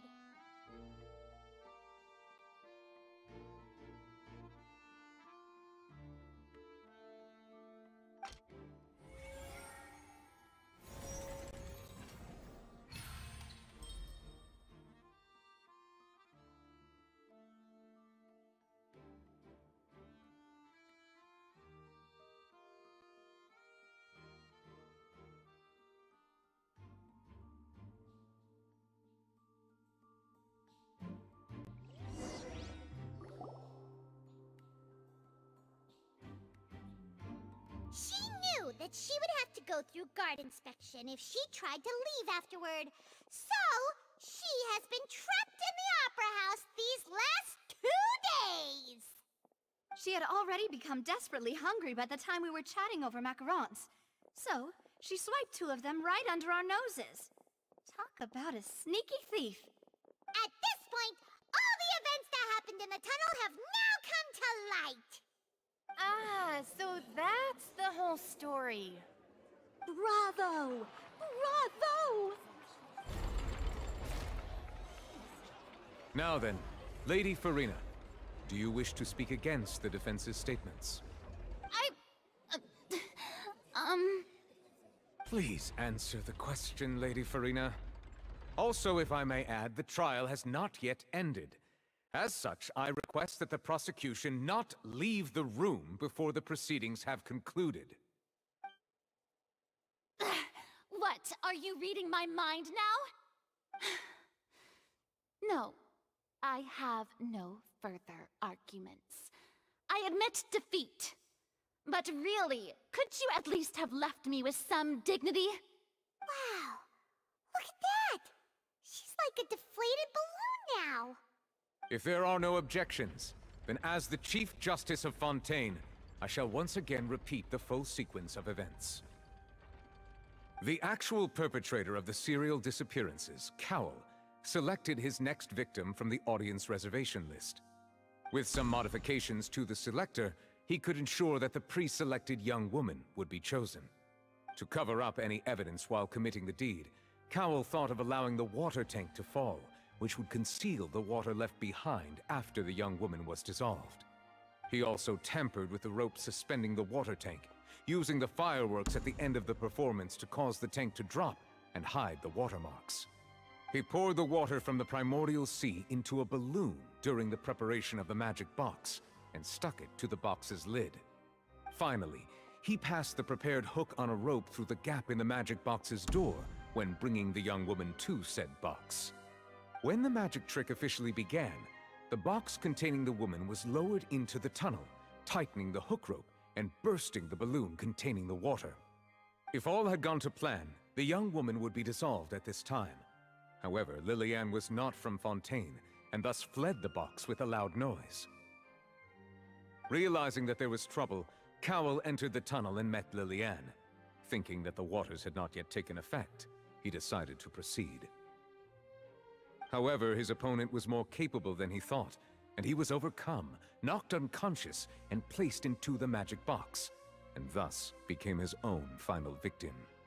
Liliane, according to her own statements, then changed clothes and hid until the performance ended, before hiding in other parts of the opera house.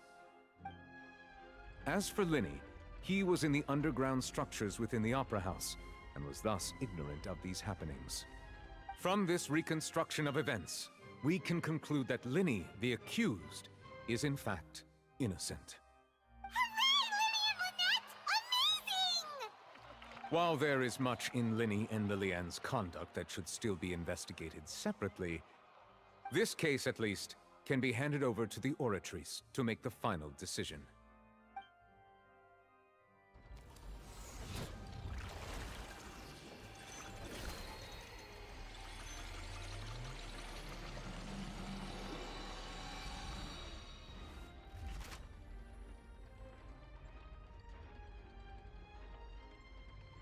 As such, Linny and Lynette are officially declared not guilty.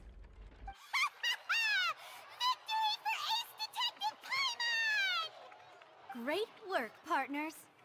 Thank you all. Thank you so much. Next, I think we deserve an explanation, Guard Vaughn. How did you find the water from the primordial sea in Linny's baggage? Right! Your discovery caused me to make a serious mistake, you know. Or was that not a discovery, but false evidence that you dared to bring before this court? I suspect that the accomplice mentioned in Cowell's notes was not Linny, but you, yes?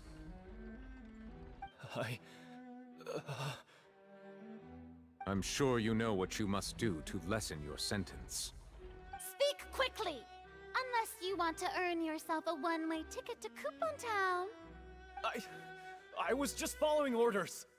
We were supposed to place blame for the serial disappearances onto Linny, and thus cause suspicion to fall on the Fatui. The higher-ups said this was the best opportunity to do so. And now that your plan has fallen through, and the secrets of the water have been revealed, you have become a liability to said higher-ups, yes? Therefore, you would be wise to tell everything you know, and seek the protection of the guards. Yes, I'll tell you everything I know. Our boss discovered that the water can cause people to dissolve. It can also be made into a potion, which when extremely diluted, can cause people to experience unforgettable exhilaration. We've been in this business for a while now, and have made decent mora off it. The disappearances were also the boss's idea. I mean, this is the boss we're talking about.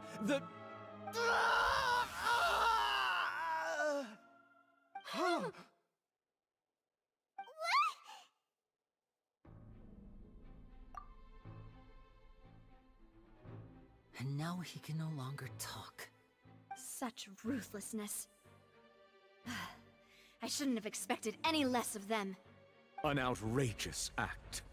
All present, please submit to inspection immediately.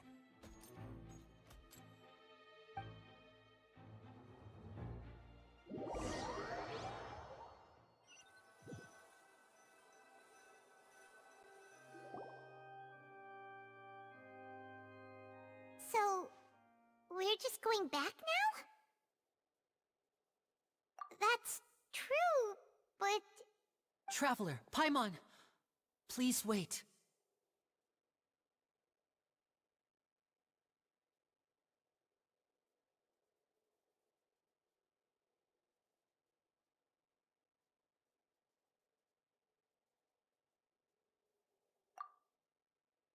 Lenny...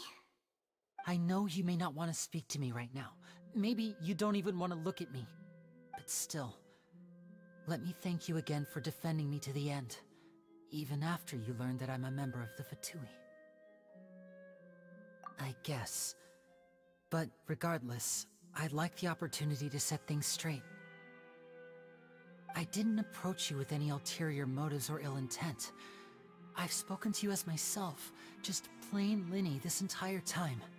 As for why I'm a Fatus, it's because the goals of the House of the Hearth align with those of an orphan like me. That's all. That was how Father, who you might know as the Knave, approached recruiting us back then too. The Knave? The one who controls the House of the Hearth? She's your father? That's right. And since we're here, I was wondering, would you mind hearing a story? It's about my past. Back when our parents first died, Lynette and I were left wandering the streets. To survive, I took to surreptitiously observing an older street performer who did magic. It took me several days to figure out how he pulled off his amazing tricks. I took my sister through several streets until we found a crowded corner, and we began to perform magic tricks there. To my surprise, we proved to be pretty popular, and we could at least stop worrying about where our next meal would come from for a time. But I didn't want my sister to remain a street rat together with me forever. Before long, an aristocrat came to me and claimed that he wished to take us in after watching my performances. So you went from orphans to nobility just like that? That was how we felt at first too. As if fate was on our side and we could say goodbye to those painful days. But I gradually discovered that while we were called foster children, he was really after my talent for magic tricks. He would constantly take me to all sorts of banquets to garner attention, which he would then use to expand his social circles. That doesn't seem too bad either. Better than roaming the streets at any rate. It took a while for me to realize just how dark his heart really was. After one particular performance at a banquet, I discovered that Lynette was not on the same return vehicle as me. I waited a long time after we returned home, but she did not come back. I went to that noble's bedroom and asked him about her whereabouts. The answer he gave me was, She caught the eye of the most eminent person at the banquet, so I sent her over as a gift. I mean, you'll be able to perform your magic regardless of who your assistant is, yes? Oh no. So he was gonna... But wouldn't Fontaine's laws deal with such people? As far as outsiders are concerned, this is a relationship akin to adoption or foster care, and they have their ways of escaping the eye of the law.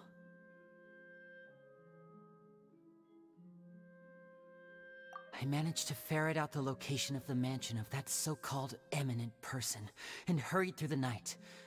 But by the time I leaped over the walls, avoided the guards, and made my way in, all I saw was the moonlit ground covered in blood, and the knave standing there in the darkness. So, she'd already taken care of that guy. That's right. She had rescued my sister before she could come to any harm, and had even discovered several girls hidden in a basement, all of them orphans. Father, I mean, the knave, might have seen something in me, and so she made me an offer.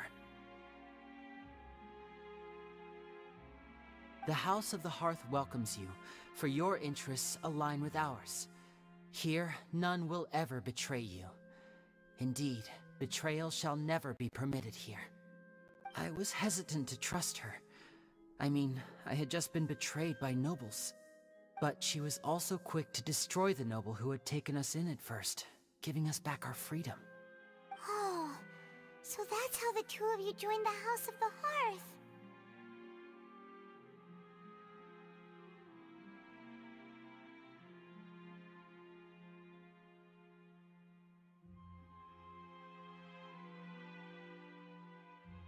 She has her own plans.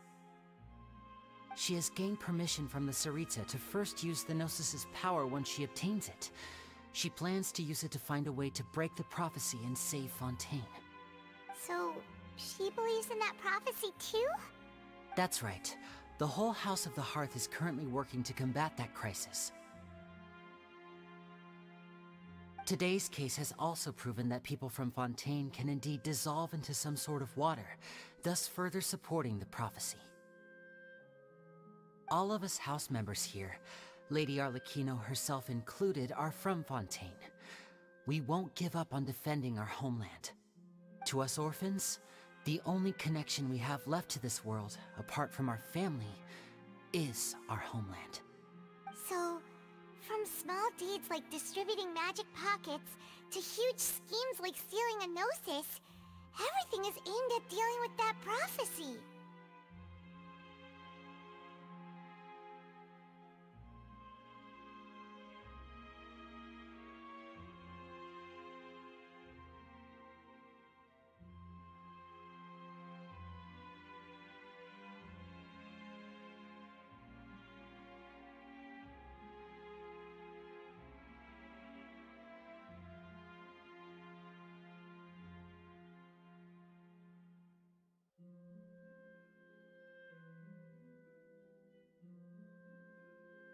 It's all right.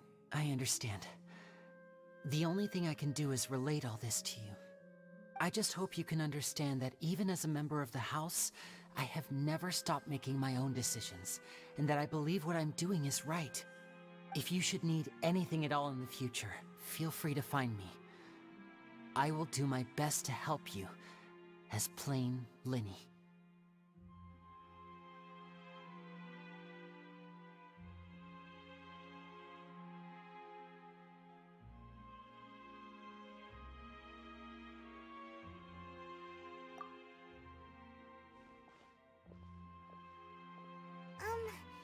Bye, Linny!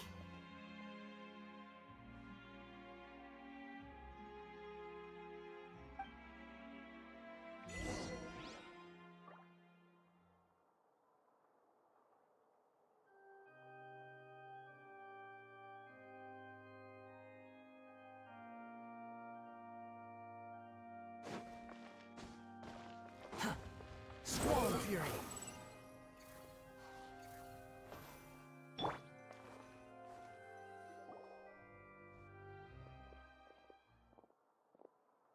Hey there. What was with the disappearing act you pulled right as the trial ended. Were you looking for us, Navia? Well, this whole thing isn't exactly over, is it? I do feel that we're getting closer to solving the serial disappearances case, though. Don't you think so, too? Huh? What's wrong, my dear partner?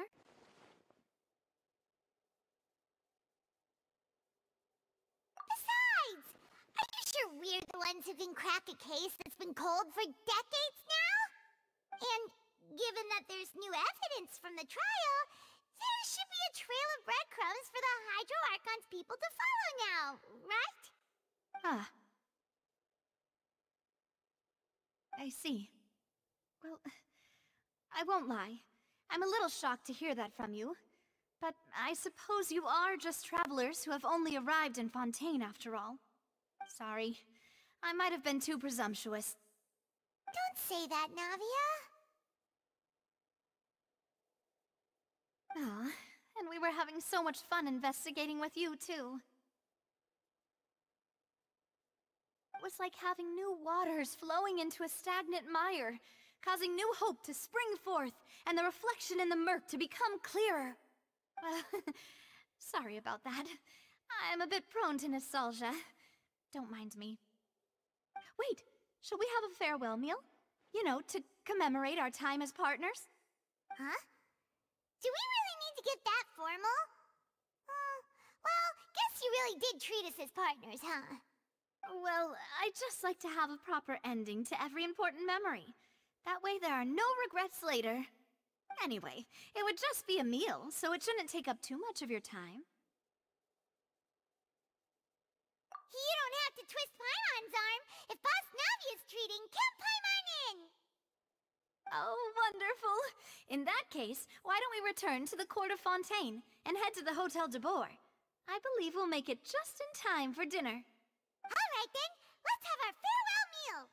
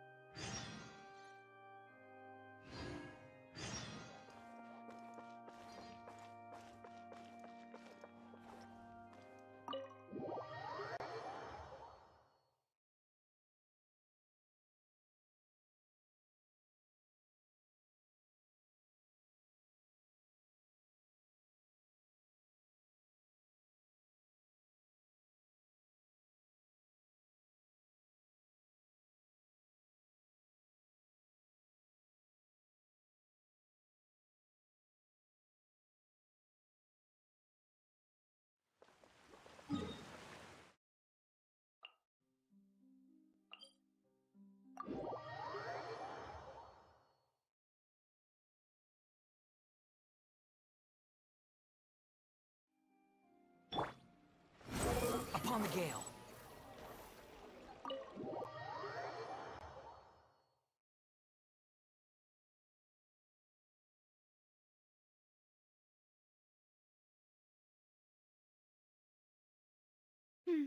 I came here several times with my father when I was little, but stopped eating here as often after growing up. I hope the food here will be to your taste. Oh, don't worry.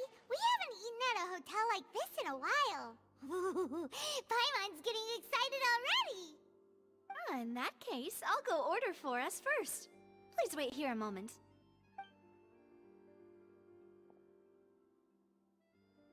Ooh, everything looks so good.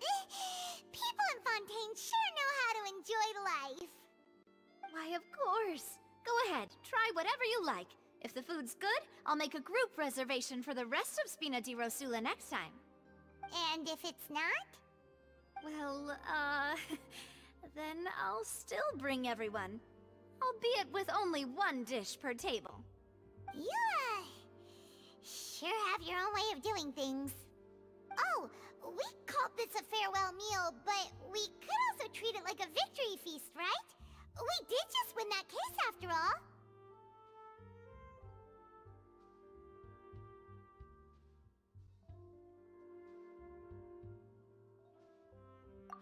Oh, true. Very true. In that case, boss, we'll have another 2 dishes. Huh? Paimon didn't mean that you had to order even more food.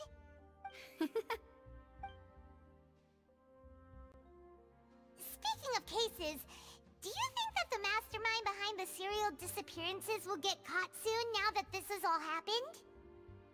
Well, we've certainly taken a big step forward, but I feel that's about it. We know that there's an organization that means to dissolve these young women, but we still don't know what they are really after. If it hadn't happened right in front of us, Paimon wouldn't have ever believed that a person could be dissolved like that. Right? Yet it was because this was such a preposterous notion that the investigation could never really move forward before. Ugh. If only that guy could have finished speaking! We were so close to hearing who was behind it. In such investigations, even the smallest step can seem like a yawning chasm if the trail of clues is cut off. To be honest, I don't have high hopes for any follow-up that the authorities might conduct. It's not that I don't have faith in their ability, it's just that a different perspective is required in some matters. It's easy to guard against and deceive a single narrow perspective. A shift in thinking is required at such times in order to produce a breakthrough, which is exactly why the Spina di Rosula exists. Those highfalutin folk are not all-knowing. That's why we exist. To seep into the cracks where filth falls through, where their watch fails them. That's the kind of problems we solve. Seems Paimon thought things were simpler than they actually are. It's all right. Well, this was supposed to be a farewell meal, so I doubt you have further interest in this business, right? Let's talk about something else. Like, what are your future plans?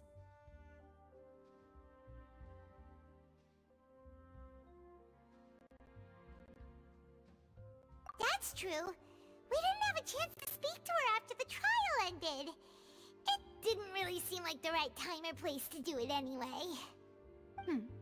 I see. So, your primary objective, which has been foiled so far, was to have a chat with the Hydro Archon. I've heard that there's a long line of people waiting to meet Lady Farina. I suspect you'll be waiting for quite a while, considering that you missed your chance today.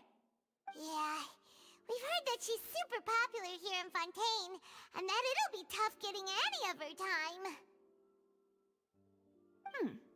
Well, would you consider some more, unique ways?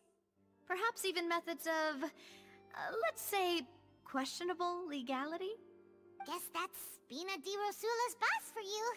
Chock full of sketchy ideas. Well, what did you have in mind?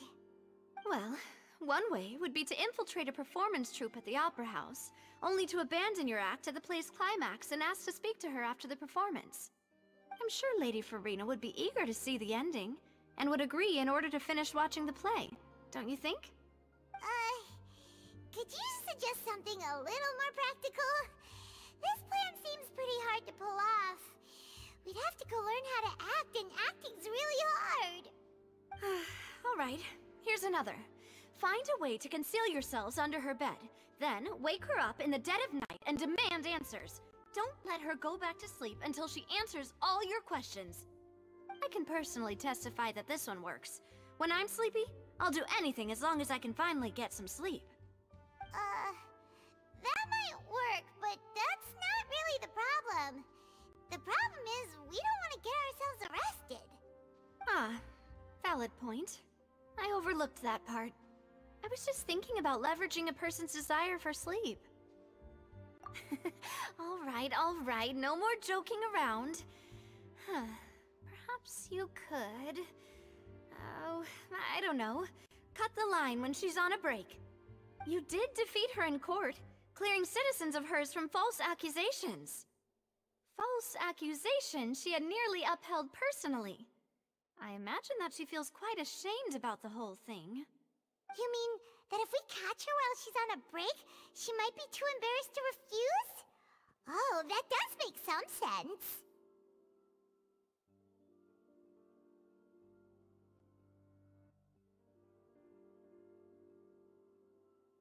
why don't we give it a try after this meal? You know, strike while the iron is hot and all. Huh? Paimon, did you drink my Fanta? Was this your drink?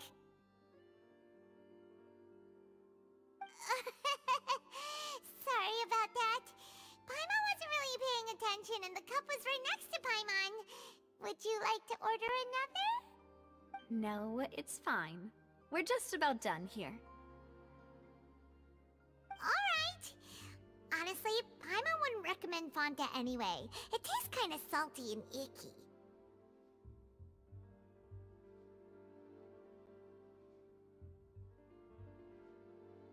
Is that so? Huh. Well, in that case, we'll have to blacklist the Fonta here then. If we're all finished eating, then I'll go pay. Yeah, we're stuffed. Thanks for the treat, Navia.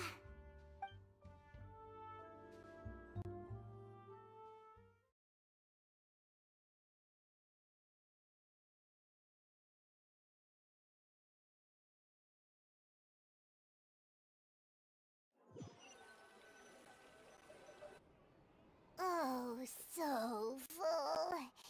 Paimon can barely float anymore. Nah, that would be so... normal. You know, like you. Okay.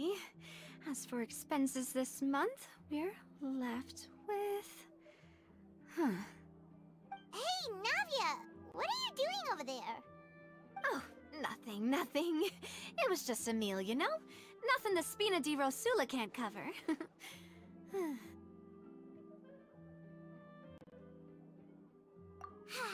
Let's get ready to try to meet the Hydro Archon again. Bye, Navia! So this is goodbye, huh? Well, if you do encounter any other trouble in Fontaine, you're always welcome to contact the Spina di Rosula. I'll give your requests the highest priority. In any case, I wish you smooth sailing. I'll see you again, partner. See ya!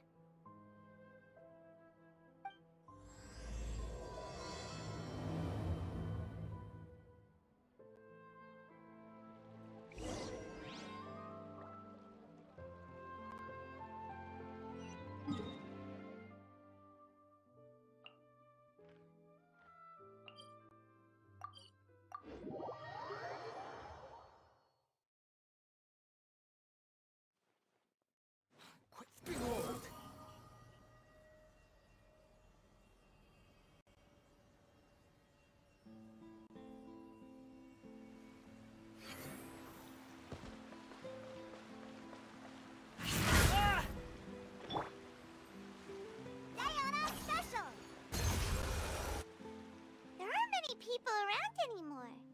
Looks like that boat we took to Arrhenius might have been the last one. Vache. Looks like we're back here again. Huh? Traveler? Are you hearing voices again? Ugh. That's kinda spooky. Are you sure we don't want to come back in the morning? Vache? Vache.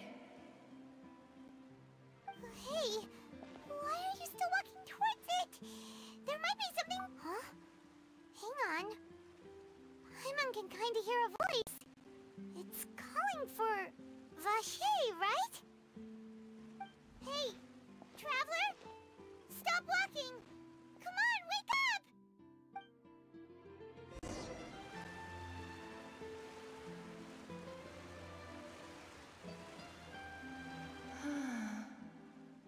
Vache, are you...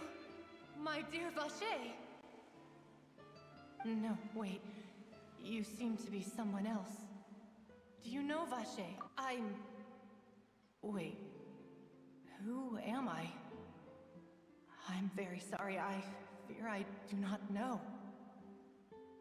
My memories feel like they have been washed away like a flood. So many fragments dissolved amidst the tide, never to be recovered. How much have I lost? How many things that I once held dear while on land have I... Yes, that is what I was once. But now, I do not know how I came to be like this either. I only vaguely remember being covered in... I also remember going to many places. I loved adventure, loved exploring places of peril. No matter where I went, Vacher would go with me. I knew how dearly he loved me. And I also loved him equally as much. But now, we can no longer go back. No! Our reunion no longer has any meaning. There is no way for us to create any new memories. The thought of me gives him no succor. So let it lie forgotten beneath the waters. If you meet Vacher, tell him not. Perhaps that is so. As I was submerged in the waters, losing consciousness, I saw Vacher above the surface. His eyes were filled with such sorrow, such longing. If only I could have comforted him. Is that what you call it? Dissolving? If anything, I consider it a form of release. It was a state of neither fear nor frenzy, with only an endless peace, like the water's still surface. I could also liken it to being a thirsty person who drinks water for the first time, and only then sees how they have lived for so long in a world of endless want and anxiety.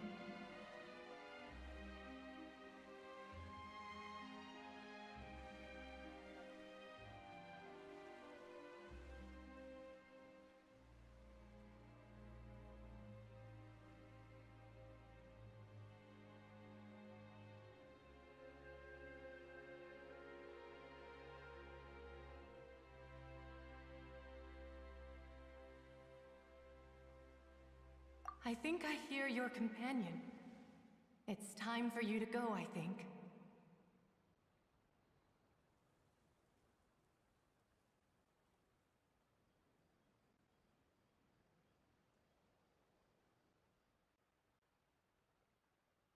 Farewell, then. I am glad that you were able to sense my presence. Remember, if you see Vacher, tell him not to seek me out any longer.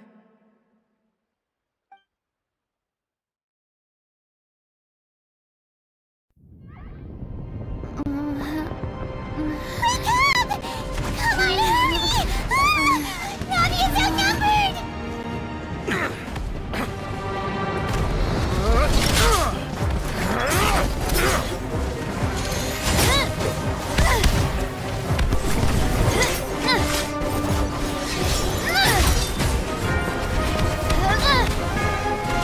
Demoiselle, look out!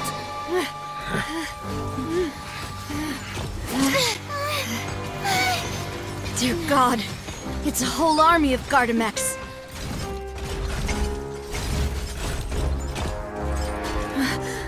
Chlorand?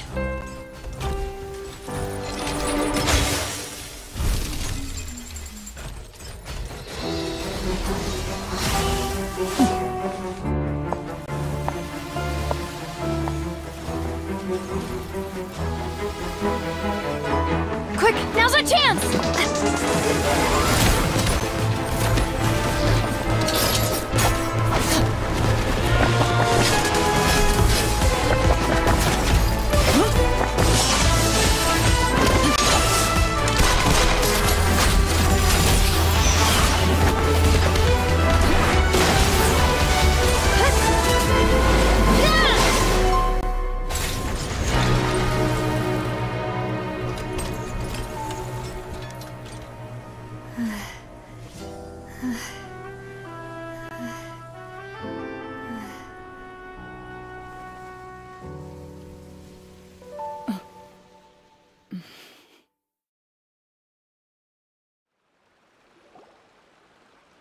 I should thank you for lending us your sword there, Chlorand. But before I do so, could you explain how you managed to show up here? I followed you. It seemed to me that danger has followed you more closely as of late. I believe that following someone without their knowledge is actually called stalking, is it not? Mr. Callus's last wish was for me to ensure your safety, and I will not betray his trust. He would do the same, were he alive today. Do not speak of my father! Sorry, demoiselle. I was not strong enough. Thank you for your aid, Miss Clorand, but do keep an eye out for your manner of speech. I believe we all wish to avoid unnecessary emotional harm. Sorry, I did not consider your feelings. Whatever. What else do you know? How did you come to the conclusion that I'd be in grave danger? I doubt I know much more than you, but I believe that the mastermind behind the serial disappearances is very powerful. Your performance tonight will almost certainly attract their attention. I'm sure they've known about me. To be honest, I'm shocked it's taken them this long to act against me. And what about these Gardamex? I thought only those associated with the Maison Gardiennage could control them. None of these mecha have serial numbers. I was sure to check a moment ago. They are not the ones used by the authorities to enforce the law. I can only conclude that some powerful or wealthy party must have obtained them via illegal means, deploying them as a private force of sorts. What? Your point being that they're out of Spina di Rosula's league, then? Yes. Be careful, and do not act rashly. I will continue investigating, no matter what. We will bring the truth to light. That's my father's true last wish. Regardless, thank you for your help today, Clorand. But if you get any ideas, tell me first. I don't much appreciate being followed. I do not think that they'll strike again anytime soon. So I shall stop following you. Good day, all.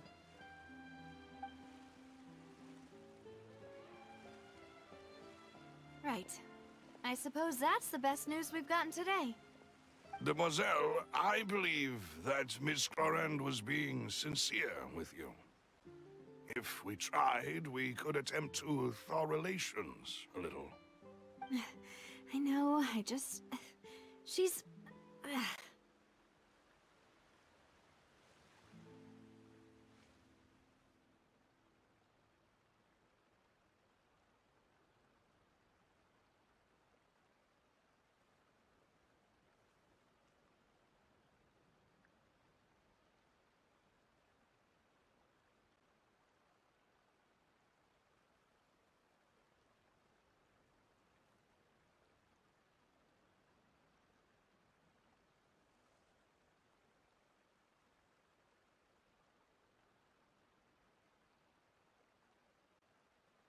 Oh, thank goodness!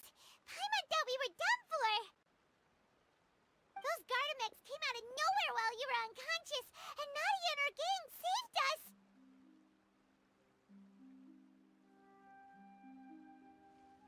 Oh, and there was that champion duelist named Clorand who came out to save us too! We got lucky there. Paimon probably couldn't have fought them off otherwise.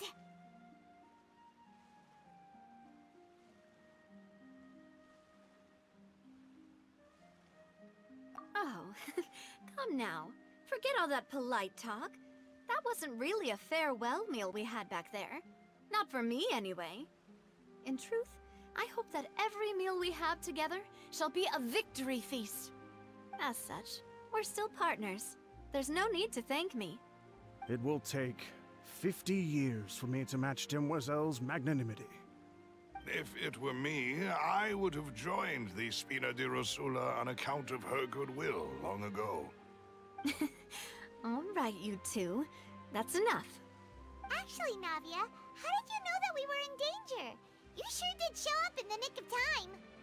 Well, to be honest, you're the one who tipped us off, Paimon. Huh? Really? Paimon contributed somehow? Ooh, Paimon's even more amazing than she thought! Yes, all thanks to you grabbing my drink by mistake. How did that help? After we parted ways, I was on the way back to one of our bases when I suddenly thought of what you said. That the Fonta tasted kind of salty and icky.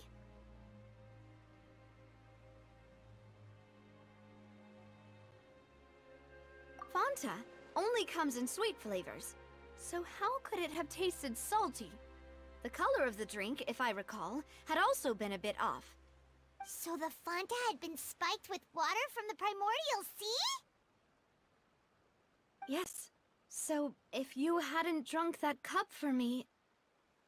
Spina di Rosula is preparing the grandest of awards for you as we speak for saving the boss. Huh. Really?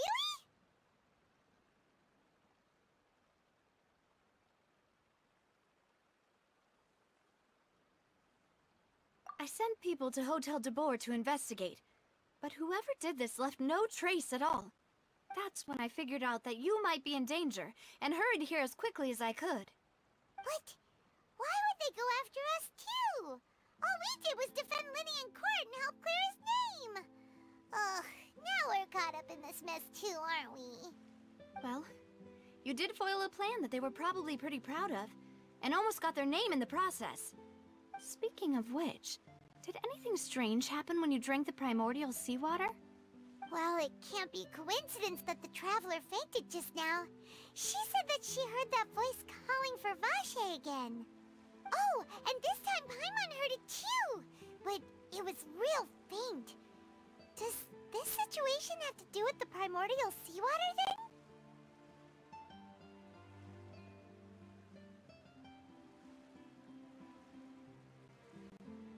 Does that mean the primordial seawater raises someone's sensitivity to hydro when it's used on people who are not from Fontaine? That doesn't sound like too much of a bad thing, to be honest.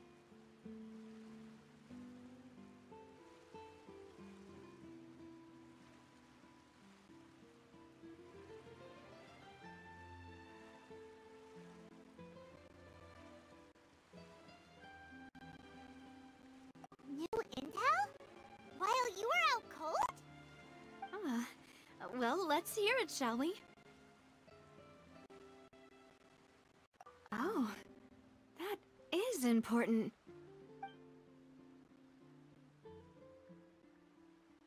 Vache. That name doesn't ring a bell.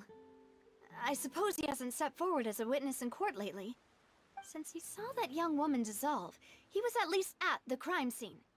But he never gave testimony or any information regarding people dissolving in the primordial seawater. Could he have been threatened? Yes, thank you. This is very important information indeed. We will continue to investigate.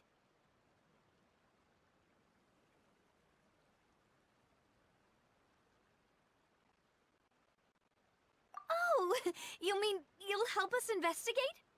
Well, you did say that our farewell meal didn't really count. That means we're still partners, right? And besides, we're in this now whether we like it or not. You're not gonna let those people who targeted us get off the hook so easily, are you, Traveler?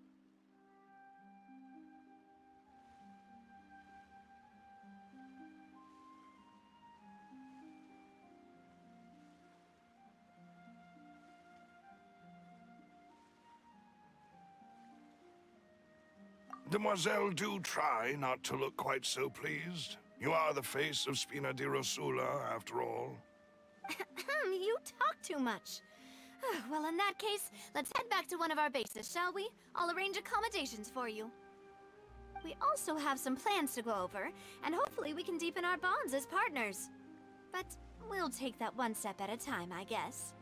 Don't worry, you two. With us around, our base is definitely secure.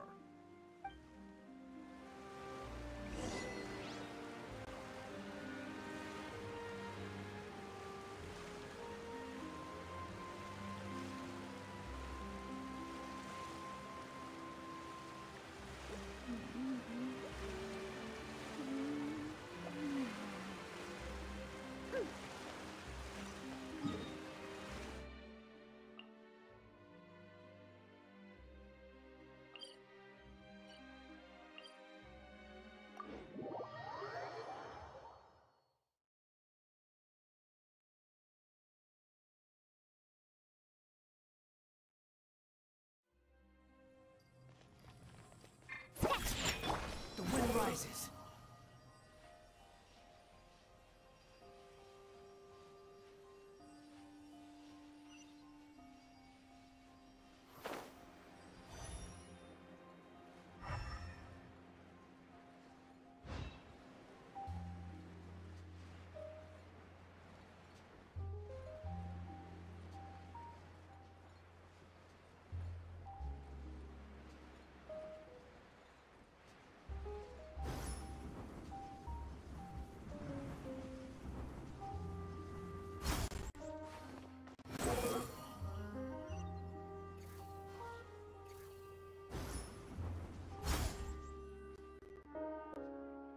It's right up ahead, but let's make sure we weren't followed first.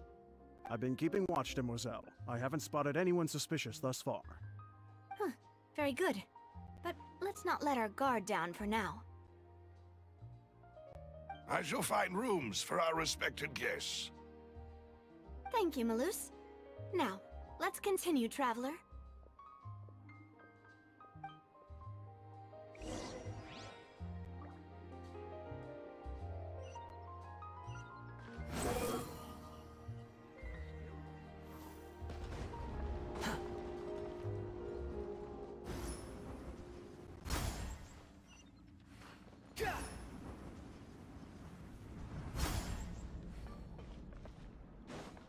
Swarm Fury!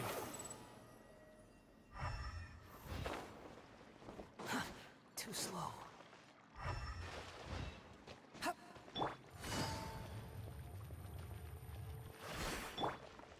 The wind rises.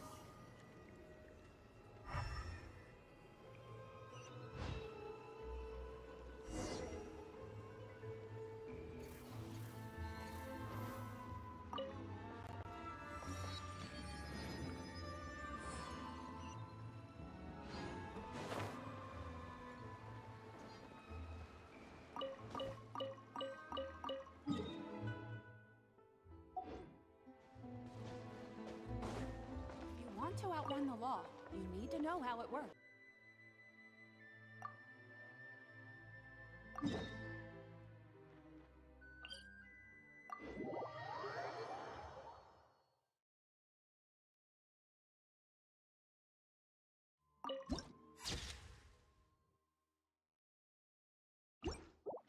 Behold!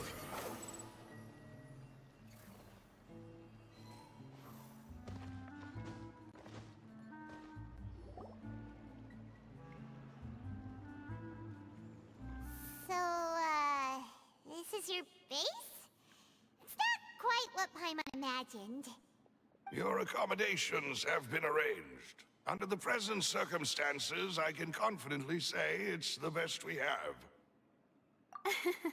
Well, our funds have been a little tight lately. After all, we don't allow illegal or unethical profiteering. In fact, our funds often come from citizenry who support us. Seems like it's tough times for everyone. But if you have the support of the people, that does sound like it's worth it. To be honest, our financial situation was a lot better back when my father was in charge a few years ago. I'm afraid I'm not quite his equal. Your father... he was the previous boss of Spina di Rosula, right? How did he... Demoiselle, if you'll allow me to explain. No. I'll explain it myself. I suppose I couldn't run from this topic forever. And as partners, this is something I hope they can understand. My father's name is Callus. Yes, the same one they call Callus the Unfaithful in the streets. 3 years ago, he was accused of murdering his own friend. But he chose a duel to defend his honor instead of standing trial. He died in the duelist's ring. Oh no. But I do not believe my father was a murderer. I'm sure he was set up. At the time, I believed that if he only stood trial and was duly investigated, something amiss would crop up and prove his innocence. But strangely, he not only requested the duel himself, but rumor has it that even after being seriously injured, to the point where he could be deemed as having lost the duel, he refused to surrender, determined to die in the arena. 3 years later, I still don't understand why he did that. How could he protect his honor if he's dead? If anything, he gave up his chance to defend himself.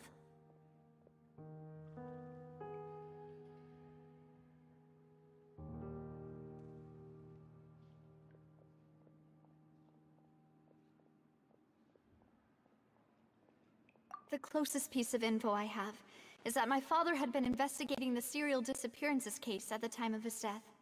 Ah, so that's why you're so determined to get to the bottom of that case. That's right. I've also tried to investigate the murder my father was implicated in. But I haven't found a single new clue in my countless reviews of the investigation records. However, I believe that if the murder case is related to those behind the disappearances, they must know something. I must know what really happened. Was my father coerced? Framed? Even if he really did kill his friend, I must get to the truth. If only he'd been more open with me when he was still alive. He even hid the fact that my mother died due to complications when giving birth to me. And now, here I am investigating his death. You really are a handful, aren't you, Papa?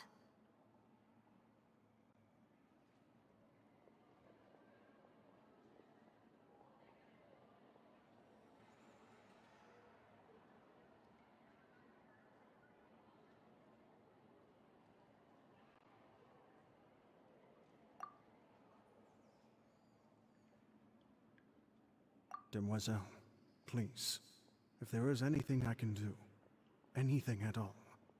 I also will never believe that Master Callus murdered anyone. There are none whom I respect more than the two of you, Demoiselle. Master Callus did so much good in life, yet all it took was one murder case for him to be dubbed Callus the Unfaithful. Even our supporters decreased greatly due to that incident, hence our strained finances at present. Wait, if Callus was such a good man, wouldn't people at least be a little suspicious when he was accused? No. Perhaps people just revel in that kind of drama. It's not something exclusive to people from Fontaine, really. Everyone's like that. People love watching the evil turn over a new leaf, but they also enjoy watching good people fall into an abyss from one slip-up just as much. But how could... never mind. If Callus was really falsely accused, we have to find the truth. He didn't deserve to have that happen to him. There is one other thing. Master Callus's opponent in the duel was Ms. Clorand. Oh, her? Well, yeah. That's not the sort of thing that you can just let go and move on from. Ms. Clorand has always placed great emphasis on the honorable nature of the duel. If her opponent doesn't yield, she will not stop either. She knew Master Callus beforehand and greatly respected him, but seeing how he was resolute in the arena, there was only ever one choice she could have made. It's not that I don't understand her at all, but I just can't deal with this yet. Don't worry, Navia. Paimon knows how you feel. You don't have to force yourself to do that. Afterward, Ms. Clorand told us that at the start of the duel, Master Callus requested that she ensure Demoiselle Navia's safety.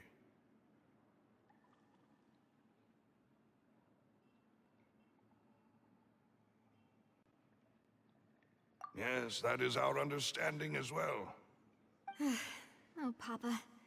What madness drove you to ask the person who killed you to take care of me? All right, anyway, that's the information I wanted to share with you. Even if it did sound like I was just complaining towards the end.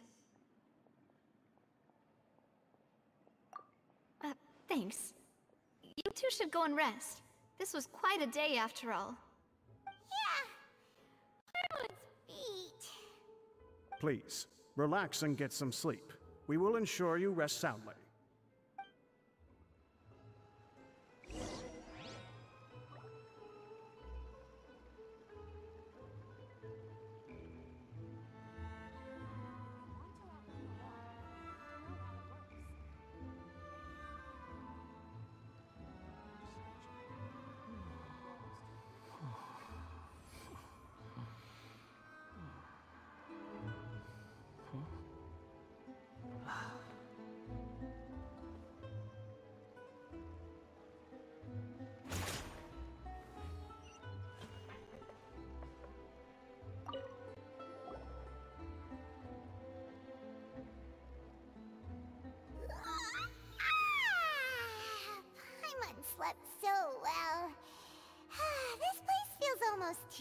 safe.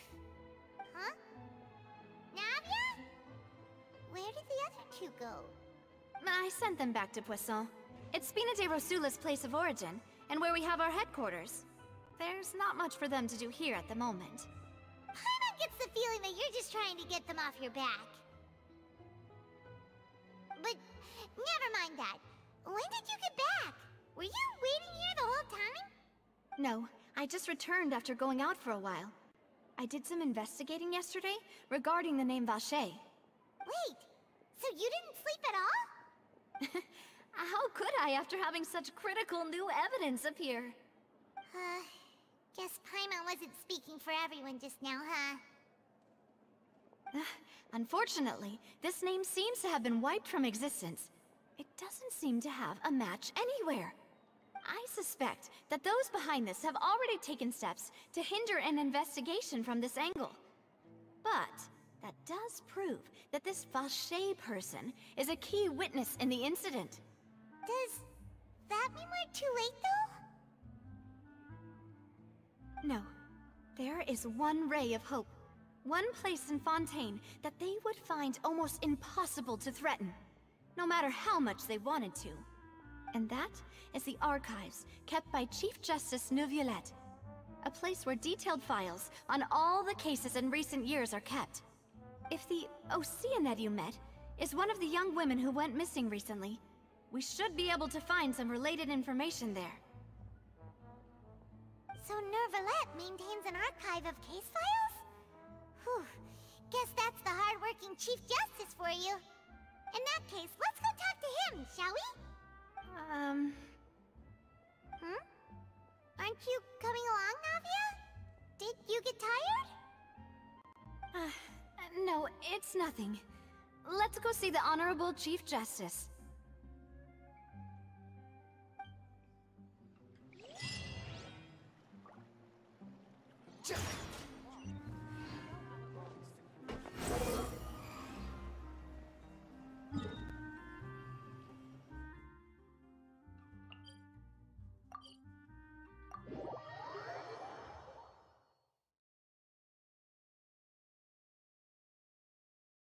The Palais is right up ahead. Come on. Squall of Fury.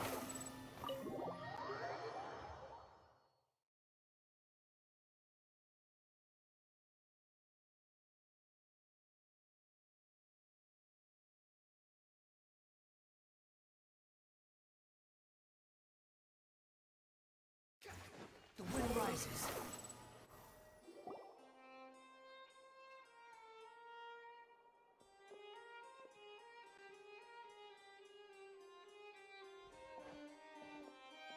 Halt!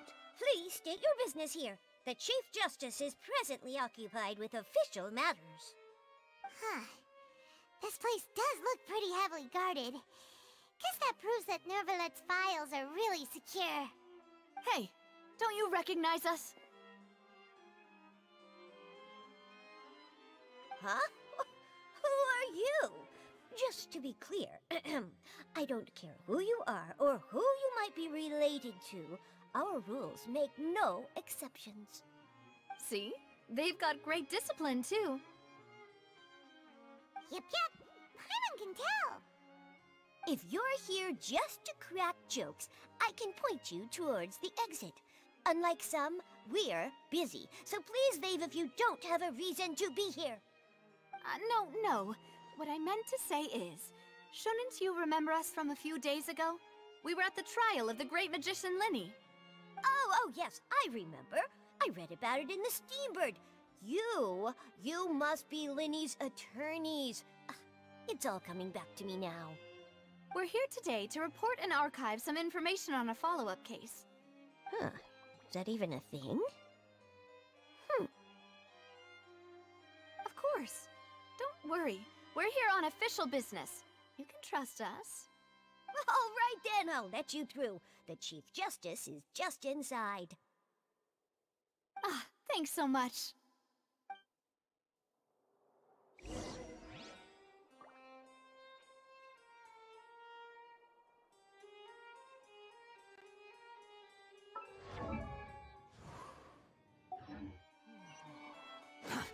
Too slow. Please come in.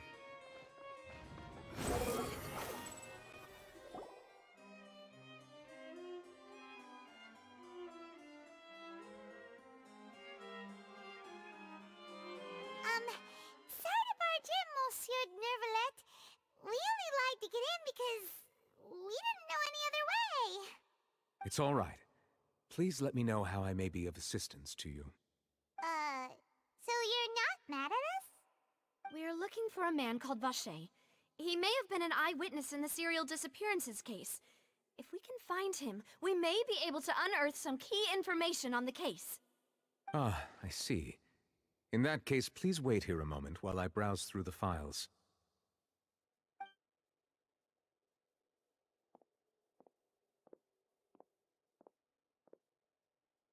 Who knew that Nervalet would be so easy to talk to?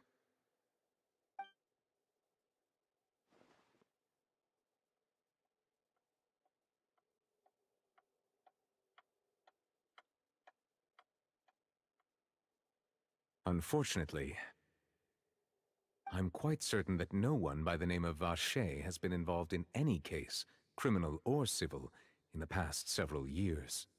There are no records of him either in the files or in my memory.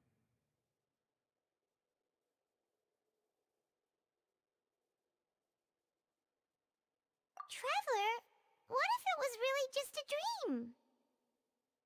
Is that so? All right then. Thank you so much, Monsieur Neuvillette. We'll take our leave now.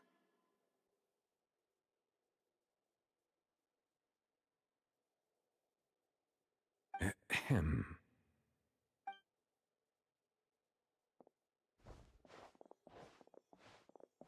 Miss Navia, I can understand how you feel. Your father, Callus, was a truly exceptional man. We deeply regret his passing.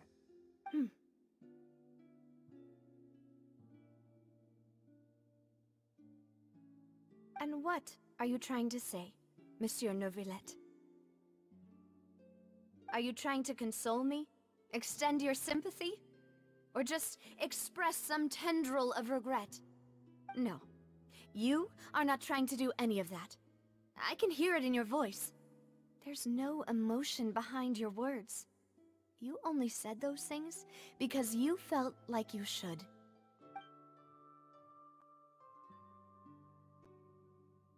It's just like last time.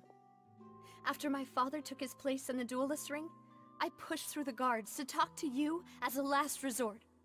You even told me then that you thought there was something fishy with the case, yet you still allowed the duel to go ahead. In your eyes, the value of a human life is nothing compared to those cold laws you hold so dear.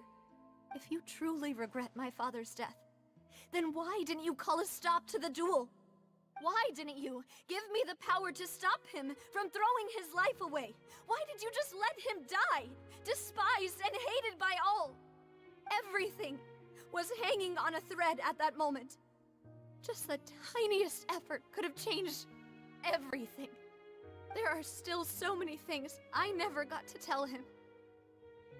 So many questions he still owes me answers to. If you really have no heart, then just look me in the eyes. I, Navia, will show you the true meaning of regret. I'm sorry, Miss Navia. You and my father are truly alike. You keep all kinds of things in your heart and never say a word to anyone. It's not so much that you can't feel, but that you would never express anything. Oh well. In any case, everyone already knows full well the apathy of the Chief Justice. My apologies for taking my emotions out on you, Monsieur Chief Justice. Let's go, Traveler and Paimon.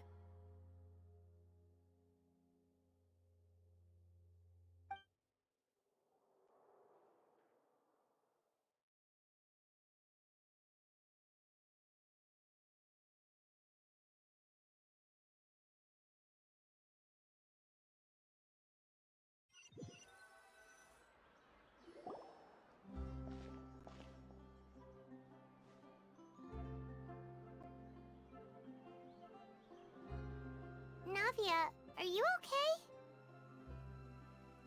I'm fine. Rain. It's raining. You're right. Wasn't it still sunny when we went into the building? And there shouldn't be any active trials today. How strange. Now that I think of it, on the day my father was convicted of murder, it was also raining.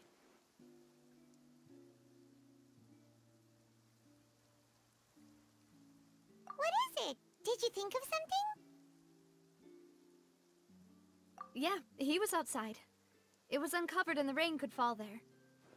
Why? Do you think the rain could have affected the crime scene? That thought has occurred to us before. We've even expanded the search area to try to account for that, but didn't find anything of value. Oh? Wait.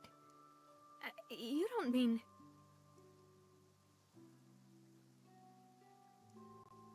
So you're saying that the true murderer could have been turned into water and then got washed away with the rain?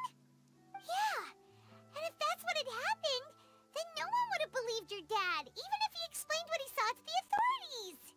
I really think I found a true genius for a partner. You're completely right. How did I not connect the dots earlier? All right, let's go to Poisson. With this new lead in mind, we'll get to the bottom of my father's case for sure. Yeah, we're gonna make progress for sure this time. Do you want to go with me now? Or do you want to head over by yourself later?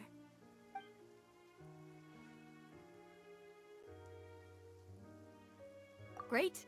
Let's go then.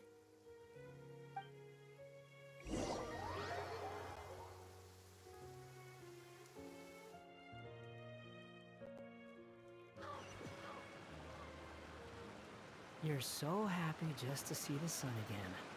How childish.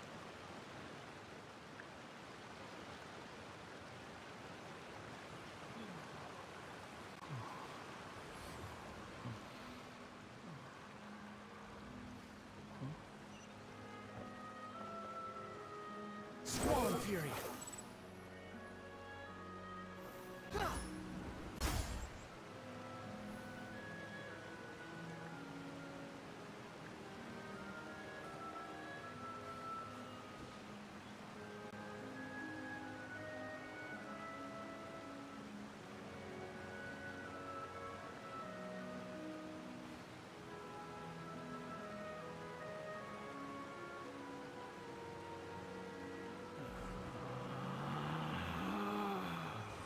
Relax.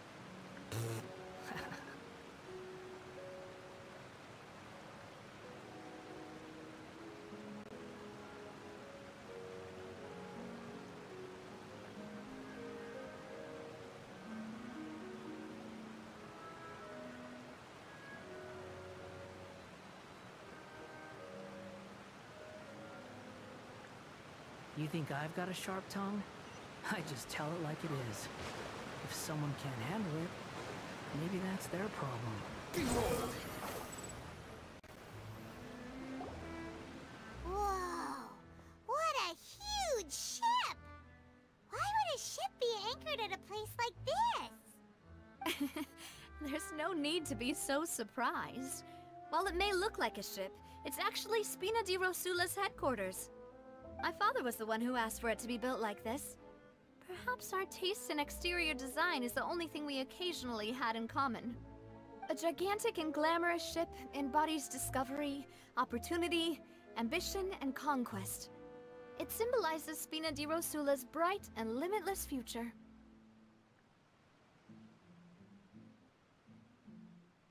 And Paimon thought you were bluffing when you said Spina di Rosula had a glorious past.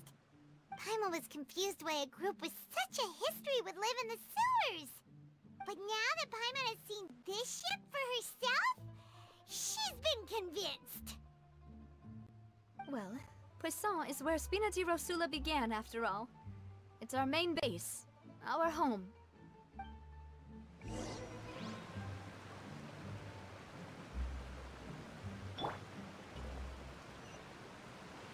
The wind rises.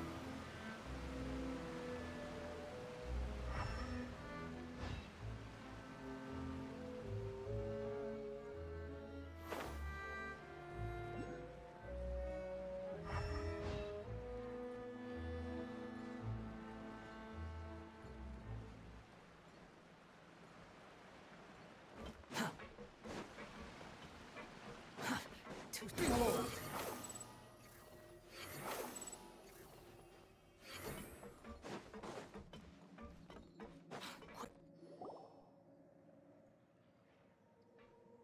Maloose, we're back! Apologies for the wait, demoiselle, and our most important partners. You said before that you still had some business at the court. What brings you back to Poisson so quickly? About that. It's because my partner here reminded me of something really important. You see, what if my father's case had something to do with water from the primordial sea? You still remember, right, Maloose? On that night, it was raining? Yes, the case was quite similar to that of Mr. Linney's. Both were what you'd call impossible murders.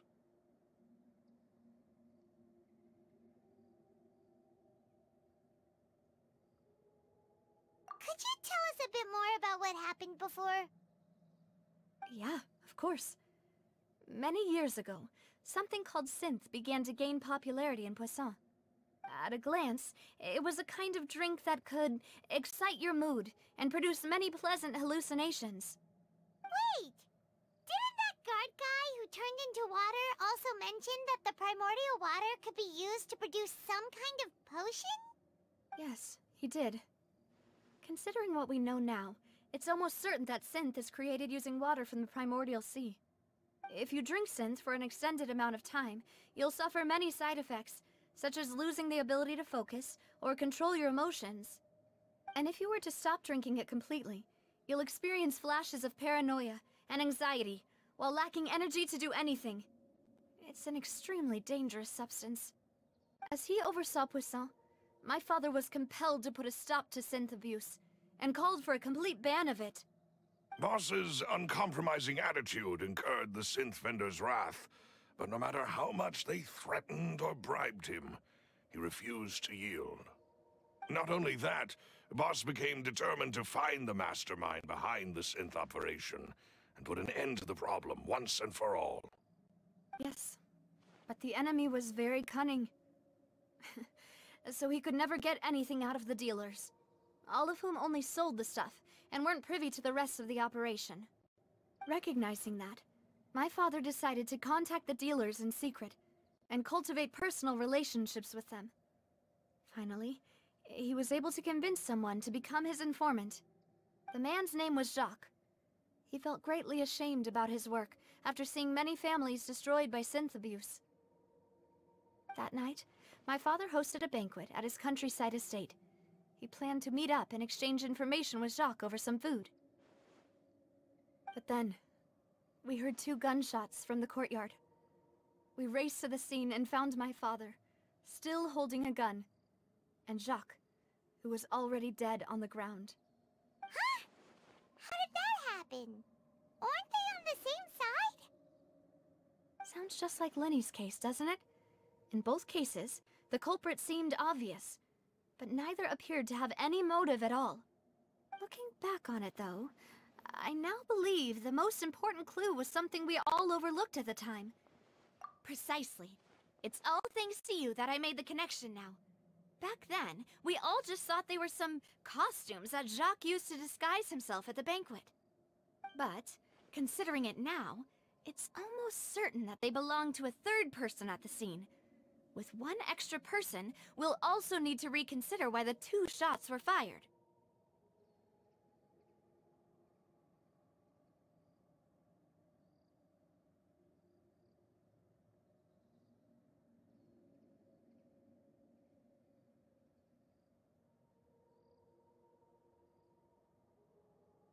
You're right. We still don't know what happened. But my intuition tells me that we're on the right track to figuring it all out. I'm finally headed towards the truth. Jacques was an empathetic man who was infinitely remorseful for his past actions. It's unlikely that he turned on Boss with 0 warning. I think this third person is probably the key to the full truth. On that note, however, even though this will not please you, demoiselle, as your and your father's butler, I must still offer a word of warning. Our opponent is insidious and cruel. They are extremely difficult to deal with, and Boss has already lost his life trying to bring them to justice. Even though Spina de Rosula has lost most of its former glory, Poisson has welcomed a new time of peace, and we have been allowed to live out our lives. There is no need to follow your father's path. It would be both wise and in line with Boss's wishes to step back and give up on the case. If that's indeed what he wished for, then he should have told me that himself. Was I not the closest person to him? And yet, I was the one most kept in the dark. What was the point of him dying without sharing any of the secrets he knew? Did he manage to protect anything in the end? Synth is still here. Callus the Unfaithful is still his epithet. And Spina di Rosula is barely getting by. Nothing has changed. Did he think I'd just accept his meaningless death and live out my life just as meaninglessly? I've never accepted that, ever. Not since that day, and certainly not now. I want to find out the real answer for everyone's sake. For the missing girls, for the victims, and for myself. Navia. This is indeed the best moment to act. Your partner appears to be quite reliable, and more importantly, Demoiselle, I think you're also ready to take this on. So you do know something else, Maloose? Yes, I do. In fact, even before that banquet, Boss already knew of the connection between Synth and the serial disappearances case. But what drove all the tensions to the boiling point was the revelation that you, Demoiselle, had been selected as the next target to disappear. What? Boss also didn't tell you that he had been diagnosed with a rare illness. The doctors told him that he had no more than 5 years left to live. And the serial disappearances case caused him great anxiety. 5 years was nowhere near enough time to resolve this long-standing conflict. But once he passed away, all the danger would pass on to you. Knowing all of this, he decided to use one final intimidation tactic before his death. He claimed to have already gotten his hands on some key incriminating evidence for the other side, and even told some members of Spina de Rosula about the details. But as long as you remained safe, he would not share the evidence with the public. If something were to happen to you, then he and all those he told would immediately expose all they knew about Synth and the disappeared victims. Right, so nobody would be able to get off scot-free. As we've seen, Boss's tactic has worked. Even though Boss has been gone for a long time, the other side has not tried to take Demoiselle's life. No, I don't believe it. He never appeared to look sick to me. No father wants their daughter to see them weak and haggard, especially someone as proud as Boss. To him, dying in a duel and suffering lasting dishonor as the unfaithful were still far preferable than losing face in front of his daughter. So he chose to die in silence, so that he could protect me. I'm afraid you're not understanding this correctly, Demoiselle. What Boss wanted to hand to you was not a parasol, but a sword. If Boss's spirit could hear you telling me that you want to find the answer for the sake of everyone involved, I'm sure he'd be extremely proud. That fool. Couldn't he have just given it to me straight? No. He might have set up everything precisely because he never thought I'd be able to understand him. Is that the amount of confidence he had in me? And what if I was never able to make it to where I am now?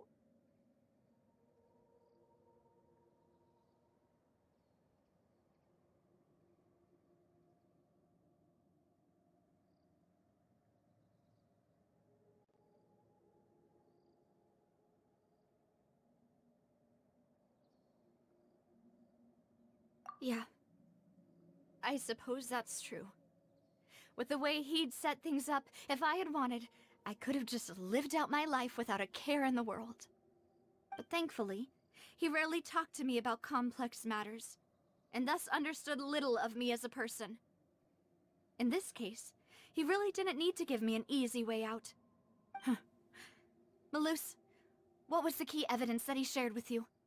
It's the location where synth is produced. Essentially, it's the enemy's headquarters.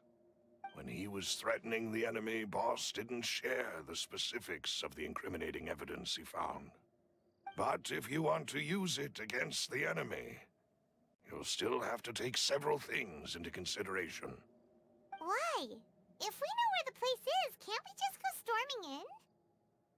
You mustn't forget that we're fighting against a mysterious and dangerous organization that's been in operation for decades. There's no telling what might be lying in wait at their headquarters. We also have no idea what kind of evidence we may be able to find inside, nor what people we may be able to capture.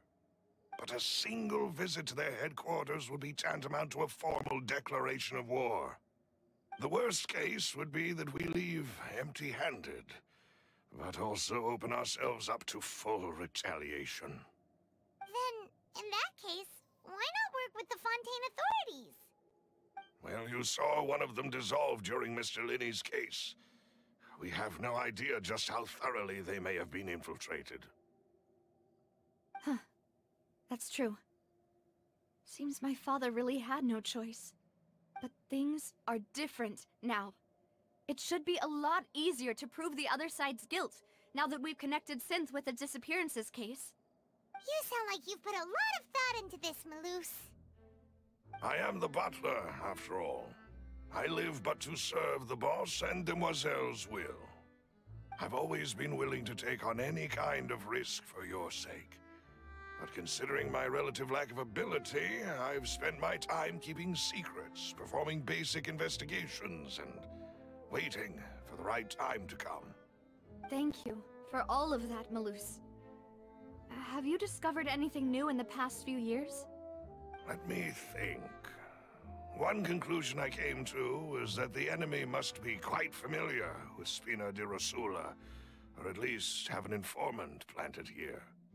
When I announced orders to the organization's members on Demoiselle's behalf, I used to deliberately keep a few people in the dark and observe the reactions of the synth vendors. If the vendors didn't change their plans, then the individuals informed of our orders must be innocent. If the vendors packed up and fled, however, then someone must have given them the news.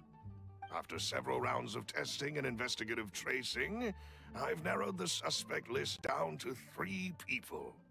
The first is Florent, Spina di Rosula's senior advisor. Huh? Florent? Yes, surprising, isn't it? He was one of the people Boss trusted the most, which also means that he was someone who understood Boss really well. Thanks to his position within Boss's innermost circle, he always knew our upcoming plans and could thus avoid capture this whole time. There's someone else like him too. Marcel, the head of Confrérie of Cabrières. Uncle Marcel.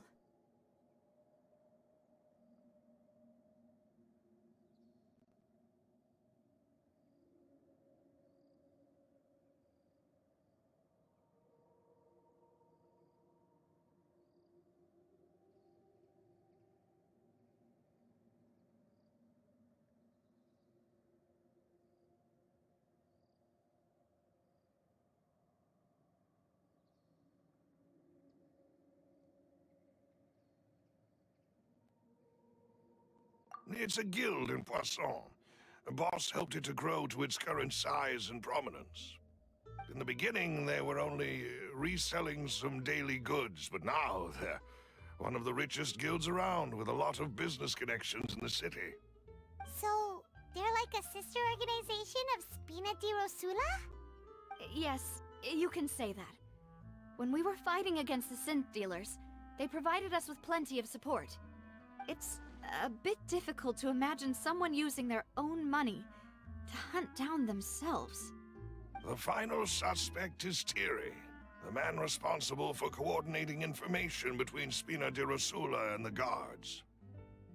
Although the guards mostly leave us to our own devices, there are still many activities we have to report to the local authorities. Since Thierry is always in the know about our current activities, he could theoretically always plan one step ahead. I see. These are all people who I communicate with quite regularly. To think that the enemy we've been fighting against has been right next to me all along, among those I trust the most. It's almost too hard to believe. If you want to investigate them, please take every precaution to not alert the quarry. Judging from our experience, the enemy is extremely cautious. Of course. And thank you, Malus. You've provided us with a lot of great information. You're too kind, my lady. I'm just doing my duty. And before I forget, proving Boss's innocence would also mean clearing him of blame in Jacques' death. After that incident, Jacques' wife and daughter were taken into the Spina's care. They still live in Poisson today. If it might help, you could also pay them a visit. I can make the necessary arrangements. Oh, thank you so much, Malus. You really are the best. A new case awaits, my dear partner.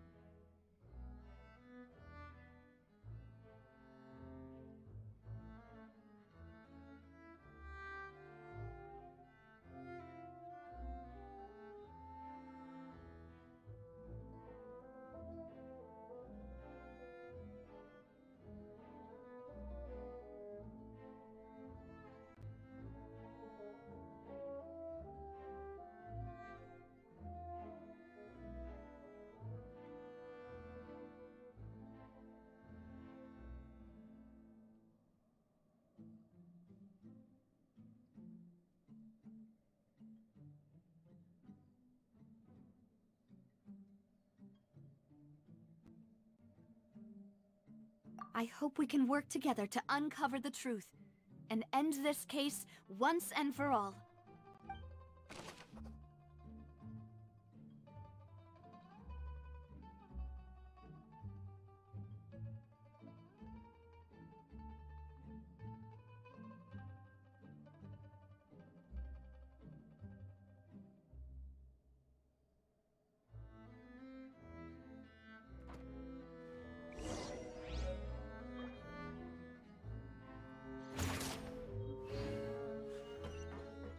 Squall Fury!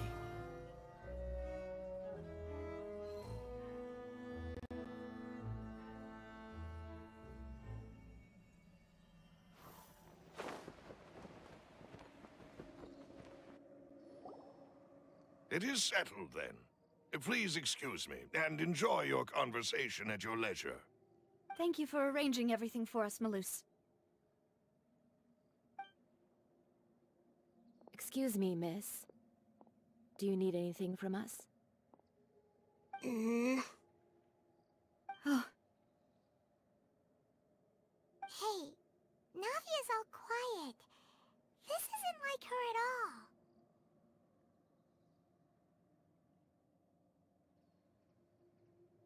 I'm sorry that I only came to visit after all this time. After what happened, I didn't know how I was supposed to face the two of you. Ah, if it's about that, there's no need to apologize. After my husband died, Spina di Rosula sent us a lot of mora and support.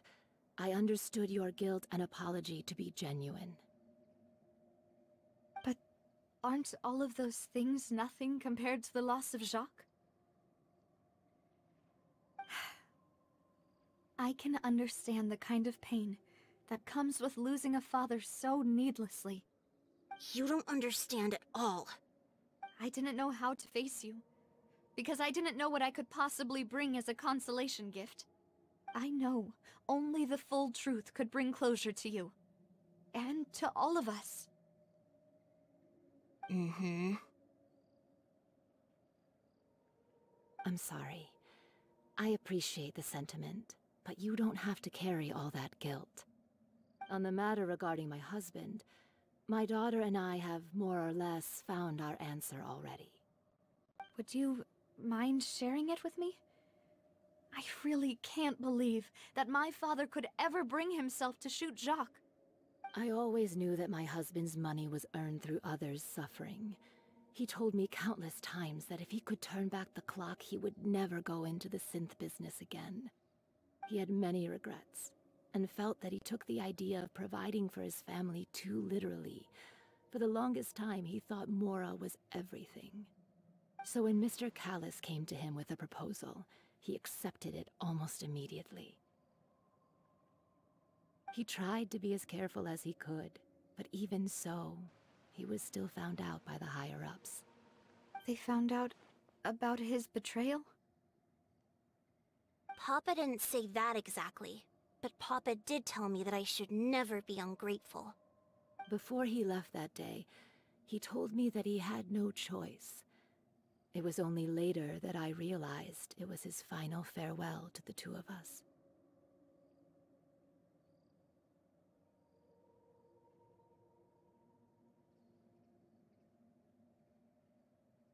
I don't know that for sure, but you could say that's the conclusion I eventually came to.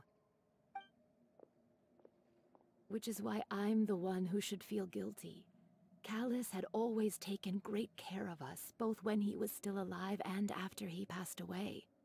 Even if he fired the shot that killed my husband, it was likely in self-defense. It is impossible for me to hate him for what he had done. But Mama, why is Papa still the bad guy if he did the right thing? Papa always wanted to be a good man, so why did he have to do a bad thing in the end? Well, things aren't always as they seem.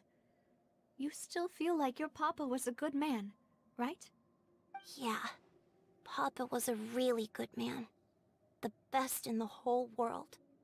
Then you should hold on to that. If a good man had to do a bad thing, then he must have had his reasons.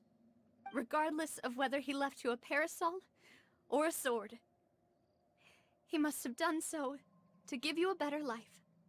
Oh. Thank you for everything you've told me. I will definitely find the truth. The current state of things is not something I'm willing to just sit back and accept. Thank you. I'm very grateful to hear this from you. Even though your personality is quite different from your father's, your determination when you speak is really similar. You really think so? That's the first time anyone said that to me.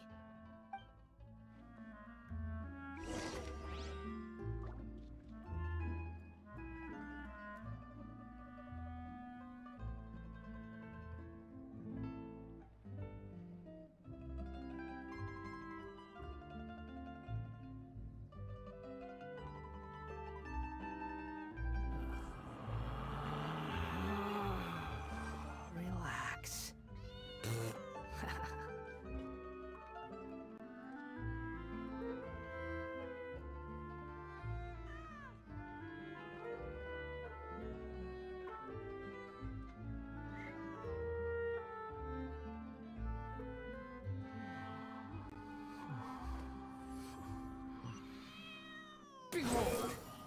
Are you okay, Navia? I'm fine. Don't worry. Let's investigate the 3 suspects next. Florent should be nearby, and we should be able to find T. Greetings, boss. How may I be of assistance today? I'm sure you've heard about what happened at the Opera House. Someone got turned into water right in front of us. Yeah, I've heard. With something that dramatic, I'm sure journalists will milk it for all it's worth. And it'll be all the talk for the next several weeks. It also reminded me, on the day that the incident happened with my father, it was raining outside, and we found some clothes left at the scene. After my partner here put the dots together for me, I feel like we should try to reopen his case. Can you do me a favor and try to recall what happened that night? Let me think. Mr. Callus was feeling pretty upbeat that day. So he was drinking and bantering away with us at the table. After that, he told us that he wanted to go get some fresh air. So we let him go without thinking much of it. Who knew that we would hear 2 gunshots ring out right after? My first reaction was that Mr. Callus's life was in danger. So I grabbed my holster and made a mad dash toward the scene. But when I got there, it was already too late. Mr. Callus was standing over a dead body with a gun in his hands. All we could do was look back and forth at each other, not knowing what to say. So you also remember 2 gunshots then? Indeed. The guard said that the first shot didn't hit anyone, while the second killed Jacques. But I've never really bought that explanation. Reason being, Mr. Callus had left his gun on the table. I even made sure to confirm that before running to the scene. But according to the guards, that doesn't mean he couldn't have had other guns on his person. About the clothes left at the scene that you mentioned, do you think there was a third person there who was turned into water?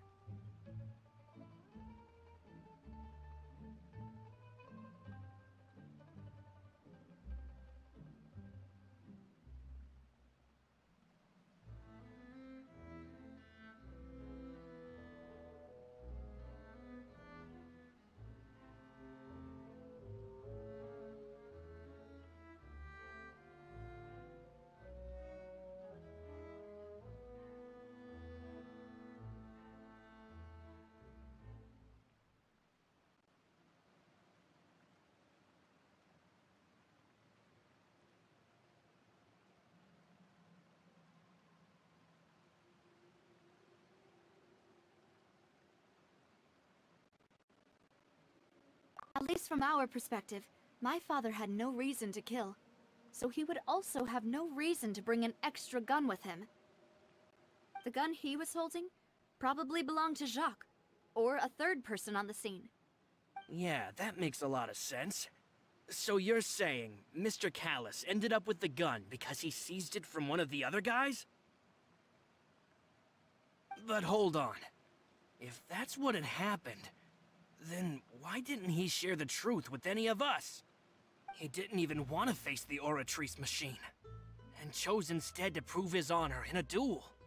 Did he lose all faith in the courts after seeing someone dissolve right in front of his eyes? About that, Malus told me a thing or two, so I think I can understand why he committed to the duel. I'll tell you everything once the whole truth has been revealed. I understand.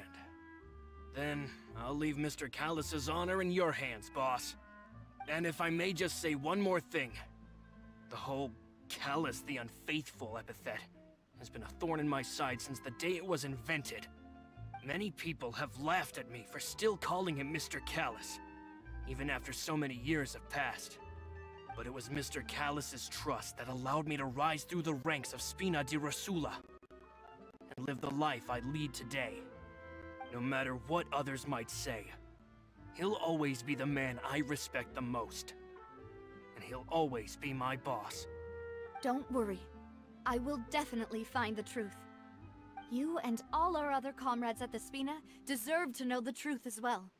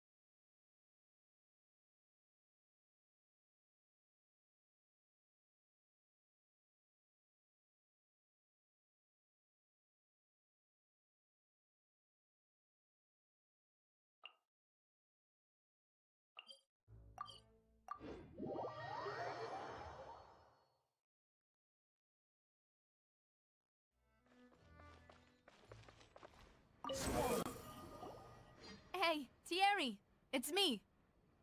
Oh, now, what brings you here, Miss Navia? I've heard that you made quite the name for yourself at the Opera House. Oh, so you've caught news of that already. Oh, okay. Hey, I'm also a member of the Guards, you know. The way you make it sound, people would think I was sent off to Poisson because I had done something wrong. Are you sure there isn't a little bit of truth in that? Under normal circumstances, shouldn't you have been called back to the city already? I mean, where I work is really up to me. Let's just say I enjoy the ambiance of Poisson. Callis did a fantastic job running the town, building Spina di Rosula from the ground up and clearing many obstructions in my way. It would be next to impossible for me to find a similarly easy but high-paying job in the city. Anyway, enough chit-chat. Are these two friends of yours? You, here for some formal business? Yes. These two are my partners. What happened at the Opera House made us realize that Linny's case, and my father's, may be related. We're trying to reinvestigate the details of my father's old case. Ah, I get it. You think there might be more to the case now that we know people can be dissolved into water, right? I was also flabbergasted when I first heard of it. If you want to go through the original files from your father's case, I can help you look for them. That'd be much appreciated. Thank you. Actually, I have another question. Do you have the authority to dispatch Gardamex? Of course. Without them, I couldn't possibly handle Poisson on my own. Why do you ask? We definitely can't use them to forcefully get more evidence for your father's case. Well, you see, just recently, we were attacked by a horde of unnumbered Gardamex in the city. So, if you, hypothetically, wanted to do something against me, all you would need to do was get rid of the mecha serial numbers and send them after me. Then you think too highly of my abilities. Dispatching mecha is very different from controlling them. If I had to make an analogy, when you order a dish, the chef will make it for you. You can ask the chef to cook, but not to massage your shoulders or carry your baggage. If you try to make unreasonable demands, the chef would just think you're out of your mind and ignore you completely. The same goes for me and my Gardamex. Removing a serial number is also not as easy as you might think. There are a lot of complex steps to it, and it's almost impossible to keep it a secret. So I can promise you, those mecha were definitely private units. They're certainly not cheap. So, whoever their owner is must be super rich, powerful, or both. Now that you mention it, though, being in the synth business would definitely be profitable enough to afford this.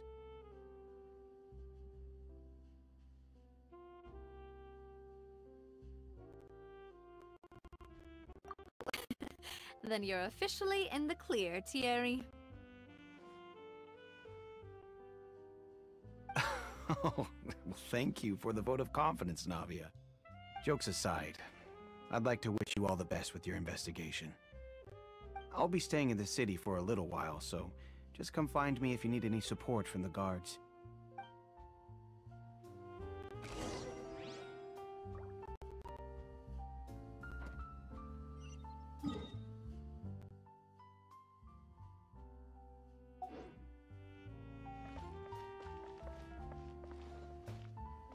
Behold!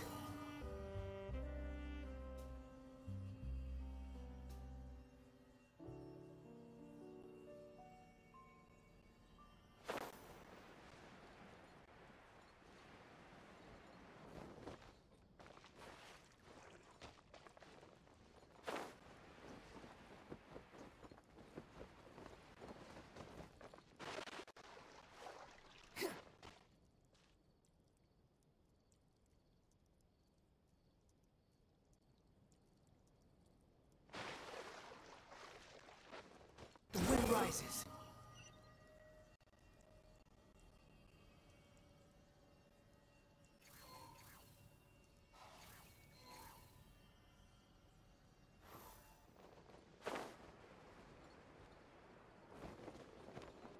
Everything was futile.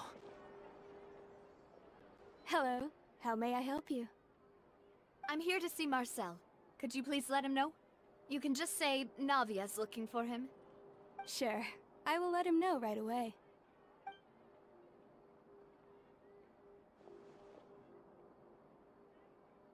Ah, Navia, hello. Sorry to keep you waiting. I'm not as young as I used to be, so my legs are giving out a bit. Oh, it's all right, Uncle Marcel. There's no need to stress. I just wanted to talk to you briefly about what happened in the Opera House. I'm sure you saw everything too, right? Yes, I've never seen anything so strange. Oh, you were at the Opera House too? That's right. I went there with Navia to see the magic show. Who knew it would turn into a whole murder mystery? I also witnessed your marvelous sleuthing work. Quite impressive. To beat the Hydro Archon at her own game on her own turf, I can already imagine everyone in Fontaine discussing your exploits over a few glasses of wine. Oh, Paimon doesn't want to become the talk of drunkards. Apologies. It's just how Fontaine is as a nation. Everyone loves drama and theatrics. Uncle Marcel, you've also noticed that other thing, right? The fact that humans can dissolve in water? Yes, I was reminded of your father's case right away. Is that what you're investigating now? Exactly. I still don't have much solid proof, but I can sense that the other side has already begun to act. Oh, and what makes you say that? We were attacked on Araneus by some unnumbered Gardamex. And there was also an attempt to get me to drink water from the primordial sea. If not for the vigilance of my partner, I probably wouldn't even be here talking to you right now. Oh, you're giving us too much credit. Wasn't it you who protected us? Alas, it seems things are heating up again. The peace that Callus sought so dearly will soon become a thing of the past. But rest assured, Navia, Poisson will always remain a safe haven for you. If you're scared, you can always return there. If anyone dares to lay their hands on you there, the Confrérie of Cabrières will use its funds to the last Mora to bring them to justice. Thank you, Uncle Marcel. But I don't intend to go into hiding. I'm going to strike while the iron's hot. Do you have any new thoughts on my father's case? About that. Sorry, my age is catching up with me, so it'll take me a while to recall my memory.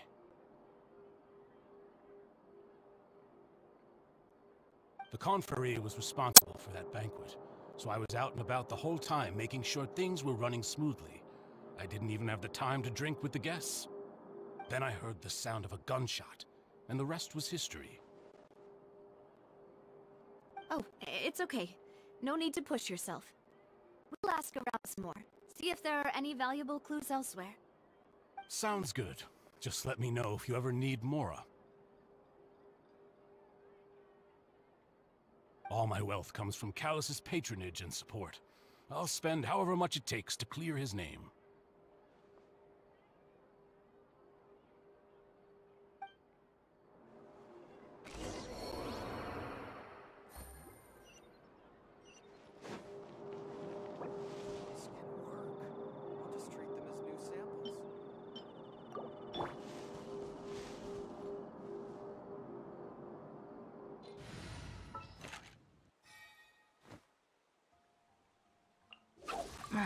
Don't tell me they did it again.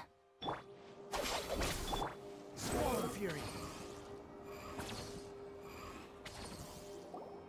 We've talked to all three suspects, purely based on their conversations with me.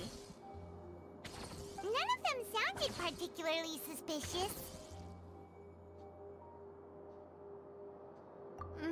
I suppose that's to be expected, though. If a single conversation's all that's needed to find them out, then my father wouldn't have needed to investigate the case for so many years. Anyway, even though we didn't make a breakthrough, let's still compile what we were able to find. But where should we start?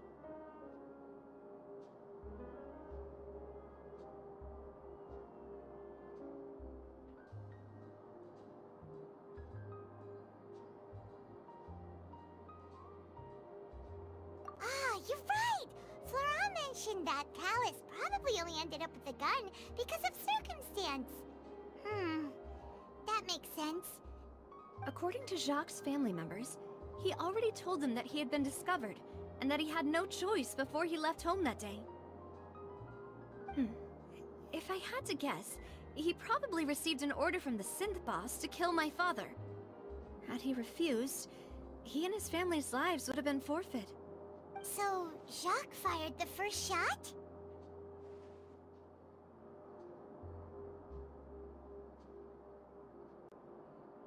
Oh?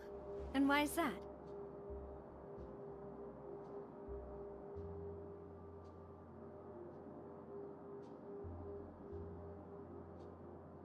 Ooh, that's a good point. Jacques probably already knew that he was just being used as a tool for murder.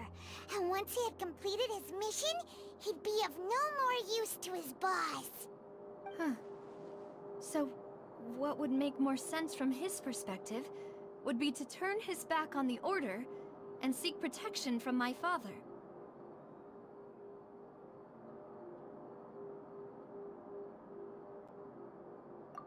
Makes sense. But without evidence, that's still just a theory.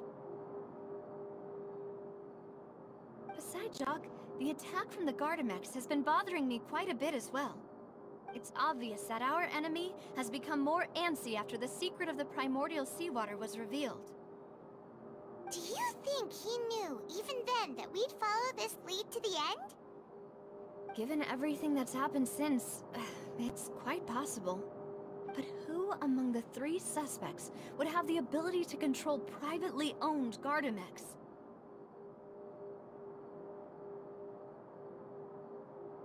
Thierry, you say? Huh. It is possible that he's figured out a way to convert the Gardamex for personal use. But I didn't feel like he was lying when he was talking to us about the mecha. I also don't think he'd be able to keep that kind of tampering under wraps. Yeah, had he actually tampered with the mecha, we'd be able to prove it with a simple check of the guard's inventory. If the mecha were taken from the guards, it should be pretty easy to find out when and how that happened.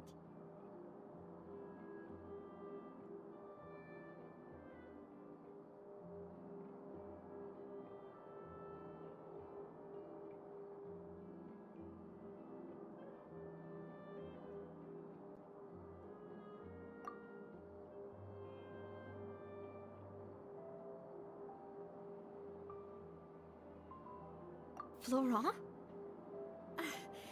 It is true that he was closest to my father, and thus had the best chance of learning about his dealings with Jacques.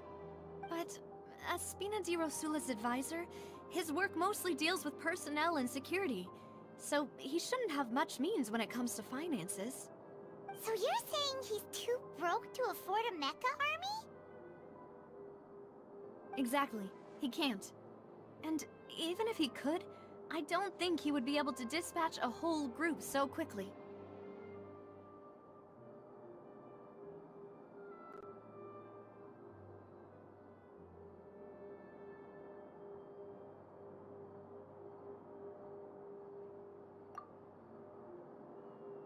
Uncle Marcel? My father did really trust him. And they worked together on a large number of projects. Maybe that's how he got to know Jacques. And with funds from the Confrérie, he could also afford a large number of Gardamex.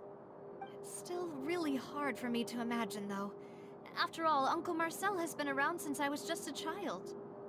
Also, wouldn't this mean he has been spending a whole lot of mora and energy to fight his own synth business? Who could it be?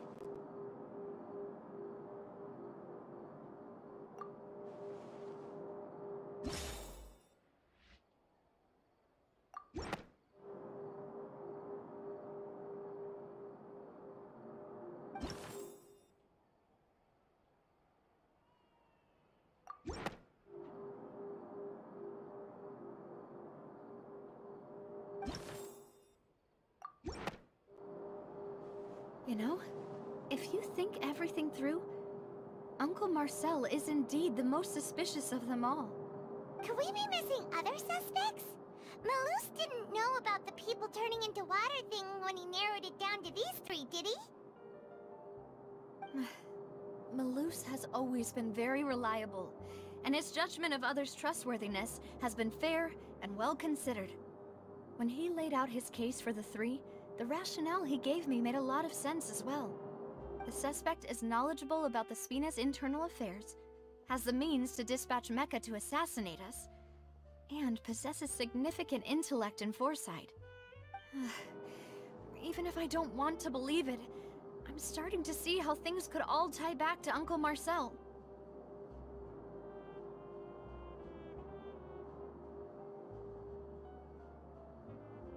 Well, we still have another trump card on top of all the theorizing and speculating.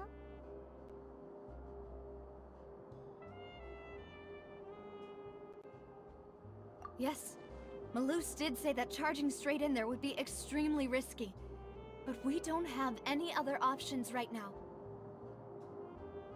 We need far more solid proof before we can hope to go charging in on our enemy. Navia, here you are. Oh, I've been looking for you. Huh? Aren't you the guy from the guards? Did something happen? Yeah. News came from Irenaeus just after you left. We've got another trial on our hands. Wasn't that place built specifically for holding trials? What's so newsworthy about this one? I know. But they said the person they're putting on trial is a Fatui harbinger called Tartaglia.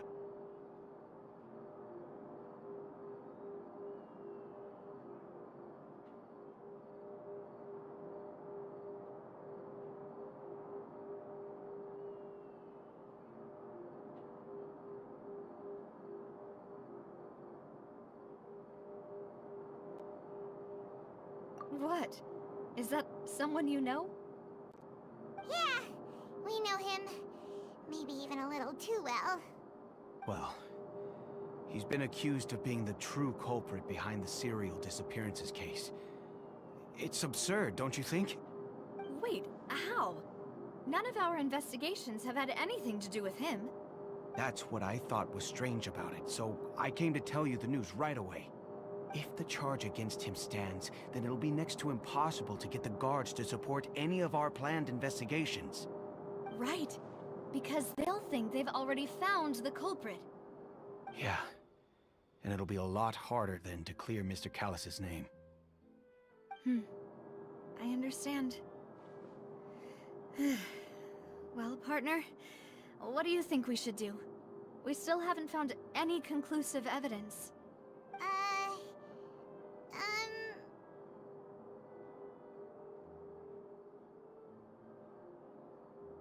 Huh? Split up? What do you mean?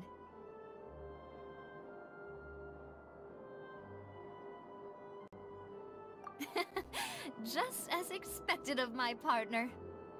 Since this is a trial about the serial disappearances case, the culprit's attention will be focused on Irenaeus, leaving his home base wide open.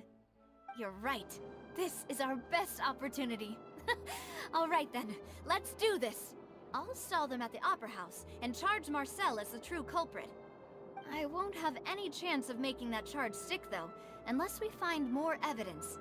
It'll be up to you to make it back in time and hand the decisive evidence to me.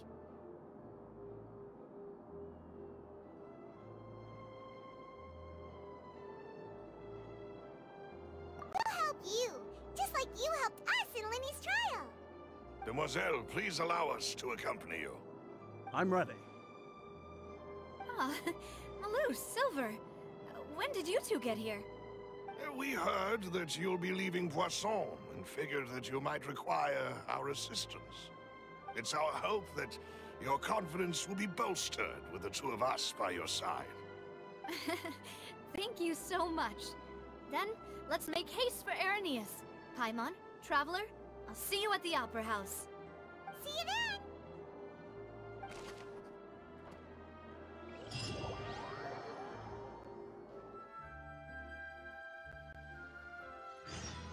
Now that Navia has set out for Irenaeus, we should also get going. The location has already been marked on the map, so let's head over. Huh.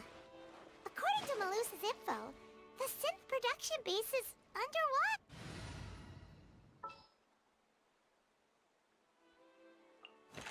The hunt begins!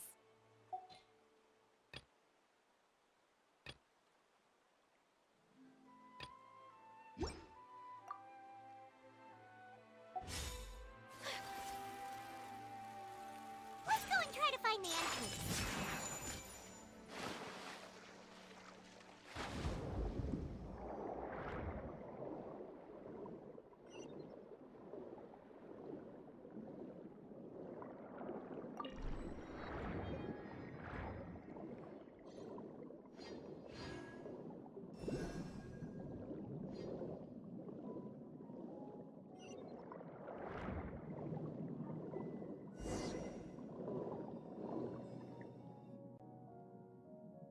Finally found it! Huh. So this is the entrance that leads to the synth production base. You're right. An important place like this is bound to have a ton of protective measures and mechanisms. Navia's probably arguing up a storm right now to stall for us.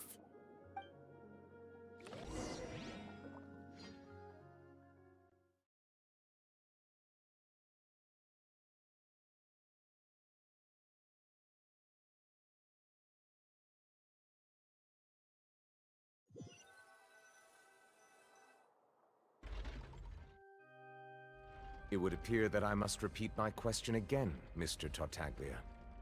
Do you accept the charge that you are the true culprit behind the serial disappearances case?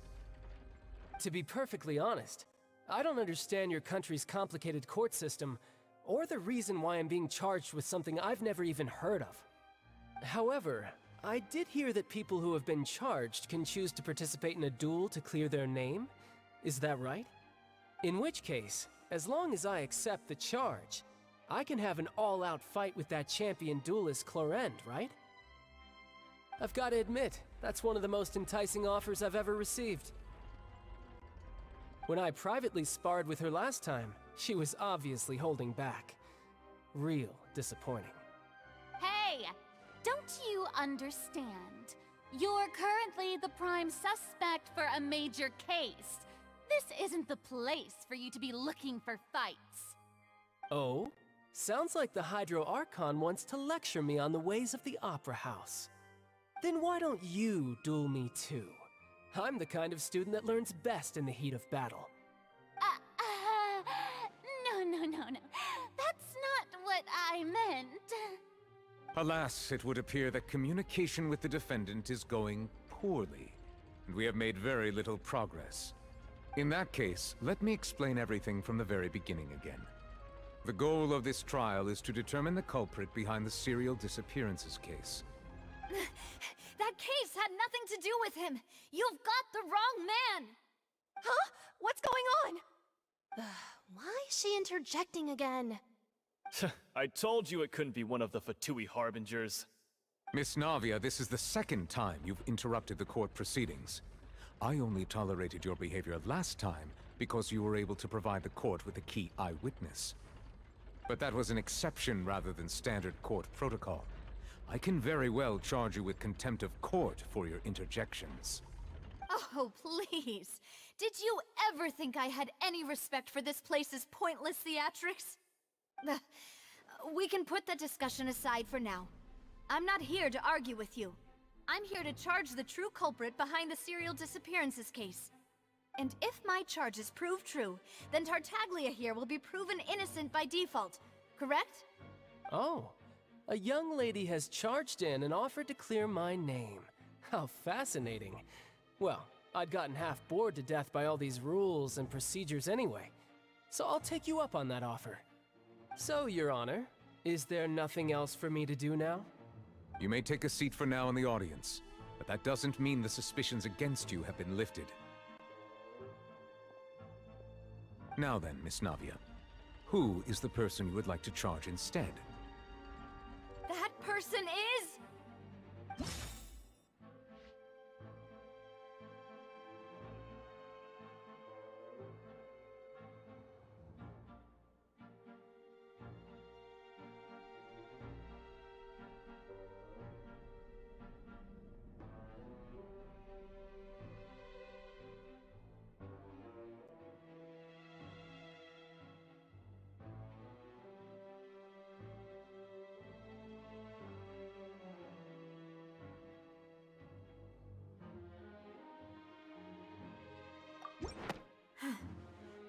Something's not right. Let me think for a little while longer. Something's not right. Let me think for a little while longer.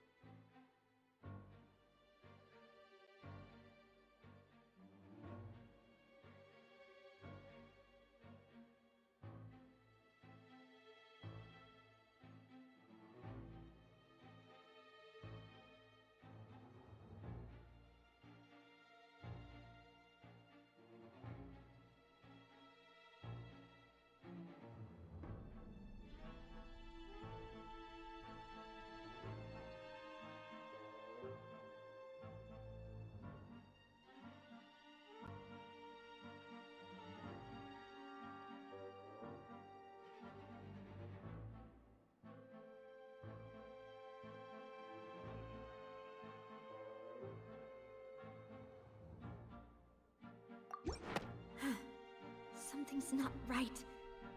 Let me think for a little while longer.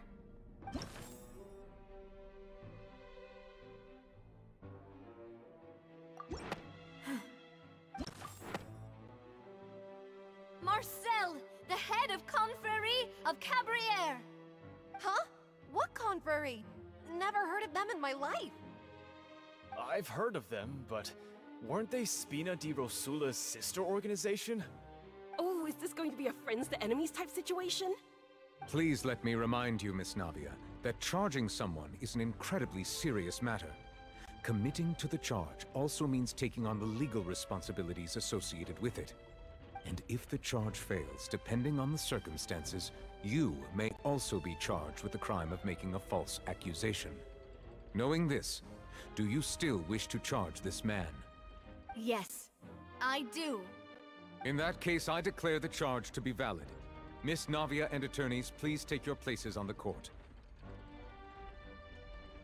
Members of the guards, please contact Mr. Marcel right away so that he may stand trial.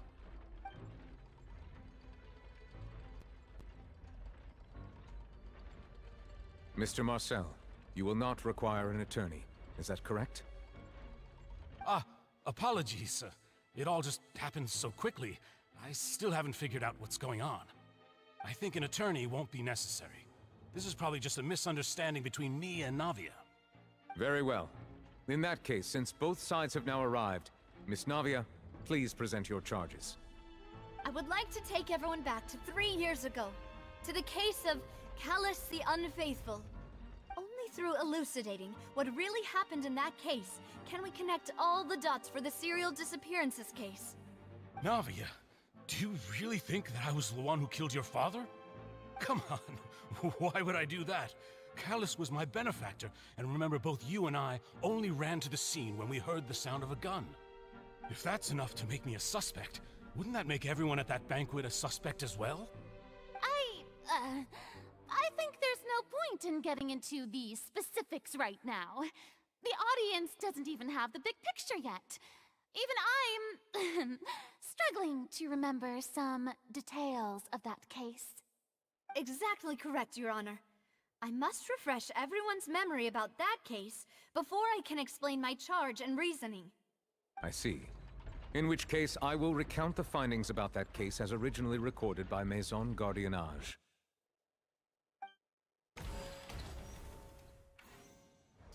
On the day of the murder, Spina di Rosula hosted a large banquet in a countryside estate owned by the Confrérie of Cabrières.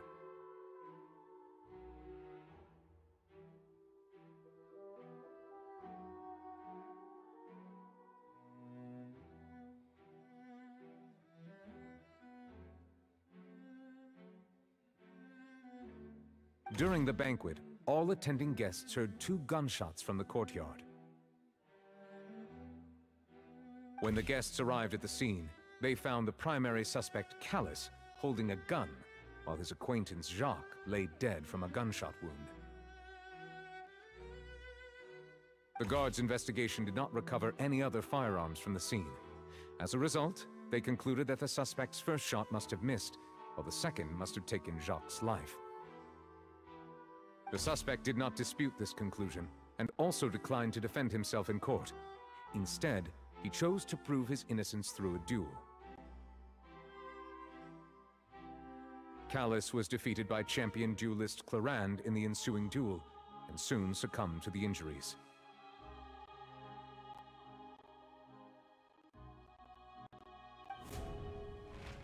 These are the known facts about the case.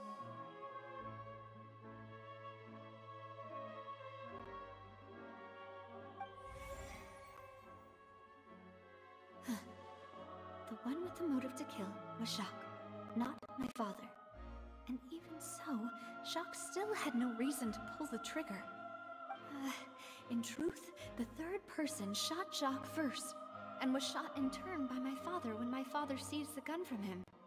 After that, the true culprit turned the third person into water, erasing all traces of him from the scene. Thank you for the summary, Your Honor. Of course, the guard's conclusion appeared quite sensible to us at the time. However, we should revisit the case now that we've gained new information about the abilities of water from the primordial sea.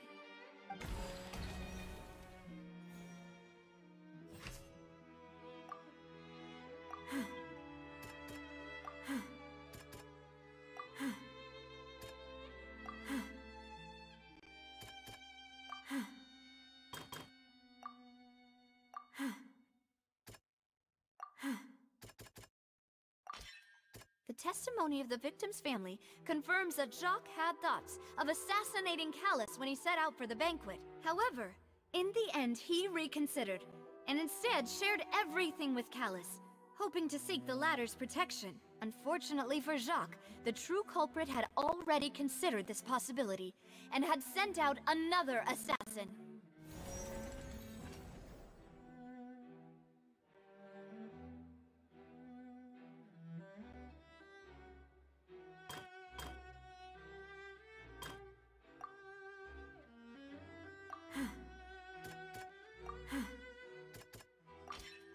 This assassin first shot Jacques, then turned to shoot Callus, only for Callus to wrestle the gun from him and kill him instead.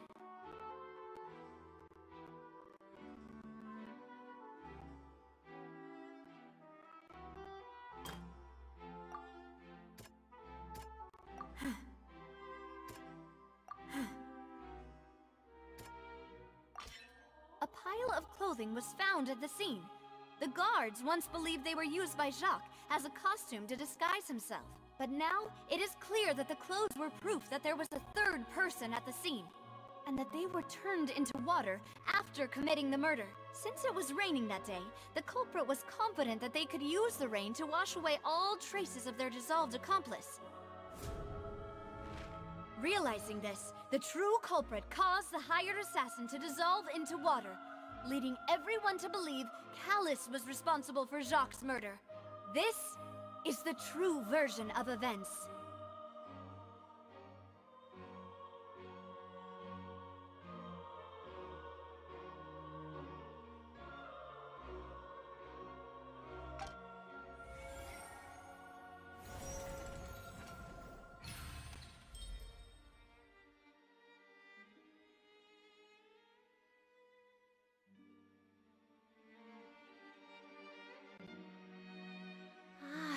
That's what happened. Wait, you're telling me something as dangerous as water from the primordial sea has been used for all these years? What a great theory. It also explains Callus's and Jacques' respective motives. I guess they didn't shoot each other after all. Mr. Marcel, you are the one being charged with the crime. You should provide a rebuttal if you wish to prove your innocence. Ah, but I think I agree with everything Navia just said. In fact, there was nothing in her speech that directly implicated me. Then, may I ask some questions? In my opinion, we primarily need to determine two things. One, do you have the evidence to back up your claims? I'm afraid not. At least not at this very moment. Boo! If you don't have any evidence, you should just go home! I may not have the evidence with me, but I know where I could go to collect it. If we look up the deserted clothes against a record of people who went missing around the same time, we should be able to find a match. Considering the serial disappearances case, the guards probably kept careful records of all missing persons from around that time, regardless of age or gender. That makes sense to me. Monsieur Neuvillette, I would consider this to be a reasonable investigative direction. Why do I feel like Farina's acting a little differently today? Maybe she's scared of embarrassing herself again? Alternatively, she's become more diligent after charging an innocent citizen in the last trial. My second question has to do with the ensuing duel. If the truth is indeed as you described, then why didn't Mr. Callis explain himself in court? If he had testified that a person had been dissolved, he could have at least mounted a defense. I've thought about this too, and the answer is actually pretty simple. He felt there were things that were more important to him. The dissolving power of water from the primordial sea is an important secret for the true culprit of the serial disappearances case. My father could have exposed it for all to see, but he chose to take it to the grave.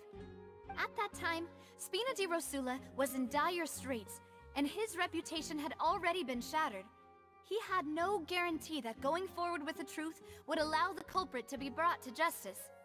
What was certain, however, was that it would paint a gigantic target on my back.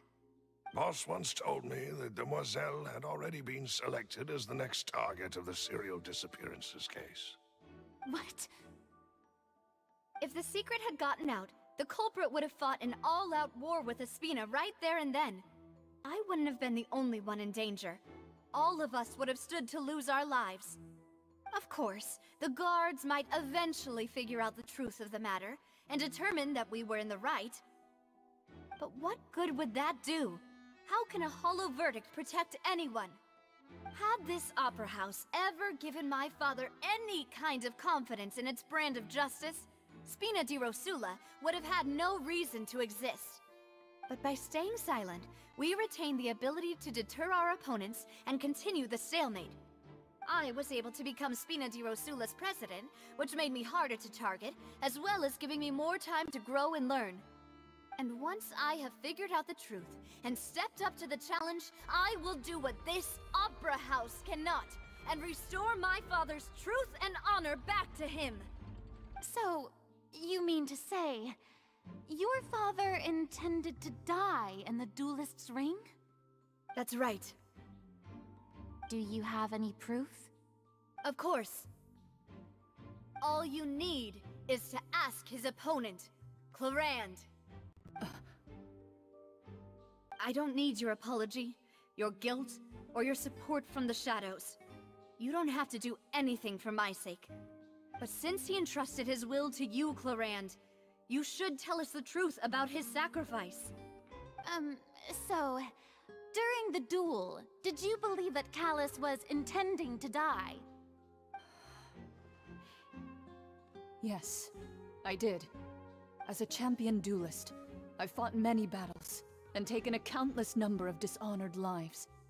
In my line of work, I've seen all kinds of people give their all for the faintest hope to continue living. Some were determined, others passionate, and some even manic and twisted. Just one look and I can tell if a duelist is hoping to live or if they're looking to die. I hereby swear on my name and honor as a champion duelist that Mr. Callis never intended to leave the ring alive. Since that's your testimony, I have no more questions. It appears there really are good grounds to reopen this case. I concur. However, Miss Navia, you still have not explained the link between your father's case and the serial disappearances case. Right? What she said was fascinating, but kind of beside the point. Wait, weren't they just talking about the serial disappearances case? Of course, Your Honor. The two cases are connected via a matter of timing. In my father's case, the culprit intended to kill both Jacques and Callus. As a result, they planned to act after hearing 2 gunshots. And, at the end of Linny's trial, the culprit also only dissolved the victim in front of everyone because they realized they were at risk of being identified. The culprit could only time their actions so precisely if they were already at the scene. Coincidentally, Marcel attended both the banquet and the trial. So that's why you suspected me. Even after hearing your reasoning, I still can't help but find it a little preposterous. I'm used to it, though. You've always been an impulsive and sentimental child, Navia. It's one of your most endearing traits. No need to appeal to pathos. I won't try to refute your points one by one, but even if everything you just said was true, can you prove that I was the only person present at both events? On top of that, does a person have to be physically present to control the timing? Can't someone remotely monitor the place?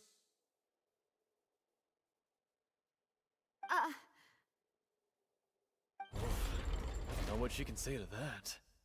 I know that even with that, you might still think you can reduce the list of suspects with some further investigations, until I'm the only one left on the list. Alas, who won't feel at least a little hurt by an accusation of murder from a girl you see as your own daughter?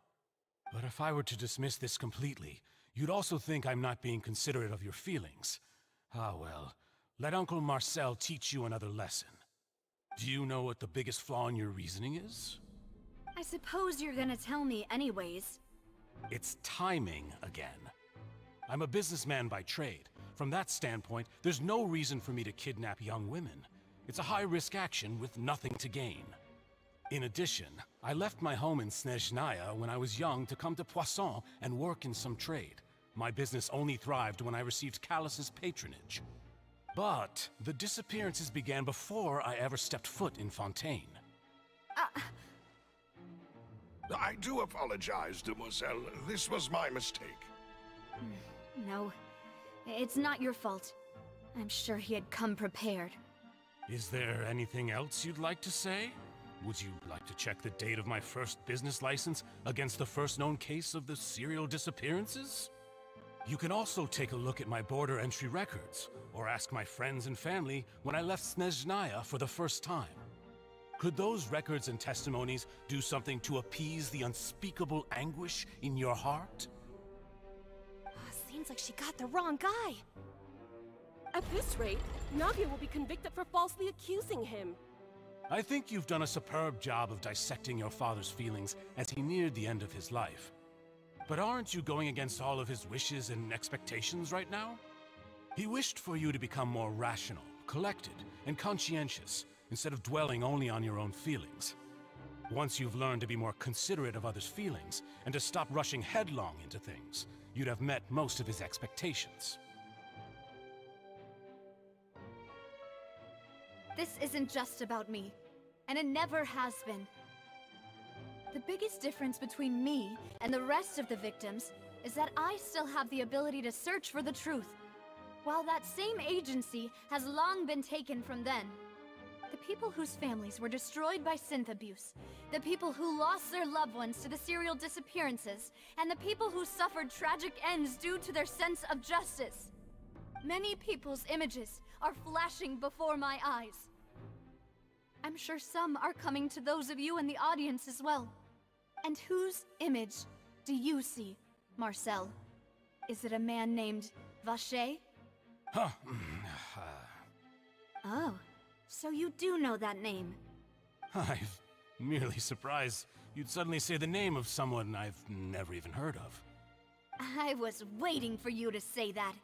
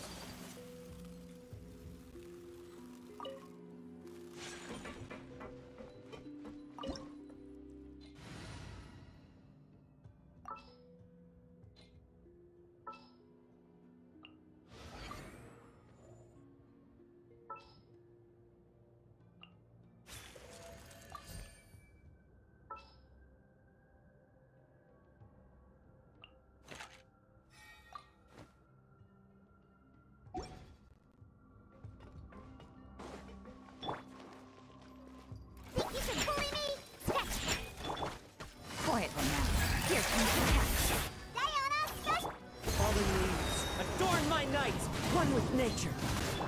Swan fury. Whoa! The floor is going up! Is it because of this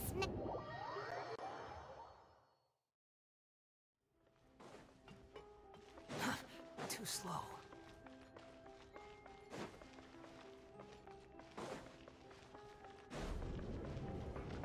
The wind rises.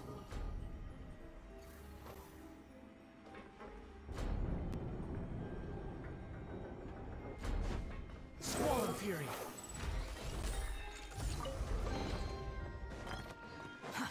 Too slow.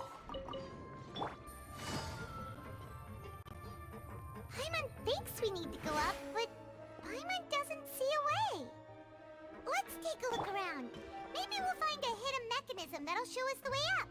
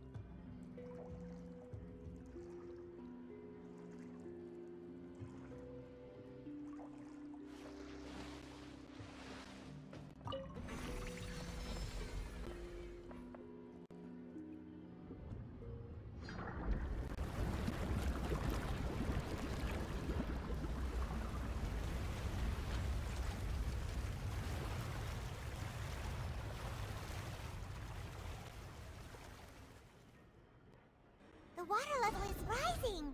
Now we can swim to the top. But this is still a ways away from where we need to go.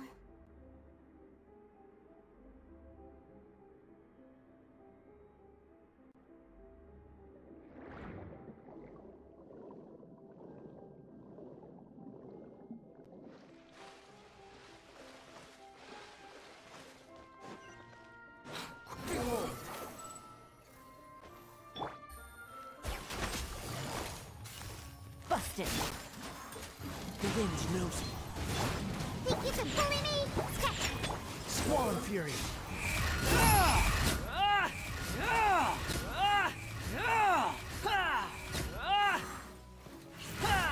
Game's up!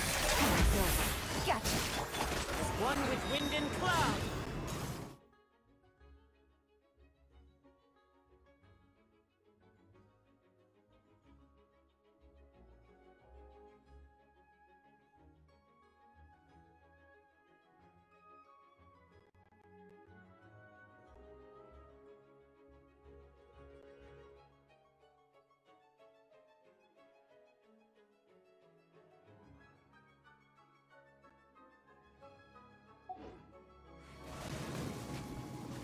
Into the wind! Hamster! Think you can...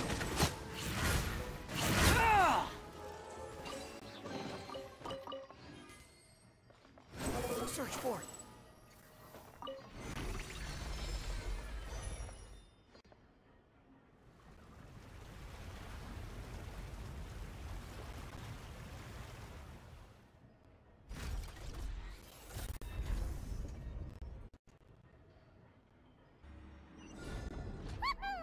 Now the path is clear! Let's go!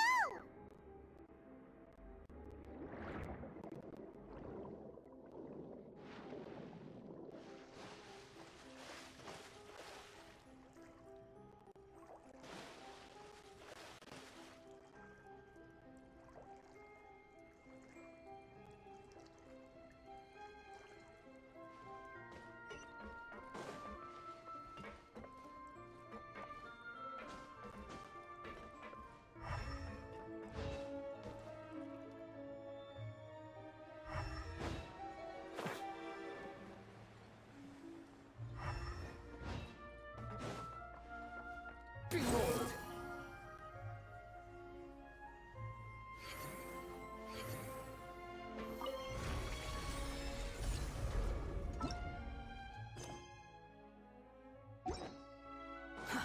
Too slow.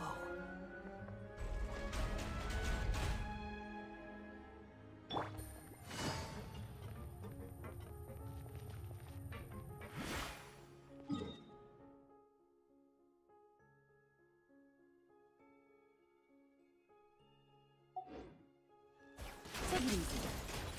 You gotta have to get done. Shake it, hamster! Can't handle your drink. The clouds high. The birds come on sight. Squall Fury.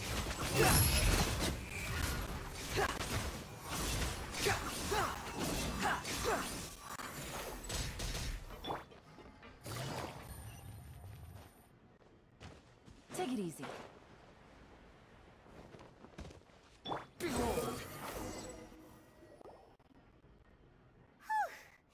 After all that, we finally made it to the innermost sanctum. Though, as expected, the mastermind isn't here.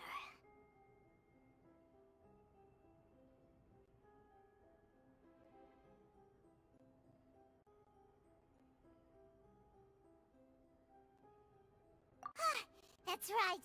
Then let's hurry up and find some evidence so we can get back to the Opera House and help Navia.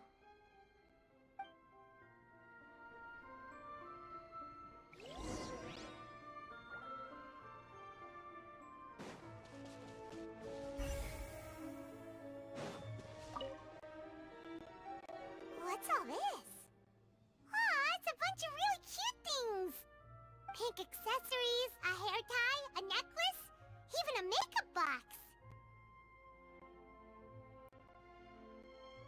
Oh, Paimon sees it too, but why are all these cute things labeled with different girls' names?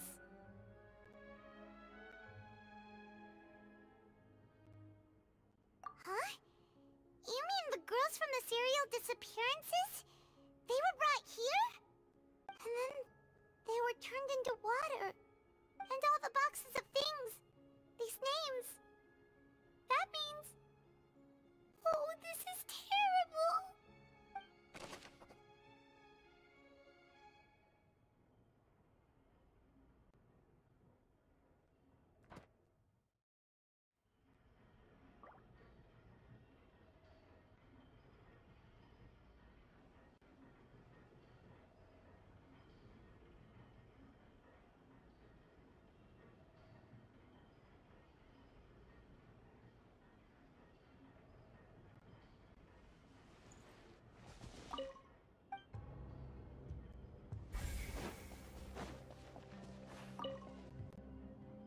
What's this over here? Looks like some kind of place for research. Experiment number 16 aims to verify Jacob Ingold's research conclusions on the primordial sea and use his theory as a foundation to achieve a breakthrough. The experiment was a failure. No individual managed to resurface from the water from the primordial sea. Female specimens 22, 23, and 24 were dissolved.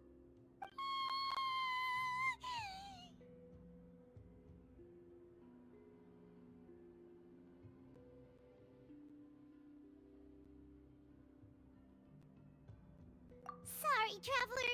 Paimon will try her best. It's just that Paimon's never read something so scary before. How could someone write something that terrible in such a matter-of-fact tone? You read the rest.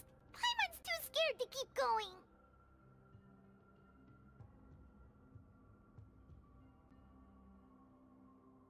So that's why he did all of these experiments. Wait, did he really think he'd be able to find a way just by dissolving people over and over? That's just insane!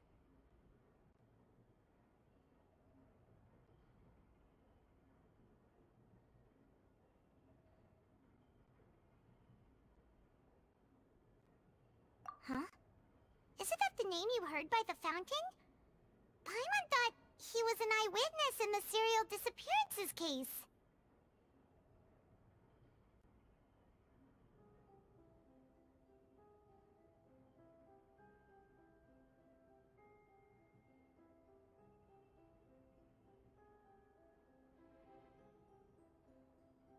Ah, you mean Vache is the one who did all of these... experiments? So that's it! Vache was no victim, but personally took his lover and... No, that's not it either! If that's the case, why would he want people to resurface from the water?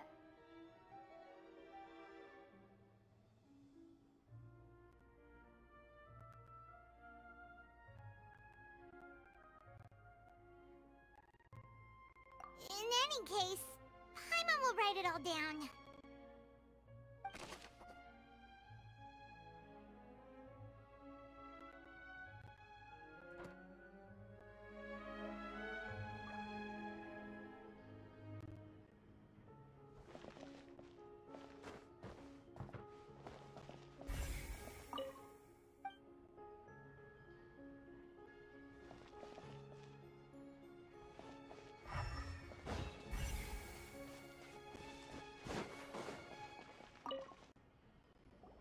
Whoa!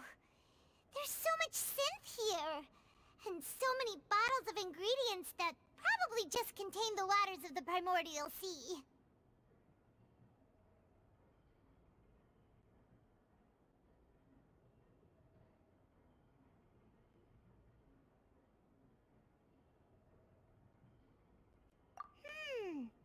Mixing in progress. Ready to drink?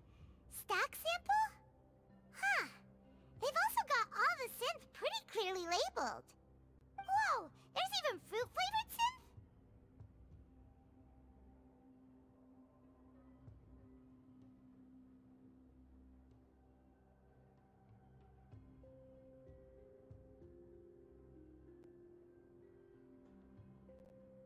Yep, it's super obvious.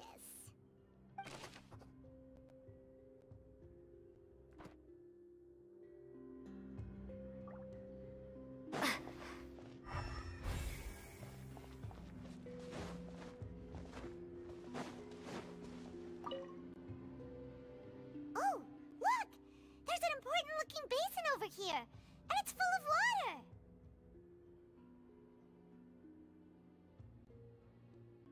That means this is where they make all the synth! And that special water is the main ingredient!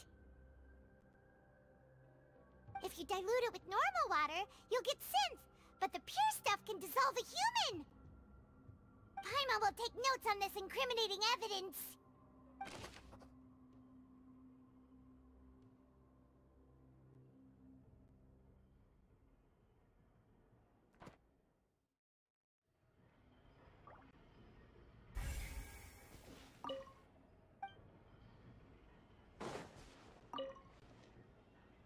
Let's see what's written here. Nothing escapes Detective Paimon's eyes. Callus. Navia's father. Oh, this seems to be an investigation report on him.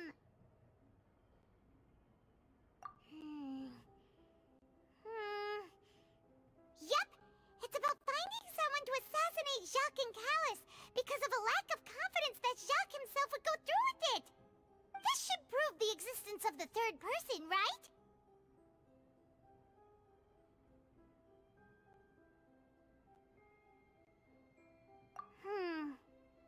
We still have not determined the exact content of the key information Callus has passed on to certain members of his organization. The old dog's a real menace to deal with. Even if he abides by the promise he's made to us, he will still have the upper hand. He can act whenever he wants to make our lives miserable. The only option left is to remove him from the picture entirely. I concur. Let's send someone to kill him. He won't declare war as long as we don't touch Navia. Oh, seems like we've got a bunch of correspondence between the higher-ups.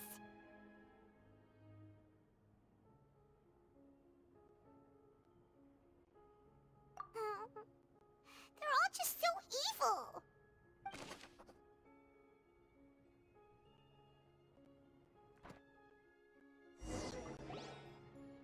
We've looked at almost everything here, and it seems like our theories were spot on. But yeah, we haven't found anything that reveals his true identity. No wonder even Neuvillette wasn't able to find anything. Whoever it is probably destroyed everything to do with that name a long time ago. That way, even if we bring all this back to the opera, we won't be able to identify the true culprit.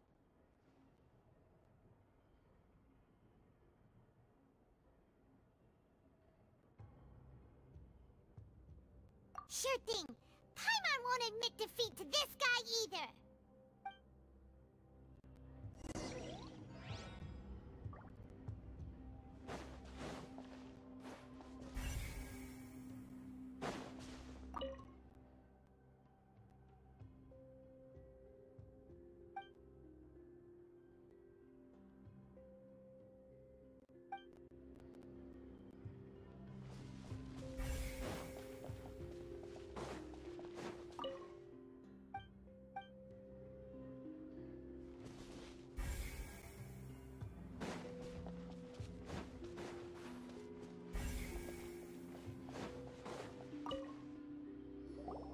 You take that side and Paimon will take this side.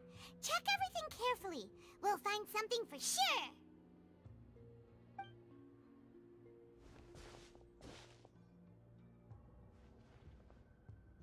Ugh. Nothing at all. And Paimon can't even find snacks either. Whoa, really? Let Paimon see. Vinier. Isn't that Vache's lover's name? Then you found her diary. Let's see. Aw, it's just a normal diary chronicling their love story. She was so sweet, too. Oh,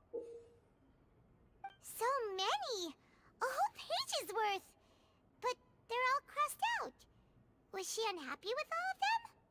The final name she decided on was... Marcel. Wait, but Marcel's pretty old. Has this case been going on for so long that he's Vacher and Vinier's grown son? Hey! Paimon still hasn't figured it out yet.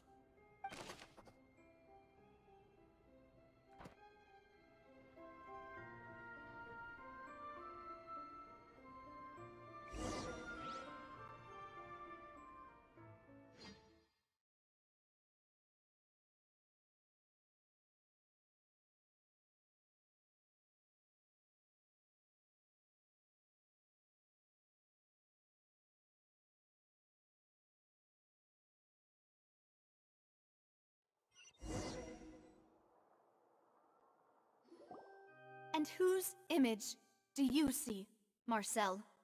Is it a man named Vacher? Oh, so you do know that name. I'm merely surprised you'd suddenly say the name of someone I've never even heard of. I was waiting for you to say that. Navia! We're back! As expected of my partner. I just knew you'd return in the nick of time. Just how often do you intend to flout the rules of this court? It's all right, Monsieur Nervalette. Given their confidence, I expect they've found the crucial evidence.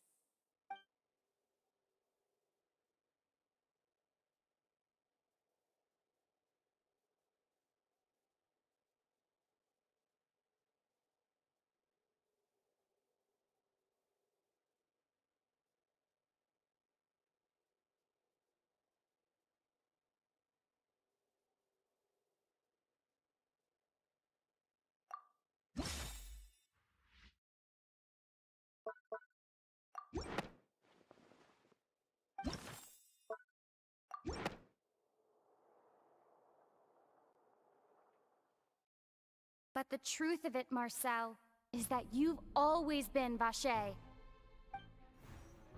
Huh? We've investigated your lair and we already know everything! After your lover, Vinier, was dissolved, you kept abducting young women to experiment on the hopes of bringing her back to you! You even created Marcel as a new identity, and destroyed all records of your past as Vacher! So that's it. Even the villains in opera performances rarely go that far. And with that, Marcel's motive has now been established. This information regarding your past also dismantles your prior timing defense.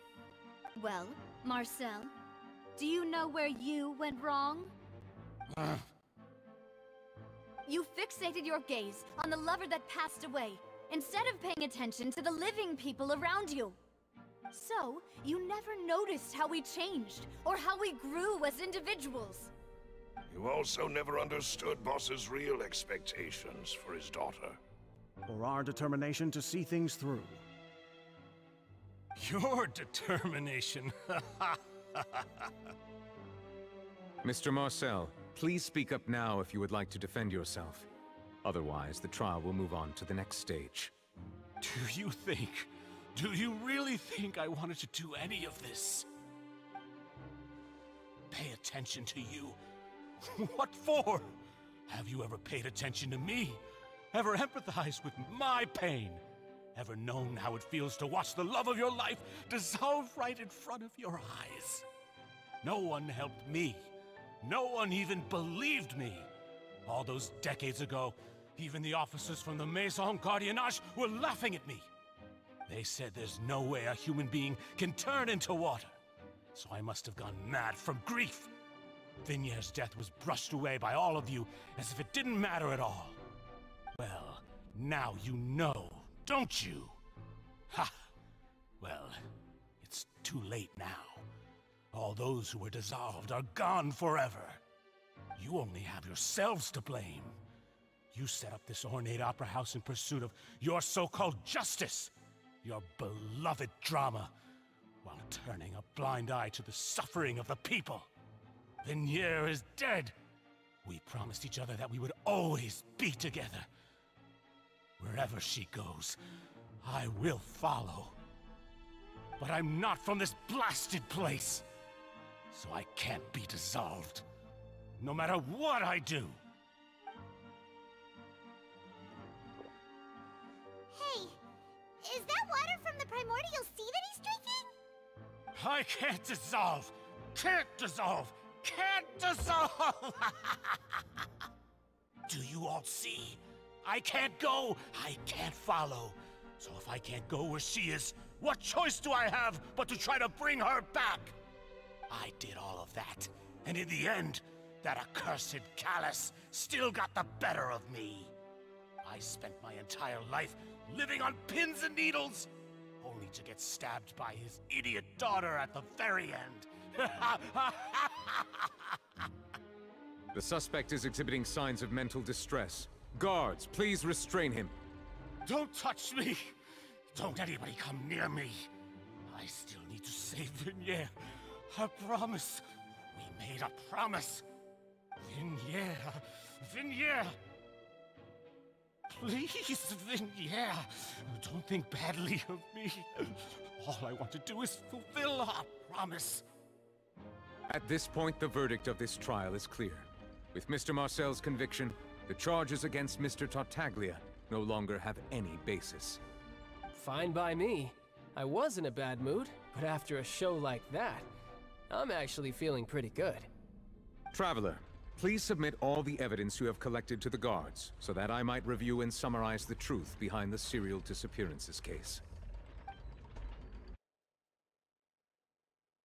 The man now known as Marcel was originally named Vacher and worked as an adventurer with his partner and lover Vignier.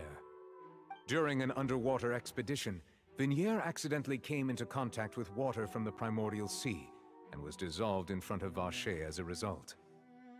Vacher learned of the primordial water's existence through the work of others and began to kidnap young women for research, with the goal of discovering a method to restore Vignier back to life. To cover his tracks, he invented the new alias of Marcel and began to operate a business in Poisson. During the course of his research, Vacher discovered that a diluted concoction of water from the primordial sea can induce feelings of euphoria, and began to manufacture and market synth. However, as he accumulated wealth to fund his continued research and expanded the scope, he came into conflict with Spina di Rosula. After exchanging blows with Spina di Rosula for many years, Vacher decided to assassinate their president Callus at a banquet. Although the assassination did not go as Vacher expected, he was able to turn Callus into the murder suspect by dissolving the assassin he sent to the scene. And just recently, Vacher attempted to frame Linny as the culprit of the serial disappearances case, using a similar method. However, his attempt to frame Linny failed, and the power of water from the primordial sea became public knowledge. This case also exposed enough of Vacher's machinations that he was eventually successfully charged in court. Thus concludes the enigmatic history of the serial disappearances case, with the truth revealed to all.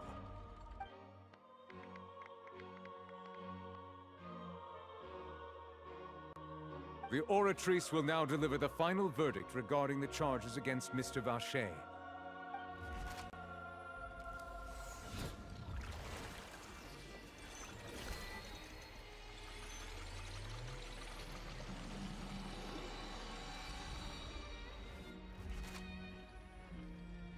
According to the judgment of the Oratrice Mécanique d'Analyse Cardinale, Mr. Vacher is guilty.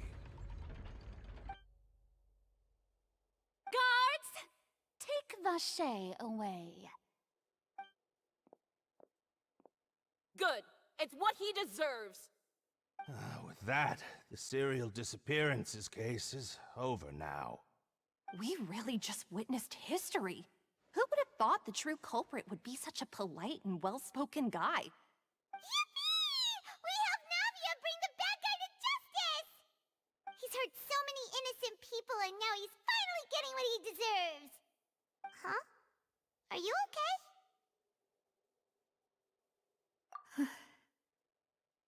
Demoiselle, you were absolutely brilliant. The day our late boss had always hoped for has finally come. You can rest easy now, knowing justice has been served. Yeah. Yeah. It's finally over. It's all thanks to you guys. And my partner. See, Papa? Spina di Rosula's still doing well with me at the helm. Well now, hasn't this been a most delicious piece of drama? The villain has been caught, justice has been served, past wrongs have been righted, and it's a big ol' happy ending. Since it's been such a great show, I'll just let the false accusations against me slide. Either way, I've still got some business to attend to, so if you'll excuse me... Please wait just one moment, Mr. Tartaglia. Ugh, what now? None of this has anything to do with me. According to court protocol, since this trial was initiated due to a charge against you, a verdict must also be made regarding the initial charge before the trial can conclude. Oh, come on. Is this really necessary? Haven't you already caught the real criminal? Isn't it time for side characters like me to exit stage left? Please respect the laws of Fontaine. This has always been the rule. All right, but this sure is a lot of hassle. All I need to do is stand over there, right? Let's just get this over with.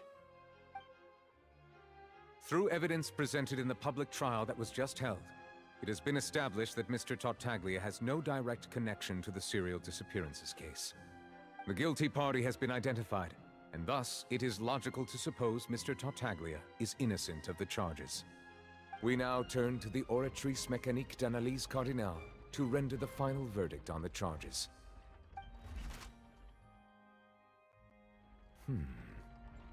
According to the judgment of the Oratrice Mécanique d'Analyse Cardinale, Mr. Tartaglia is guilty. What? Hey! That's not funny! Didn't you just say I'm supposed to be innocent? What's with this verdict? Is your justice machine malfunctioning? Huh? This has never happened before. The Oratrice actually returned a different verdict from the Chief Justice. I mean, have you ever heard of an innocent Fatui Harbinger? Do you think the Oratrice might have just convicted him on general principle? But weren't the charges about the serial disappearances case? No matter what else he's guilty of, it shouldn't affect the verdict in this case, right? The judgment of the Oratrice Mécanique d'Analyse Cardinale is, by law, the final verdict of the court. We must accept the guilty verdict.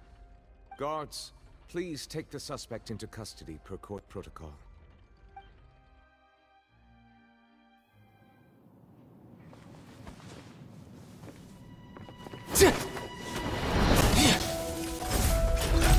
So this is how justice is done in Fontaine. What a joke.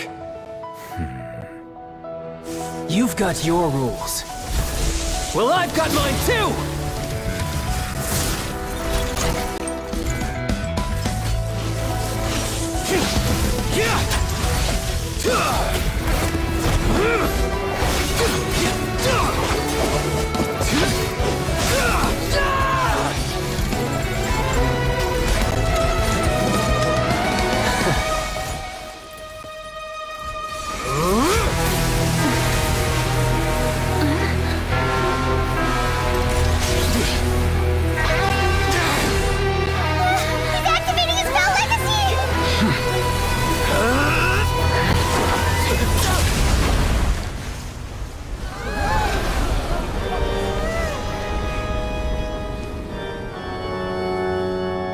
I am sorry. If you have been wronged, we will find the truth. But the rules of the court must be upheld.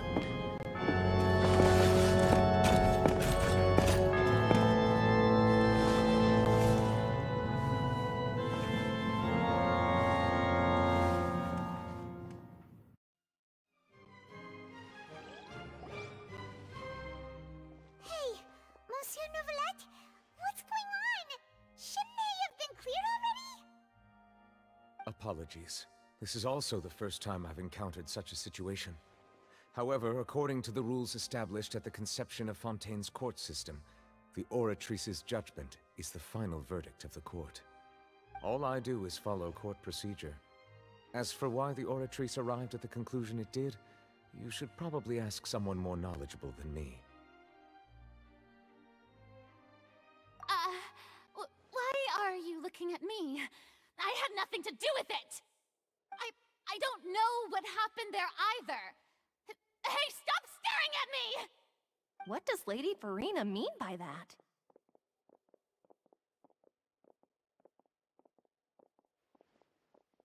She says she has no idea either? But that's impossible. Didn't she create the Oratrice herself? Yeah, so are the verdicts reliable or not? Can results like this really be called justice?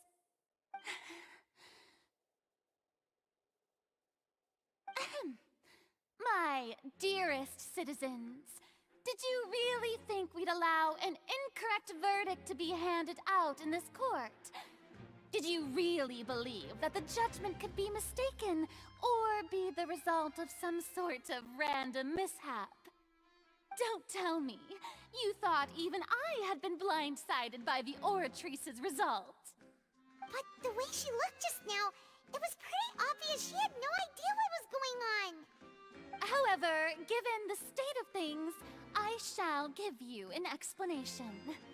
Everything that just took place, including my supposed shock and bafflement, was a part of an elaborate performance, with every action meant to stir up drama and excitement. And, of course, for every performance there is a script. Everything has unfolded exactly as I expected from the very beginning. As the embodiment of the very concept of justice, the Oratrice shall never render an arbitrary judgment! If you thought Child had nothing to do with the serial disappearances case, it is only because you've been blinded by the superficial appearance of innocence. Everything he's done, not to mention the danger he poses, are beyond ordinary comprehension and completely unforgivable! All shall be revealed in time. You will come to understand my noble intentions, as well as the absolute correctness of the Oratrice's verdict.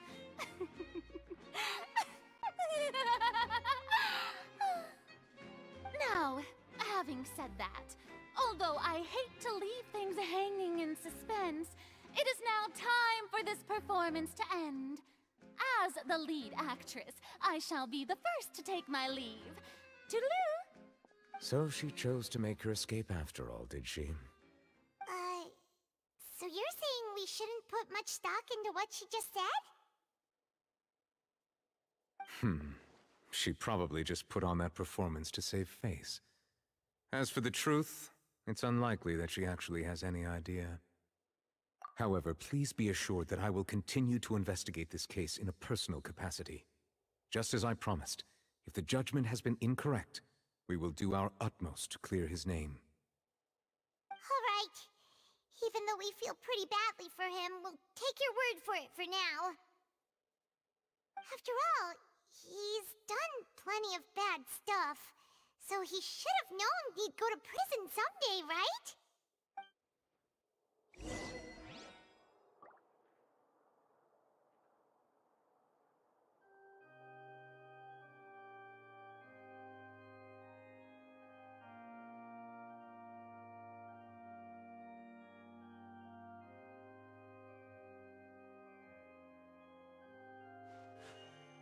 A blade embraces its duty, as a jeweler cherishes their gems.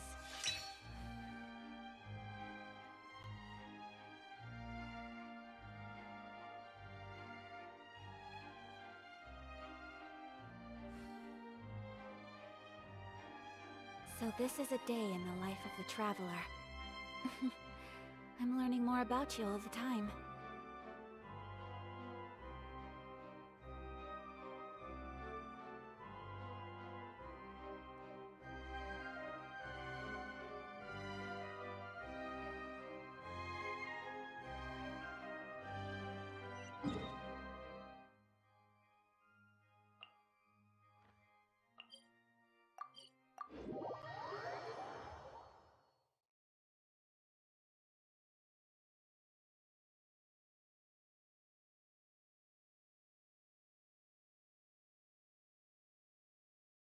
This is a day in the life of the traveler.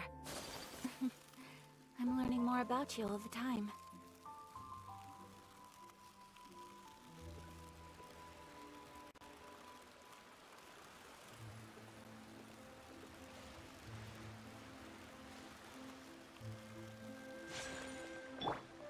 You can't run!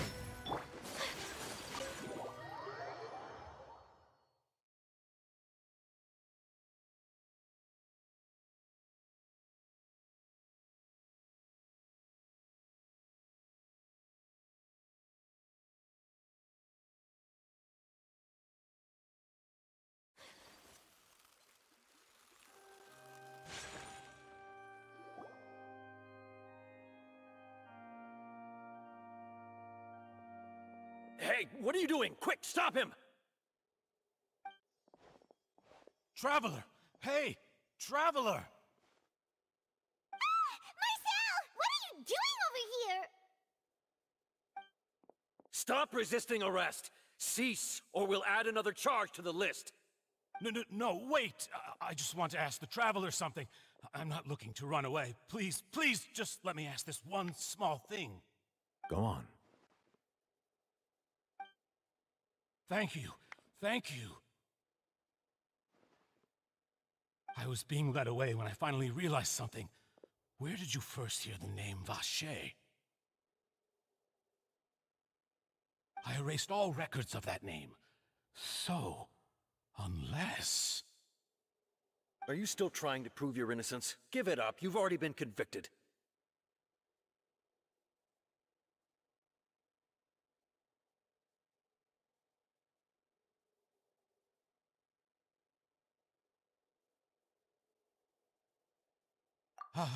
Really? You did? You're sure? You met her? But how could that be? How did you manage to do it?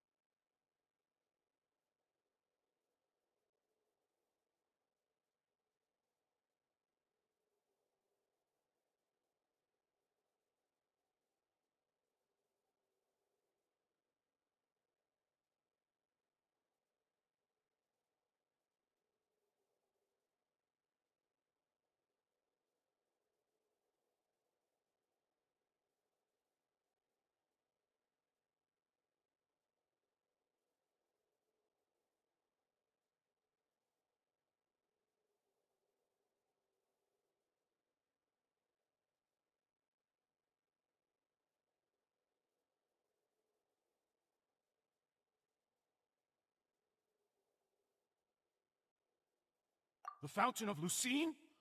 Then she's been so close to me all along. And I just never... Please give me a chance to talk to her again. Just let the Traveler take me to the fountain to see her one last time. This is the last request I'll ever make in my life. You can do whatever you want to me afterwards. I don't care.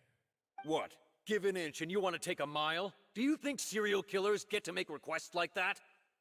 Paimon agrees. Why should we give him what he wants when he's only done a ton of super terrible things?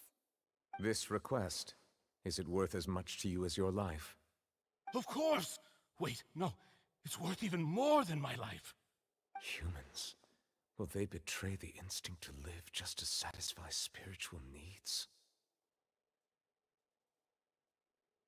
Very well. I will grant your request. Your Honor, I fear that... I will go with him. You do not need to worry about any escape. In that case, I shall leave him in your most capable hands, Chief Justice.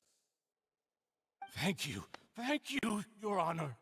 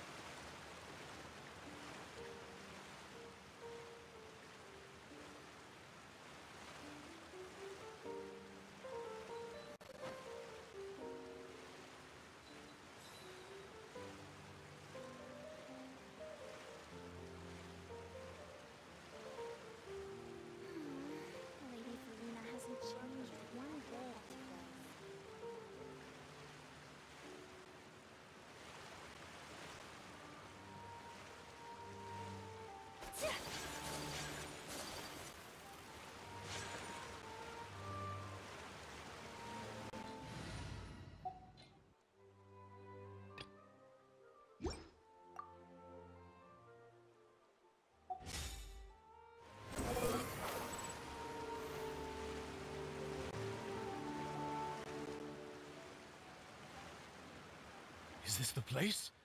You said she's here, but what do I need to do to see her? Yeah, and even Paimon could hear her after drinking that thing. Didn't you just drink a lot of it on the stage as well? Oh, in that case... Vache!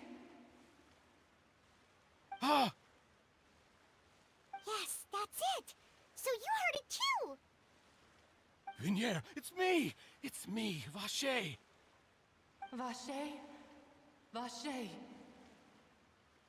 I'm here! I'm here! Where are you, Vignier? I'm coming for you. I'm finally here for you. Hey, wait! Be careful! Hey, wait!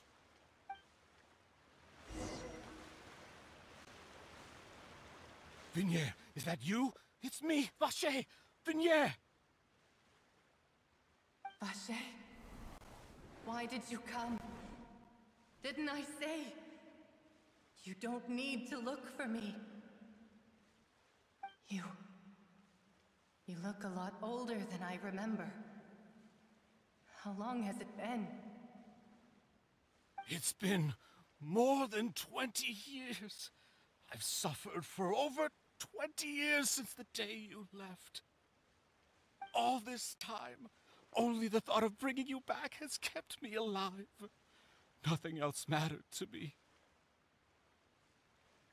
I must be dreaming. Who would have thought I'd get the chance to tell you all of my feelings like this? Vignier, you are my everything. I really don't know how I could live without you. But Vache, if you ask me, this world would be better off without you. What are you saying? If not for you, I would have finished my law degree and probably become a top-tier attorney one day. If not for you, I would have continued to pursue my love of the arts, and my works would have been displayed in the Palais Mermonia itself. If not for you, I would at least have been able to take care of my mother. And she would not have grown old and died alone, with nothing but the tears on her cheeks. It's all because of your selfishness, Vache. It's all because of you. You... Wait, you are not Vignier. Who are you? You're right. I am not Vignier. I am the sacrifices. Every woman who died by your hand, as our bodies dissolved, our consciousnesses flowed back to the primordial sea. Our thoughts circulated endlessly within the primordial sea, and we were no longer individuals. But we became one, just as streams of water come together in the sea. I'm Cressy. I'm Lemony. I'm Azine. The only one I am not is Vignier. Why? But then, where is Vignier? She doesn't want to see you anymore. Every tendril of her consciousness is avoiding you. This is what you get for your selfishness. Your selfishness robbed us of our lives and our futures. You said time and time again that you'd do any and everything for her. But did you ever consider whether she'd want to see you do the things that you did? If she would despise you for what you became?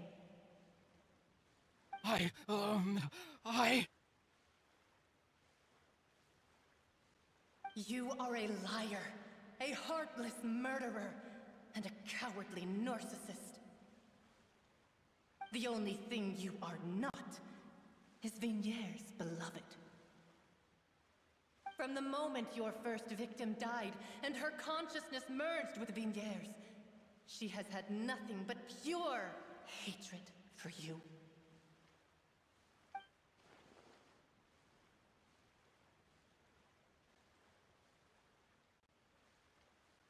No! Yeah! She can't hate me. Let me see her, please. Have mercy. You still don't understand. When I said don't look for me, that came from the real Vignier. She really doesn't want to see you anymore. But on top of that, she also said that because it's her final drop of pity for you. She said that because she knew that if you did come here, we will show no mercy to you. Vache. Vache? Vache. Vache. Vache. Vache. Drown.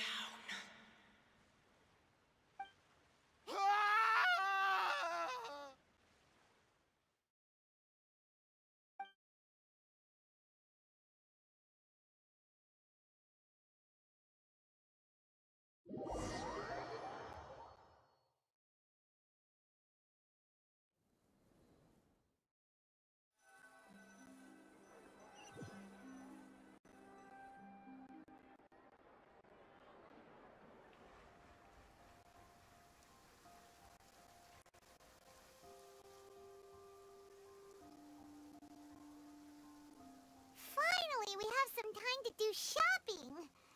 Gosh, it's really been a long time since we've been able to relax. Well met, partner. I knew something great was going to happen when I woke up in such a good mood today. Even this weather can't put a damper on the demoiselle's mood. It's a pleasure to see you both again. Oh, hey, Navia! It's been a few days. Paimon's already started to miss you. Oh, now that I believe. I'm easy to work with and always bring home the bacon. Who wouldn't treasure having a partner like me? Sounds like you're really enjoying life these days, Navia. What have you been busy with since the trial? It's just been one thing after the other. I've been making non-stop trips between Poisson and the courts in Sen. Everyone from Spina di Rosula organized a memorial for my father. We never held a memorial when he first died, since everyone knew that even if we held one back then, no one was going to come. This time, though, everyone in Poisson, and even many people from the court, all attended. So his name's definitely been cleared now. That's what we like to hear. It's been the dearest wish of Demoiselle all along. That blasted stubborn fool. I was right to put my faith in him. I'm so... Oh, by the way, I ran into Charlotte just after I left the memorial service. Well, maybe it'd be more accurate to say I knew she would be there, and there was no way she'd just let me go. Huh? So you know Charlotte too? The Charlotte? Journalist from the Steambird? Yeah, way back when I first became the president of the Spina di Rosula, she was all over me. Wouldn't take no for an answer. I believe the story was called The True Heart of Darkness, Secret Tales of the Yellow Rose. To be fair, though, it was a really flattering feature. So, we've been on pretty good terms ever since. She was trying to lean on our friendship to get me to do an exclusive piece on the serial disappearances case. Oh yeah, she told us about that. She's always been super interested in that case, so now her wish has finally come true too. Anyway, I told her to make sure that when she writes about you guys entering the opera house with the critical evidence, that you both sound really cool. Now that's another thing to look forward to. We trust Charlotte's skills with a pen for sure. Oh, and in other news, I also took Clarand out for a meal. Oh, are you two on better terms now? While you were investigating Vache's headquarters, Clarand gave testimony on my father's behalf. It was thanks to her that we were able to turn the tide. I wanted to thank her. I mean, there's also no point in being awkward all the time, so we took the chance to reconcile with each other. Oh, that's great! Paimon also thought Clarand wasn't actually a bad person. It's always good to have more friends. Anyway, now that the case has finally been solved, perhaps it will slowly begin to fade from the public consciousness. Oh, actually, there's still one last thing I need to do. What is it? I should pay a visit to my father's grave, and tell him the truth of what happened, as well as how it all ended. And on top of that, just how much people still look up to him, to this day. That includes me, too. Miss Navia. Indeed.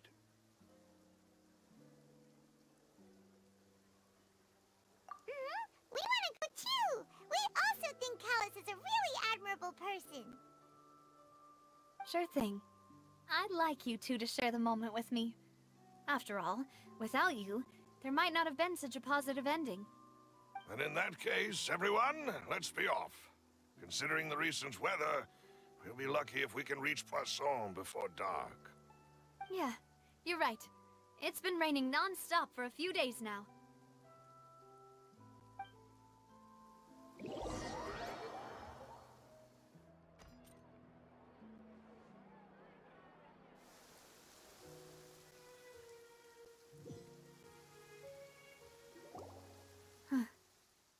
This is where my father's grave is. To be perfectly honest, even I haven't been back here for a long time. Huh? There's someone there already. Wait. That figure. It can't be... Isn't that Nervalette? Why would the Chief Justice be here? Huh? Navia?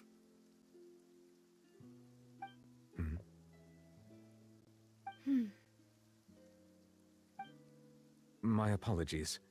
I should have asked before coming to pay my respects. Don't say that. Sorry about that.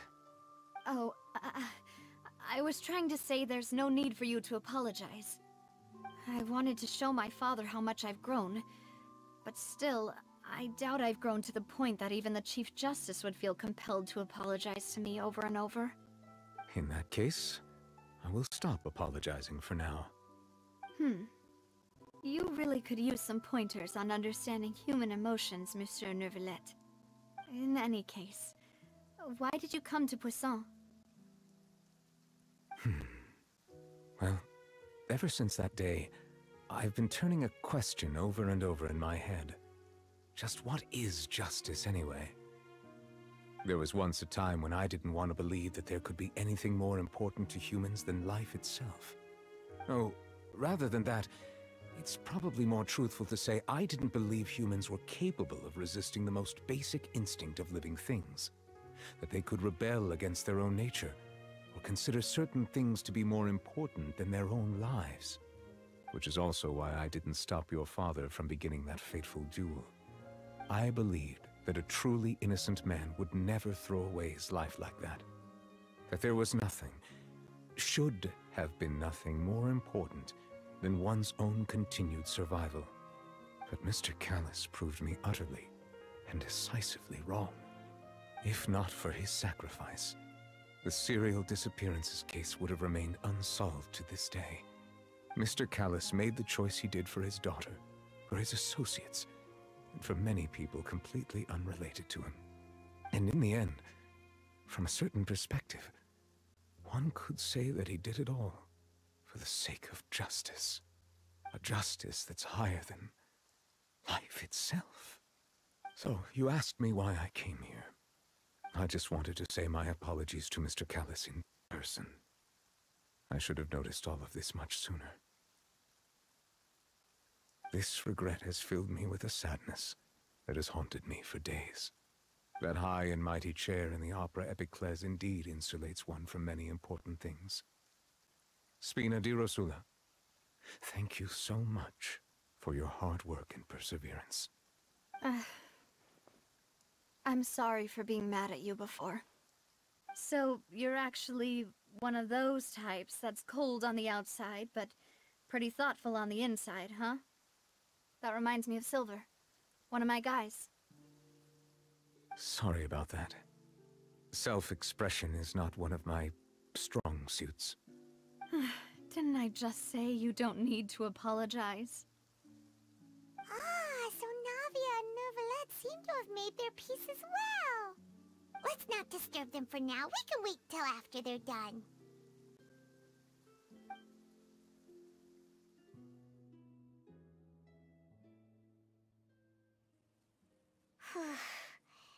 Paimon's never paid respects at someone's grave before.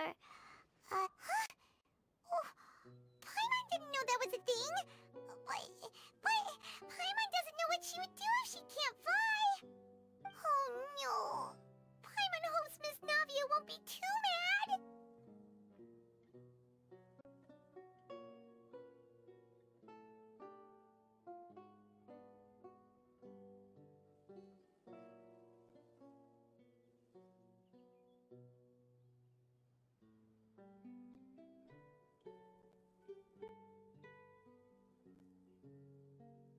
Anyway, Neuvillette is still standing around there. It's not often that we can catch him alone like this, so why don't we go talk to him for a bit? If we can't talk to Lady Farina, we can at least talk to him, right?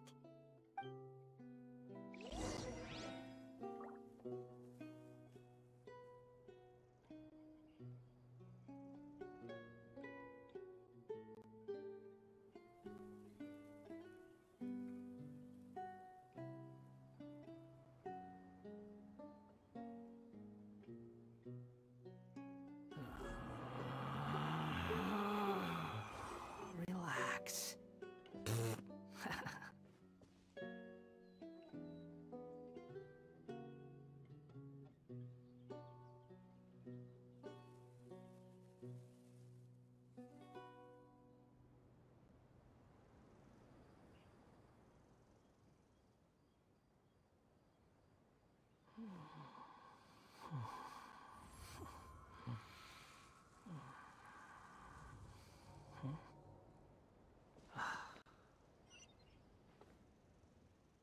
Squall Fury. Oh, it's you two. Did Miss Navia invite you to come pay your respects to her father? Mm-hmm. We ran into Navia on the streets today, so we just followed her here. I see. Then is there something that I can help you with? Well, it's pretty hard to run into you like this, since you're usually super busy. So we figured we could try to ask you a few questions, if that's okay. Please feel free.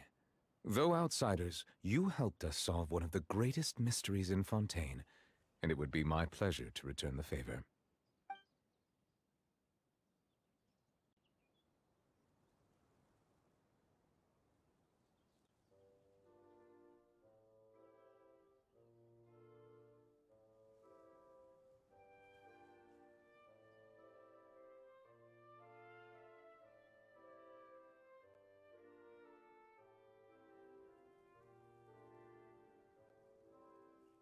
So, at court, the bad guys referred to that special water as water from the primordial sea, but what is it really? Truthfully, that name is already quite accurate.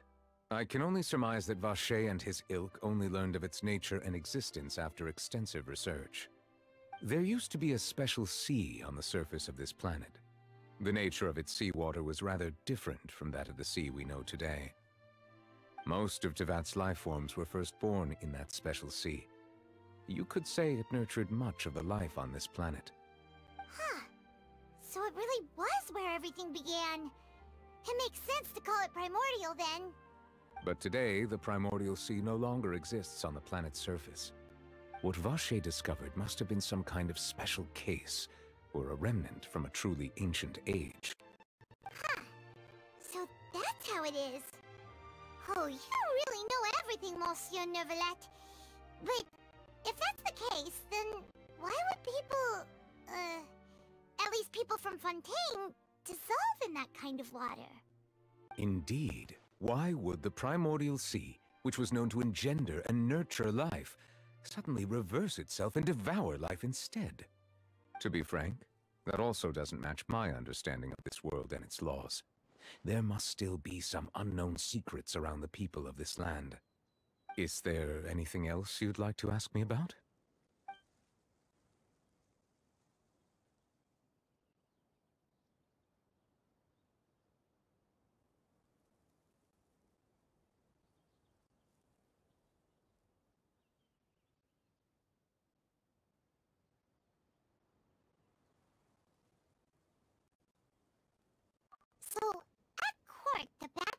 referred to that special water as water from the primordial sea, but what is it really? Truthfully, that name is already quite accurate.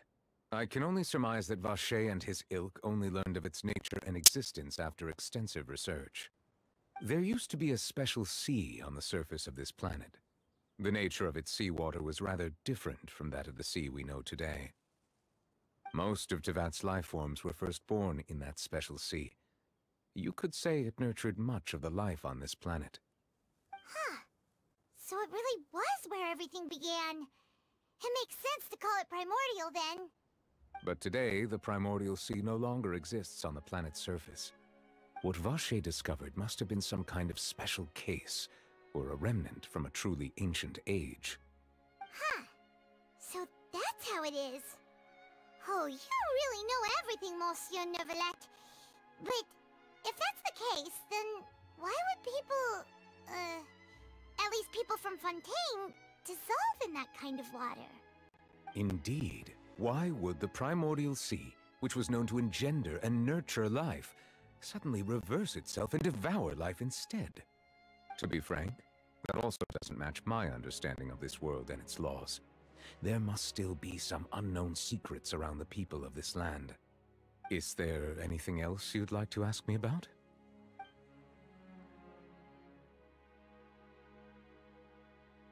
That the sea levels will rise and everyone will be dissolved in water, leaving Farina crying alone on her throne, but the sins of the people will be finally washed away for good. Does that appropriately summarize the version you've heard? That's right! It was Lenny that told us back then. And that about covers all the main points. Yes, up to the present, I think we reached a point where we have no choice but to confront this prophecy directly. Rumors have it that this prophecy is rooted in the last words the former Hydro Archon left to the world before she passed away. A prophecy? Of the former Hydro Archon? Wow. This is the first time that we've ever heard of it. 2 parts of the prophecy have already proven correct. The rising sea levels, and the ability of the people of Fontaine to be dissolved. We should be more vigilant, and stay on the watch for further signs. Speaking of the prophecy, Farina has also always taken it quite seriously. Indeed, she has been collecting information and intelligence from across Tevat for this purpose. If the rumors were true, then perhaps this prophecy is the conundrum left to Farina by her predecessor. But with Farina being the way she is, can we really trust her to solve it? Is there anything else you'd like to ask me about?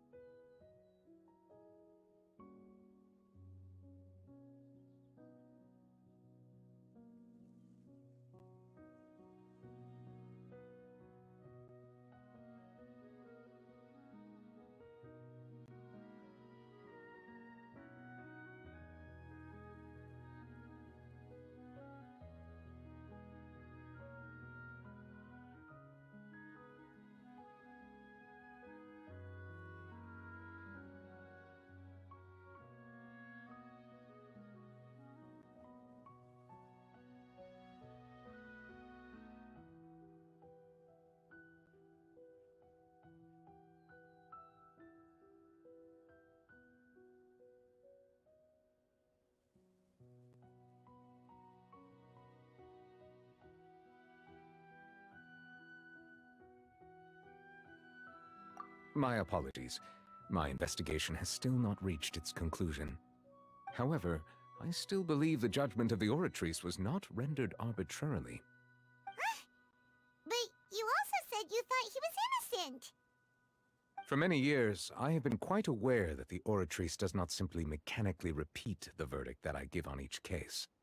As a divinely created mechanism, the people's unified faith in the concept of justice is integrated into it. Not only can it produce the incredible power of indemnitium, but it likely also possesses other traits, such as self-awareness. Which is all to say, I've been prepared for a situation like this for a long time. Huh. So when Lenny told us that he heard a human voice from the room where the Oratrice's core is stored... I was not aware such a thing had occurred. Perhaps that could serve to prove my conjecture. I will add that to the list of items to investigate. In any case, I am inclined to believe that the Oratrice does have a methodology all its own. We just do not have enough information. Based on Farina's reaction, I doubt even she had any idea what was going on. She managed to bluff her way through it, though, with her time-tested twin tricks of bravado and drama. While we do intend to get to the bottom of this, for now, we regret to say that the Fatui Harbinger will just have to bide his time in the fortress of Meripede. If we did incorrectly convict him of crimes he did not commit, we will most certainly compensate him to the fullest extent allowed by the law. If you ask Paimon, the only compensation he'll want is a no-holds-barred fight with you. Is there anything else you'd like to ask me about? Your sibling, another blonde-haired traveler. I'm sorry, but I've never seen anyone who matches that description. If he ever stepped foot in Fontaine, I'm sure he followed our laws to the letter, and had no reason to appear on the stage of the opera Epicles. Is there anything else you'd like to ask me about?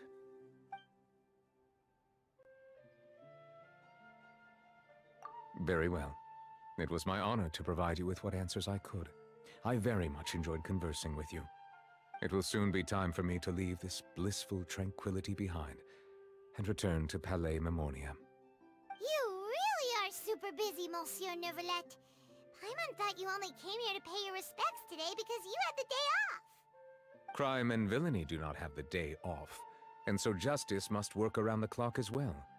This is merely the nature of a justice's work. All right, you've got a point. Huh? Paimon just noticed that the rain has stopped.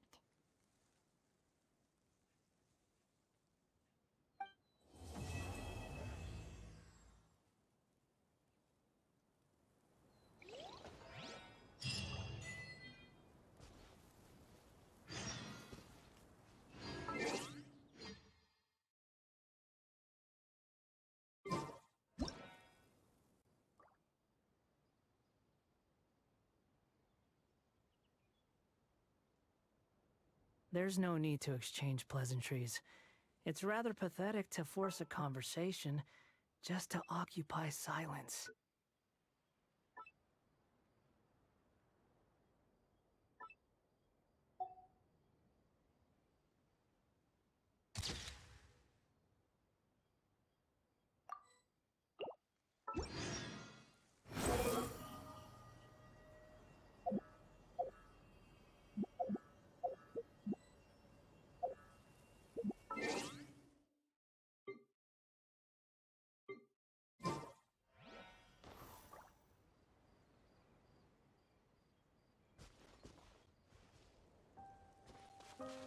The wind rises.